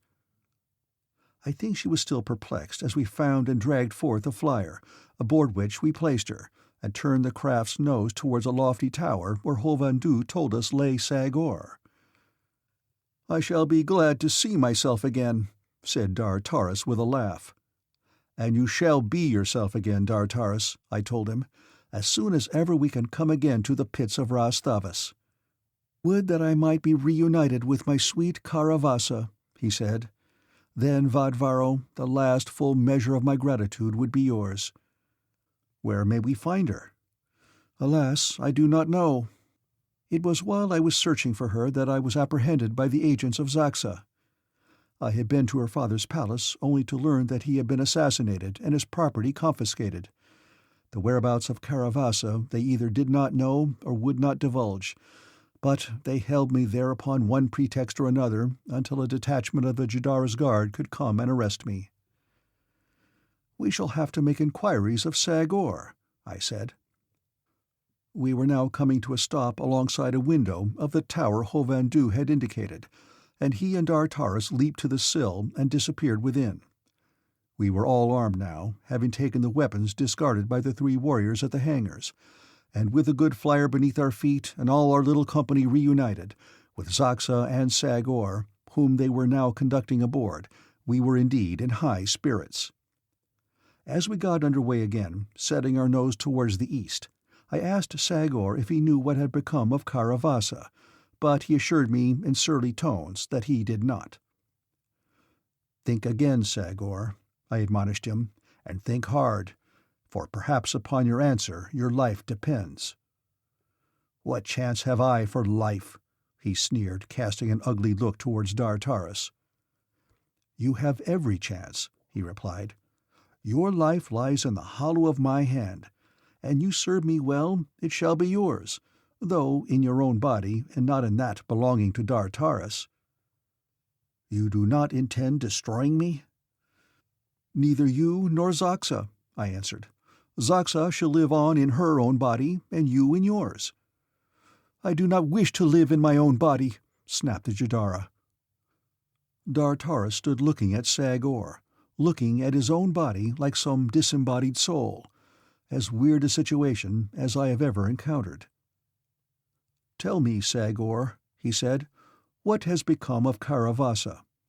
When my body has been restored to me and yours to you, I shall hold no enmity against you if you have not harmed Caravassa, and will tell me where she be." "I cannot tell you, for I do not know. She was not harmed, but the day after you were assassinated, she disappeared from Phundahl. We were positive that she was spirited away by her father, but from him we could learn nothing. Then he was assassinated." The man glanced at Xaxa. "And since, we have learned nothing. A slave told us that Caravassa, with some of her father's warriors, had embarked upon a flyer and set out for Helium, where she proposed placing herself under the protection of the great warlord of Barsoom, but of the truth of that we know nothing. That is the truth. I, Sagor, have spoken." It was futile then to search Phundahl for Caravassa, and so we held our course towards the east and the Tower of Thavas. Chapter 13. Back to Thavas. All that night we sped beneath the hurtling moons of Mars, as strange a company as was ever foregathered upon any planet, I will swear. 2 men, each possessing the body of the other, an old and wicked empress whose fair body belonged to a youthful damsel beloved by another of this company, a great white ape dominated by half the brain of a human being, and I, a creature of a distant planet, with Gor-Haggis, the assassin of Phundahl, completed the mad roster. I could scarce keep my eyes from the fair form and face of Xaxa, and it is well that I was thus fascinated, for I caught her in the act of attempting to hurl herself overboard. So repugnant to her was the prospect of living again in her own old and hideous corpse.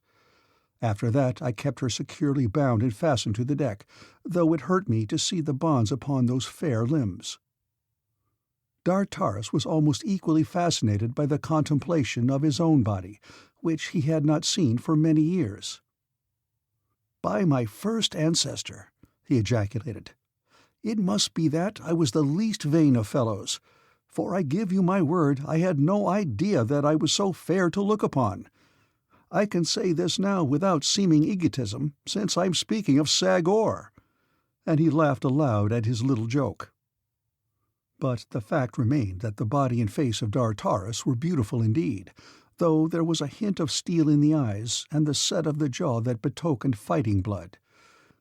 Little wonder, then, that Sagor had coveted the body of this young warrior, for his own, which Dar-Taris now possessed, was marked by dissipation and age, nor that Dar-Taris yearned to come again into his own.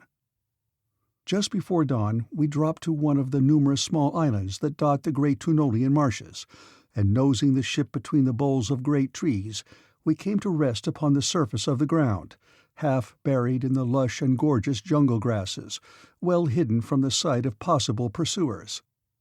Here Hovhandu found fruits and nuts for us, which the simian section of his brain pronounced safe for human consumption, and instinct led him to a nearby spring from which there bubbled delicious water. We 4 were half famished and much fatigued, so that the food and water were most welcome to us, nor did Xaxa and Sagor refuse them. Having eaten, 3 of us lay down upon the ship's deck to sleep after securely chaining our prisoners, while the 4th stood watch. In this way, taking turns, we slept away most of the day, and when night fell, rested and refreshed, we were ready to resume our flight. Making a wide detour to the south, we avoided Phundahl, and about 2 hours before dawn we sighted the high tower of Thavas. I think we were all keyed up to the highest pitch of excitement, for there was not one aboard that flyer but whose whole life would be seriously affected by the success or failure of our venture. As a first precaution, we secured the hands of Xaxa and Sagor behind their backs and placed gags in their mouths, lest they succeed in giving warning of our approach. Cluros had long since set, and Thuria was streaming towards the horizon, as we stopped our motor and drifted without lights a mile or two south of the tower, while we waited impatiently for Thuria to leave the heavens to darkness and the world to us. To the northwest, the lights of Tunol shone plainly against the dark background of the windows of the great laboratory of Ras Thavas, but the tower itself was dark from plinth to pinnacle. And now the nearer moon dropped plummet-like beneath the horizon and left the scene to darkness and to us. Dar-Taris started the motor, the wonderful, silent motor of Barsoom, and we moved slowly, close to the ground, towards Ras Thavas Island, with no sound other than the gentle whirring of our propeller. Nor could that have been heard scarce 100 feet, so slowly was it turning. Close off the island we came to a stop behind a cluster of giant trees, and Hovhandu, going into the bow, uttered a few low growls. Then we stood waiting in silence, listening. There was a rustling in the dense undergrowth upon the shore. Again Hovhandu voiced his low, grim call, and this time there came an answer from the black shadows. Hovhandu spoke in the language of the great apes, and the invisible creature replied. For 5 minutes, during which time we were aware from the different voices that others had joined in the conversation from the shore, the apes conversed, and then Hovhandu turned to me. "It is arranged," he said. "They will permit us to hide our ship beneath these trees, and they will permit us to pass out again when we are ready and board her, nor will they harm us in any way. All they ask is that when we are through, we shall leave the gate open that leads to the inner court." "Do they understand that while an ape goes in with us, none will return with us?" I asked. "Yes, but they will not harm us." "Why do they wish the gate left open?" "Do not inquire too closely, Vadvaro," replied Hovhandu. "It should be enough that the great apes make it possible for you to restore Valla Dia's body to her brain, and escape with her from this terrible place." "It is enough," I replied. "When may we land?" "At once. They will help us drag the ship beneath the trees and make her fast." "But first we must top the wall to the inner court," I reminded him. "Yes, true. I had forgotten that we cannot open the gate from this side." He spoke again then to the apes, whom we had not yet seen, and then he told us that all was arranged and that he and Dar-Taris would return with the ship after landing us inside the wall. Again we got under way, and rising slowly above the outer wall, dropped silently to the courtyard beyond. The night was unusually dark, clouds having followed Thuria and blotted out the stars after the moon had set. No one could have seen the ship at a distance of 50 feet, and we moved almost without noise. Quietly we lowered our prisoners over the side, and Gorhadjus and I remained with them while Dar-Taris and Hovhandu rose again and piloted the ship back to its hiding place. I moved at once to the gate and, unlatching it, waited. I heard nothing. Never, I think, have I endured such utter silence. There came no sound from the great pile rising behind me, nor any from the dark jungle beyond the wall. Dimly I could see the huddled forms of Gorhadjus, Xaxa, and Sagor beside me. Otherwise I might have been alone in the darkness and immensity of space. It seemed an eternity that I waited there before I heard a soft scratching on the panels of the heavy gate. I pushed it open, and Dar-Taris and Hovhandu stepped silently within as I closed and relatched it. No one spoke. All had been carefully planned so that there was no need of speech. Dar-Taris and I led the way. Gorhadjus and Hovhandu brought up the rear with the prisoners. We moved directly to the entrance to the tower, found the runway, and descended to the pits. Every fortune seemed with us. We met no one. We had no difficulty in finding the vault we sought, and once within, we secured the door so that we had no fear of interruption, That was our first concern, and then I hastened to the spot where I had hidden Valla Dia behind the body of a large warrior, tucked far back against the wall in a dark corner. My heart stood still as I dragged aside the body of the warrior, for always had I feared that Ras Thavas, knowing my interest in her and guessing the purpose of my venture, would cause every chamber and pit to be searched, and every body to be examined until he found her for whom he sought.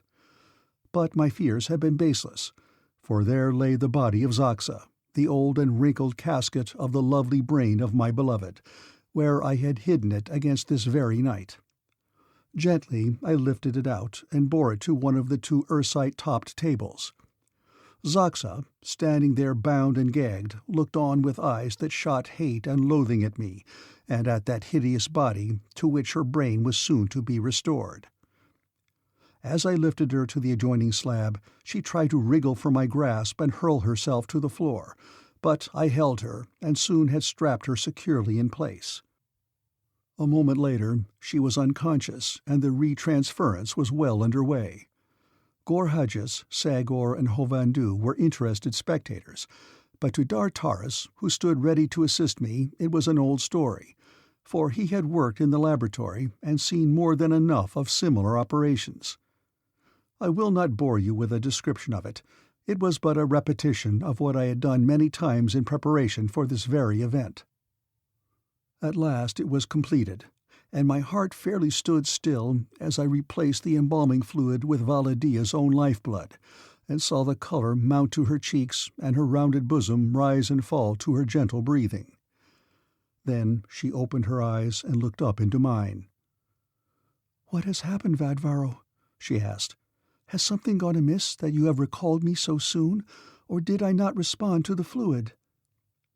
Her eyes wandered past me to the faces of the others standing about. "What does it mean?" she asked. "Who are these?" I raised her gently in my arms and pointed at the body of Xaxa lying deathlike on the ursite slab beside her. Valla Dia's eyes went wide. "It is done!" she cried, and clapped her hands to her face, and felt of all her features and of the soft, delicate contours of her smooth neck. And yet she could scarce believe it, and asked for a glass, and I took one from Xaxa's pocket-pouch and handed it to her. She looked long into it, and the tears commenced to roll down her cheeks, and then she looked up at me through the mist of them and put her dear arms about my neck and drew my face down to hers. "My chieftain," she whispered. That was all. But it was enough. For those 2 words I had risked my life and faced unknown dangers, and gladly would I risk my life again for that same reward, and always, forever. Another night had fallen before I had completed the restoration of Dartaris and Hovandu. Xaxa and Sagor and the great ape I left sleeping the death-like sleep of Ras Thavas' marvelous anesthetic. The great ape I had no intention of restoring, but the others I felt bound to return to Phundahl, though Dartaris, now resplendent in his own flesh and gorgeous trappings of Sagor, urged me not to inflict them again upon the long-suffering Phundalians. "But I have given my word," I told him. "Then they must be returned," he said. "Though what I may do afterward is another matter," I added, for there had suddenly occurred to me a bold scheme. I did not tell Dartaris what it was, nor would I have had time, for at the very instant we heard someone without trying the door, and then we heard voices, and presently the door was tried again, this time with force. We made no noise, but just waited. I hoped that whoever it was would go away. The door was very strong, and when they tried to force it, they must soon have realized the futility of it, because they quickly desisted, and we heard their voices for only a short time thereafter, and then they seemed to have gone away. "We must leave," I said, "before they return." Strapping the hands of Xaxa and Sagor behind them and placing gags in their mouths, I quickly restored them to life, nor ever did I see 2 less grateful. The looks they cast upon me might well have killed, could looks do that, and with what disgust they viewed one another was writ plain in their eyes. Cautiously unbolting the door, I opened it very quietly, a naked sword in my right hand, and Taris, Gorhages, and Hovandu ready with theirs at my shoulder, and as it swung back, it revealed two standing in the corridor watching, two of Ras Thavas' slaves, and one of them was Yamdor, his body servant. At sight of us, the fellow gave a loud cry of recognition, and before I could leap through the doorway and prevent them, they had both turned and were flying up the corridor as fast as their feet would carry them. Now there was no time to be lost. Everything must be sacrificed to speed. Without thought of caution or silence, we hastened through the pits towards the runway in the tower. And when we stepped into the inner court, it was night again, but the farther moon was in the heavens and there were no clouds. The result was that we were instantly discovered by a sentry, who gave the alarm as he ran forward to intercept us. What was a sentry doing in the courtyard of Ras Thavas? I could not understand. And what were these? A dozen armed warriors were hurrying across the court on the heels of the sentry. "Tunolians!" shouted Gorhages. "The warriors of Vobus Khan, Jeddak of Tunol!" Breathlessly, we raced for the gate. If we could but reach it first. But we were handicapped by our prisoners, who held back the moment they discovered how they might embarrass us, and so it was that we all met in front of the gate. Taris and Gorhages and Hovandu and I put Valla Dia and our prisoners behind us, and fought the 20 warriors of Tunol with the odds 5-1 against us. But we had more heart in the fight than they, and perhaps that gave us an advantage, though I am sure that Gorhages was as 10 men himself, so terrible was the effect of his name alone upon the men of Tunol. "Gorhages!" cried one, the first to recognize him. "Yes, it is Gorhages," replied the assassin. "Prepare to meet your ancestors." And he drove into them like a racing propeller, and I was upon his right and Hovandu and Taris upon his left. It was a pretty fight, but it must eventually have gone against us, so great were we outnumbered, had I not thought of the apes and the gate beside us. Working my way to it, I threw it open, and there upon the outside, attracted by the noise of the conflict, stood a full dozen of the great beasts. I called to Gorhages and the others to fall back beside the gate, and as the apes rushed in, I pointed to the Tunolian warriors. I think the apes were at a loss to know which were friends and which were foes, but the Tunolians surprised them by attacking them, while we stood aside with our points upon the ground. Just a moment we stood thus waiting.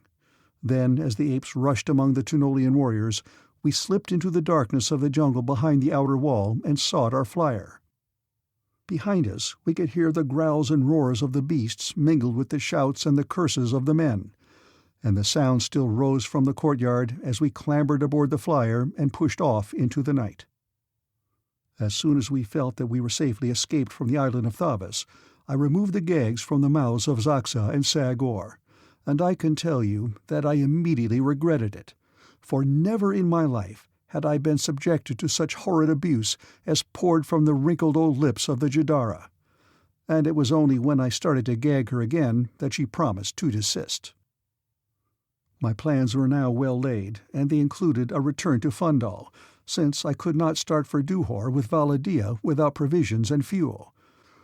Nor could I obtain these elsewhere than in Phundahl, since I felt that I held the key that would unlock the resources of that city to me, whereas all Tunol was in arms against us owing to Vobus Khan's fear of Gorhages. So we retraced our way towards Phundahl as secretly as we had come, for I had no mind to be apprehended before we had gained entrance to the Palace of Xaxa. Again we rested over daylight upon the same island that had given us sanctuary 2 days before, and at dark we set out upon the last leg of our journey to Phundahl. If there had been pursuit, we had seen naught of it, and that might easily be explained by the great extent of the uninhabited marshes across which we flew, and the far southerly course that we followed close above the ground. As we neared Phundahl, I caused Xaxa and Sagor to be again gagged, and further, I had their heads bandaged, so that none might recognize them. And then we sailed straight over the city towards the palace, hoping that we would not be discovered, and yet ready in the event that we should be. But we came to the hangars on the roof apparently unseen, and constantly I coached each upon the part he was to play, As we were settling slowly to the roof, Dartaris, Hovhandu, and Valla Dia quickly bound Gorhages and me, and wrapped our heads in bandages, for we had seen below the figures of the hangar guard. Had we found the roof unguarded, the binding of Gorhages and me had been unnecessary. As we dropped nearer, one of the guards hailed us. "What ship?" he cried. "The Royal Flyer of the Jadara of Phundahl," replied Dartaris, "returning with Xaxa and Sagor." The warriors whispered among themselves as we dropped nearer, and I must confess that I felt a bit nervous as to the outcome of our ruse. But they permitted us to land without a word, and when they saw Valla Dia, they saluted her after the manner of Barsoom, as, with the regal carriage of an empress, she descended from the deck of the flyer. "Carry the prisoners to my apartments," she commanded, addressing the guard, and with the help of Hovhandu and Dartaris, the 4 bound and muffled figures were carried from the flyer down the spiral runway to the apartments of Xaxa, Jadara of Phundahl. Here excited slaves hastened to do the bidding of the Jadara. Word must have flown through the palace with the speed of light that Xaxa had returned, for almost immediately court functionaries began to arrive and be announced. But Valla Dia sent word that she would see no one for a while. Then she dismissed her slaves, and at my suggestion Dartaris investigated the apartments with a view to finding a safe hiding place for Gorhages, me, and the prisoners. This he soon found in a small antechamber directly off the main apartment of the royal suite. The bonds were removed from the assassin and myself, and together we carried Xaxa and Sagor into the room. The entrance here was furnished with a heavy door, over which there were hangings that completely hid it. I bade Hovhandu, who, like the rest of us, wore Phundalian harness, stand guard before the hangings and let no one enter but members of our own party. Gorhages and I took up our positions just within the hangings, through which we cut small holes that permitted us to see all that went on within the main chamber, for I was greatly concerned for Valla Dia's safety while she posed as Xaxa, whom I knew to be both feared and hated by her people, and therefore always liable to assassination. Valla Dia summoned the slaves and bade them admit the officials of the court, and as the doors opened, fully a score of nobles entered. They appeared ill at ease, and I could guess that they were recalling the episode in the temple when they had deserted their Jadara and even hurled her roughly at the feet of the Great Tur, but Valla Dia soon put them at their ease. "I have summoned you," she said, "to hear the word of Tur. Tur would speak again to his people. 3 days and 3 nights have I spent with Tur. His anger against Phundahl is great. He bids me summon all the higher nobles to the temple after the evening meal tonight, and all the priests, and the commanders, and the dwarves of the guard, and as many of the lesser nobles as be in the palace. And then shall the people of Phundahl hear the word and the law of Tur, and all those who shall obey shall live, and all those who shall not obey shall die. And woe be to him who, having been summoned, shall not be in the temple this night. I, Xaxa, Jadara of Phundahl, have spoken. Go." They went, and they seemed glad to go. Then Valla Dia summoned the Adwar of the guard, who would be in our world a general, and she told him to clear the palace of every living being from the temple level to the roof an hour before the evening meal, nor to permit anyone to enter the temple or the levels above it until the hour appointed for the assembling in the temple to hear the word of Tur. Excepting, however, those who might be in her own apartments, which were not to be entered upon pain of death. She made it all very clear and plain, and the Adwar understood, and I think he trembled a trifle, for all were in great fear of the Jadara Xaxa.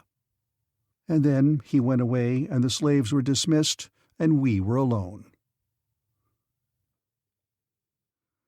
Chapter 14. John Carter. Half an hour before the evening meal, we carried Xaxa and Sagor down the spiral runway and placed them in the base of the Great Tur, and Gorhages and I took our places on the upper platform behind the eyes and voice of the idol. Valla Dia, Dartaris, and Hovhandu remained in the royal apartments. Our plans were well formulated. There was no one between the door at the rear of the Great Tur and the flyer that lay ready on the roof, in the event that we were forced to flee through any miscarriage of our mad scheme. The minutes dragged slowly by, and darkness fell. The time was approaching. We heard the doors of the temple open, and beyond we saw the great corridor brilliantly lighted.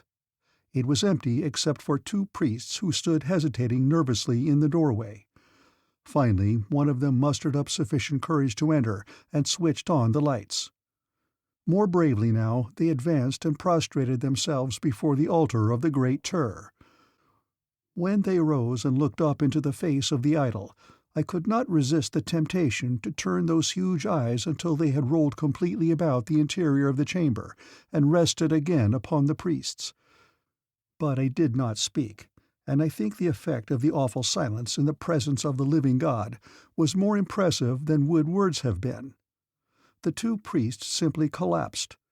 They slid to the floor and lay there trembling, moaning and supplicating to Tur to have mercy on them, nor did they rise before the first of the worshippers arrived.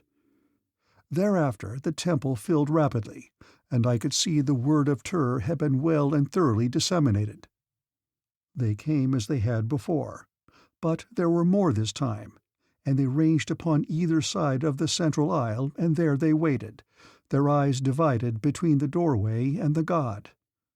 About the time that I thought the next scene was about to be enacted, I let Tur's eyes travel over the assemblage that they might be keyed to the proper pitch for what was to follow.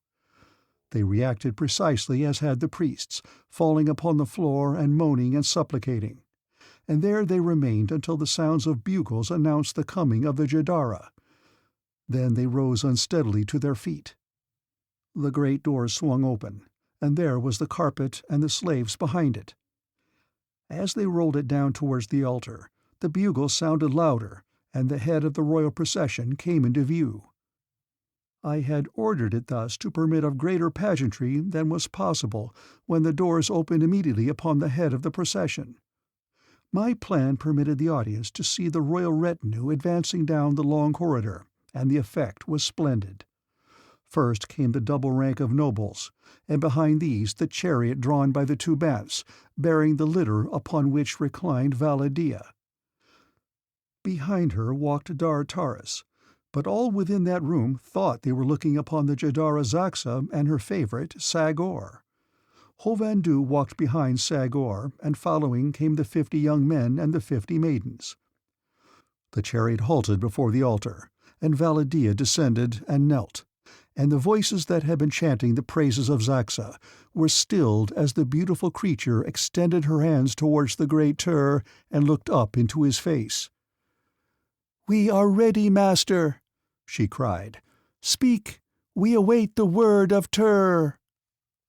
A gasp arose from the kneeling assemblage, a gasp that ended in a sob. I felt that they were pretty well worked up, and that everything ought to go off without a hitch. I placed the speaking tube to my lips. "I am Tur," I thundered, and the people trembled. "I come to pass judgment on the men of Phundahl. As you receive my word, so shall you prosper, or so shall you perish. The sins of the people may be atoned by 2 who have sinned most in my sight." I let the eyes of Tur rove about over the audience, and then brought them to rest upon Valla Dia. "Xaxa, are you ready to atone for your sins and for the sins of your people?" Valla Dia bowed her beautiful head. "Thy will is law, Master," she replied. "And Sagor," I continued, "you have sinned. Are you prepared to pay?" "As Tur shall require," said Taris. "Then it is my will," I boomed, "that Xaxa and Sagor shall give back to those from whom they stole them the beautiful bodies they now wear, that he from whom Sagor took this body shall become Jeddak of Phundahl and High Priest of Tur, and that she from whom Xaxa stole her body shall be returned in pomp to her native country. I have spoken. Let any who would revolt against my word speak now or forever hold his peace." There was no objection voiced. I had felt pretty certain that there would not be. I doubt if any god ever looked down upon a more subdued and chastened flock. As I had talked, Gorhages had descended to the base of the idol and removed the bonds from the feet and legs of Xaxa and Sagor. "Extinguish the lights," I commanded. A trembling priest did my bidding. Valla Dia and Dartaris were standing side by side before the altar when the lights went out. In the next minute they and Gorhages must have worked fast, for when I heard a low whistle from the interior of the idol's base, the prearranged signal that Gorhages had finished his work and ordered the lights on again, there stood Xaxa and Sagor, where Valla Dia and Dartaris had been, and the latter were nowhere in sight. I think the dramatic effect of that transformation upon the people there was the most stupendous thing I have ever seen. There was no cord or gag upon either Xaxa or Sagor, nothing to indicate that they had been brought hither by force. No one about who might have so brought them. The illusion was perfect. It was a gesture of omnipotence that simply staggered the intellect. But I wasn't through. "You have heard Xaxa renounce her throne," I said, "and Sagor submit to the judgment of Tur." "I have not renounced my throne," cried Xaxa. "It is all a—" "Silence!" I thundered. "Prepare to greet the new Jeddak, Dartaris of Phundahl." I turned my eyes towards the great doors, and the eyes of the assemblage followed mine. They swung open, and there stood Dartaris, resplendent in the trappings of Horasan, the long-dead Jeddak and High Priest, whose bones we had robbed in the base of the idol an hour earlier. How Dartaris had managed to make the change so quickly is beyond me, but he had done it, and the effect was colossal. He looked every inch a Jeddak as he moved with slow dignity up the wide aisle along the blue and gold and white carpet. Xaxa turned purple with rage. "Imposter!" she shrieked. "Seize him! Kill him!" And she ran forward to meet him as though she would slay him with her bare hands. "Take her away," said Dartaris in a quiet voice, and at that Xaxa fell foaming to the floor. She shrieked and gasped and then lay still, a wicked old woman dead of apoplexy. And when Sagor saw her lying there, he must have been the first to realize that she was dead, and that there was now no one to protect him from the hatreds that are leveled always at the person of a ruler's favorite. He looked wildly about for an instant, and then threw himself at the feet of Dartaris. "You promised to protect me!" he cried. "None shall harm you," replied Dartaris. "Go your way and live in peace." Then he turned his eyes upward towards the face of the Great Tur. "What is thy will, master?" he cried. "Dartaris, thy servant, awaits thy commands." I permitted an impressive silence before I replied.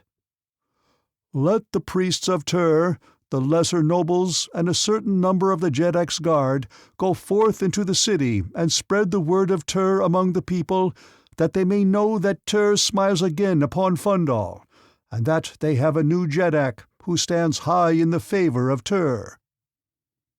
Let the higher nobles attend presently in the chambers that were Xaxa's, and do honor to Valla Dia, in whose perfect body their Jeddara once ruled them, and effect the necessary arrangements for her proper return to Duhor, her native city. There also will they find two who have served Tur well, and these shall be accorded the hospitality and friendship of every Phundalian, Gorhages of Tunol and Vadvaro of Jasum. Go, and when the last has gone, let the temple be darkened. I, Tur, have spoken." Valla Dia had gone directly to the apartments of the former Jeddara, and the moment that the lights were extinguished, Gorhages and I joined her. She could not wait to hear the outcome of our ruse, and when I assured her that there had been no hitch, the tears came to her eyes for very joy. "You have accomplished the impossible, my chieftain," she murmured, "and already can I see the hills of Duhor and the towers of my native city. Ah, Vadvaro, I had not dreamed that life might again hold for me such happy prospects. I owe you life, and more than life." We were interrupted by the coming of Dar Taras, and with him were Hovhandu and a number of the higher nobles. The latter received us pleasantly, though I think they were mystified as to just how we were linked with the service of their god, nor, I am sure, did one of them ever learn. They were frankly delighted to be rid of Xaxa, and while they could not understand Tur's purpose in elevating a former warrior of the guard to the throne, yet they were content if it served to relieve them from the wrath of their god, now a very real and terrible god, since the miracles that had been performed in the temple. That Dar Taras had been of a noble family relieved them of embarrassment, and I noted that they treated him with great respect.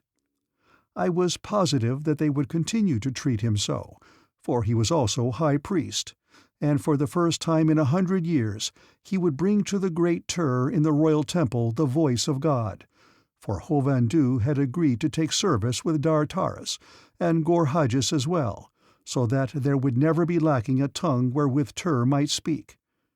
I foresaw great possibilities for the reign of Dar Taras, Jeddak of Phundahl. At the meeting held in the apartments of Xaxa, it was decided that Valla Dia should rest 2 days in Phundahl, while a small fleet was preparing to transport her to Duhor.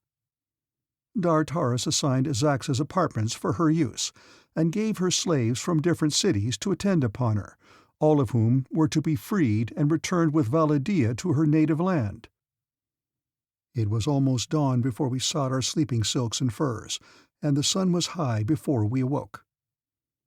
Gorhages and I breakfasted with Valla Dia, outside whose door we had spread our beds that we might not leave her unprotected for a moment that it was not necessary. We had scarce finished our meal when a messenger came from Dar Taras, summoning us to the audience chamber, where we found some of the higher officers of the court gathered about the throne upon which Dar Taras sat, looking every inch an emperor. He greeted us kindly, rising and descending from his dais to receive Valla Dia and escort her to one of the benches he had placed beside the throne for her and for me. "There is one," he said to me, "who has come to Phundahl overnight and now begs audience of the Jeddak, one whom I thought you might like to meet again."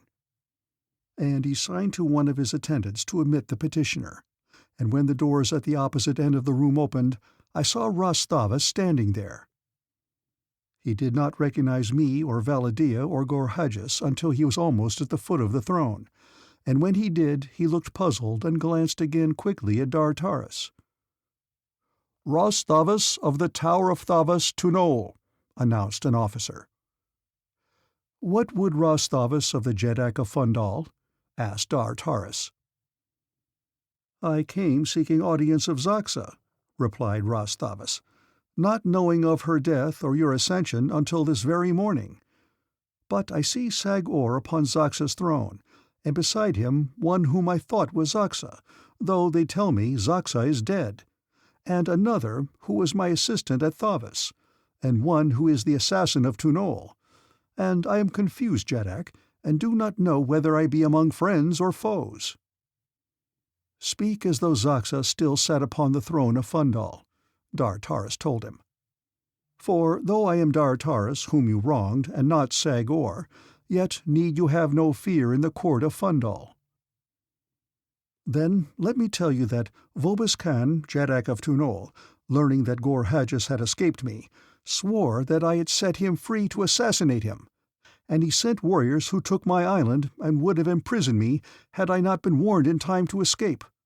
And I came hither to Xaxa to beg her to send warriors to drive the men of Tunol from my island, and restore it to me that I may carry on my scientific labors."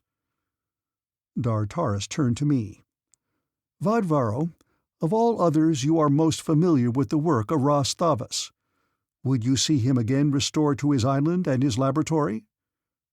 "Only on condition that he devote his great skill to the amelioration of human suffering," I replied, "and no longer prostitute it to the foul purposes of greed and sin." This led to a discussion which lasted for hours, the results of which were of far-reaching significance. Ras Thavas agreed to all that I required, and Taris commissioned Gorhajas to head an army against Phundahl.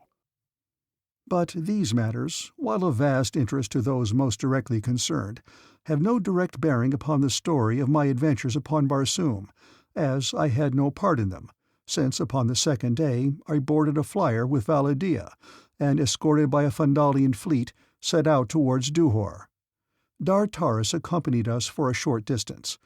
When the fleet was stopped at the shore of the great marsh, he bade us farewell, and was about to step to the deck of his own ship and return to Phundahl, when a shout arose from the deck of one of the other ships, and word was soon passed that a lookout had sighted what appeared to be a great fleet far to the southwest. Nor was it long before it became plainly visible to us all, and equally plain that it was headed for Phundahl. Taris told me then that as much as he regretted it, there seemed nothing to do but return at once to his capital with the entire fleet, since he could not spare a single ship or man if this proved an enemy fleet, nor could Valla Dia or I interpose any objection. And so we turned about and sped as rapidly as the slow ships of Phundahl permitted back towards the city. The stranger fleet had sighted us at about the same time that we had sighted it, and we saw it change its course and bear down upon us. And as it came nearer, it fell into single file and prepared to encircle us. I was standing at Taris' side when the colors of the approaching fleet became distinguishable, and we first learned that it was from Helium. "Signal and ask if they come in peace," directed Taris. "We seek word with Xaxa, Jadara of Phundahl," came the reply. "The question of peace or war will be hers to decide. Tell them that Xaxa is dead, and that I, Taris, Jeddak of Phundahl, will receive the commander of Helium's fleet in peace upon the deck of this ship, or that I will receive him in war with all my guns. I, Taris, have spoken." From the bow of a great ship of Helium there broke the flag of truce, and when Taris' ship answered it in kind, the other drew near, and presently we could see the men of Helium upon her decks. Slowly the great flyer came alongside our smaller ship, and when the two had been made fast, a party of officers boarded us. They were fine-looking men, and at their head was one whom I recognized immediately, though I never before had laid eyes upon him. I think he was the most impressive figure I have ever seen as he advanced slowly across the deck towards us. John Carter, Prince of Helium, Warlord of Barsoom. "Taris," he said, "John Carter greets you and in peace, though it had been different, I think, had Xaxa still reigned." "You came to war upon Xaxa?" asked Taris. "We came to right a wrong," replied the warlord. "But from what we know of Xaxa, that could have been done only by force." "What wrong has Phundahl done Helium?" demanded Taris. "The wrong was against one of your own people, even against you in person." "I do not understand," said Taris. "There is one aboard my ship who may be able to explain to you, Taris," replied John Carter with a smile. He turned and spoke to one of his aides in a whisper, and the man saluted and returned to the deck of his own ship. "You shall see with your own eyes, Taris." Suddenly his eyes narrowed. "This is indeed Taris, who was a warrior of the Jedara's guard and supposedly assassinated by her command?" "It is," replied Taris. "I must be certain," said the warlord. "There is no question about it, John Carter." I spoke up in English. His eyes went wide, and when they fell upon me and he noted my lighter skin, from which the dye was wearing away, he stepped forward and held out his hand. "A countryman?" he asked. "Yes, an American," he replied. "I was almost surprised," he said. "Yet why should I be? I have crossed. There is no reason why others should not. And you have accomplished it. You must come to Helium with me and tell me all about it." Further conversation was interrupted by the return of the aide, who brought a young woman with him. At sight of her, Dartaris uttered a cry of joy and sprang forward, and I did not need to be told that this was Caravassa. There is little more to tell that might not bore you in the telling, of how John Carter himself took Valla Dia and me to Duhor after attending the nuptials of Dartaris and Caravassa, and of the great surprise that awaited me in Duhor, where I learned for the first time that Khorsan, Jeddak of Duhor, was the father of Valla Dia, and of the honors and the great riches that he heaped upon me when Valla Dia and I were wed. John Carter was present at the wedding, and we initiated upon Barsoom a good old American custom, for the warlord acted as best man.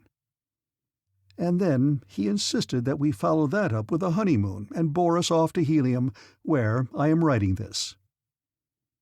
Even now it seems like a dream that I can look out of my window and see the scarlet and the yellow towers of the twin cities of Helium, that I have met and see daily Cathoris, Thuvia of Tarth, Tara of Helium, Gaean of Gathol, and that peerless creature, Dejah Thoris, Princess of Mars.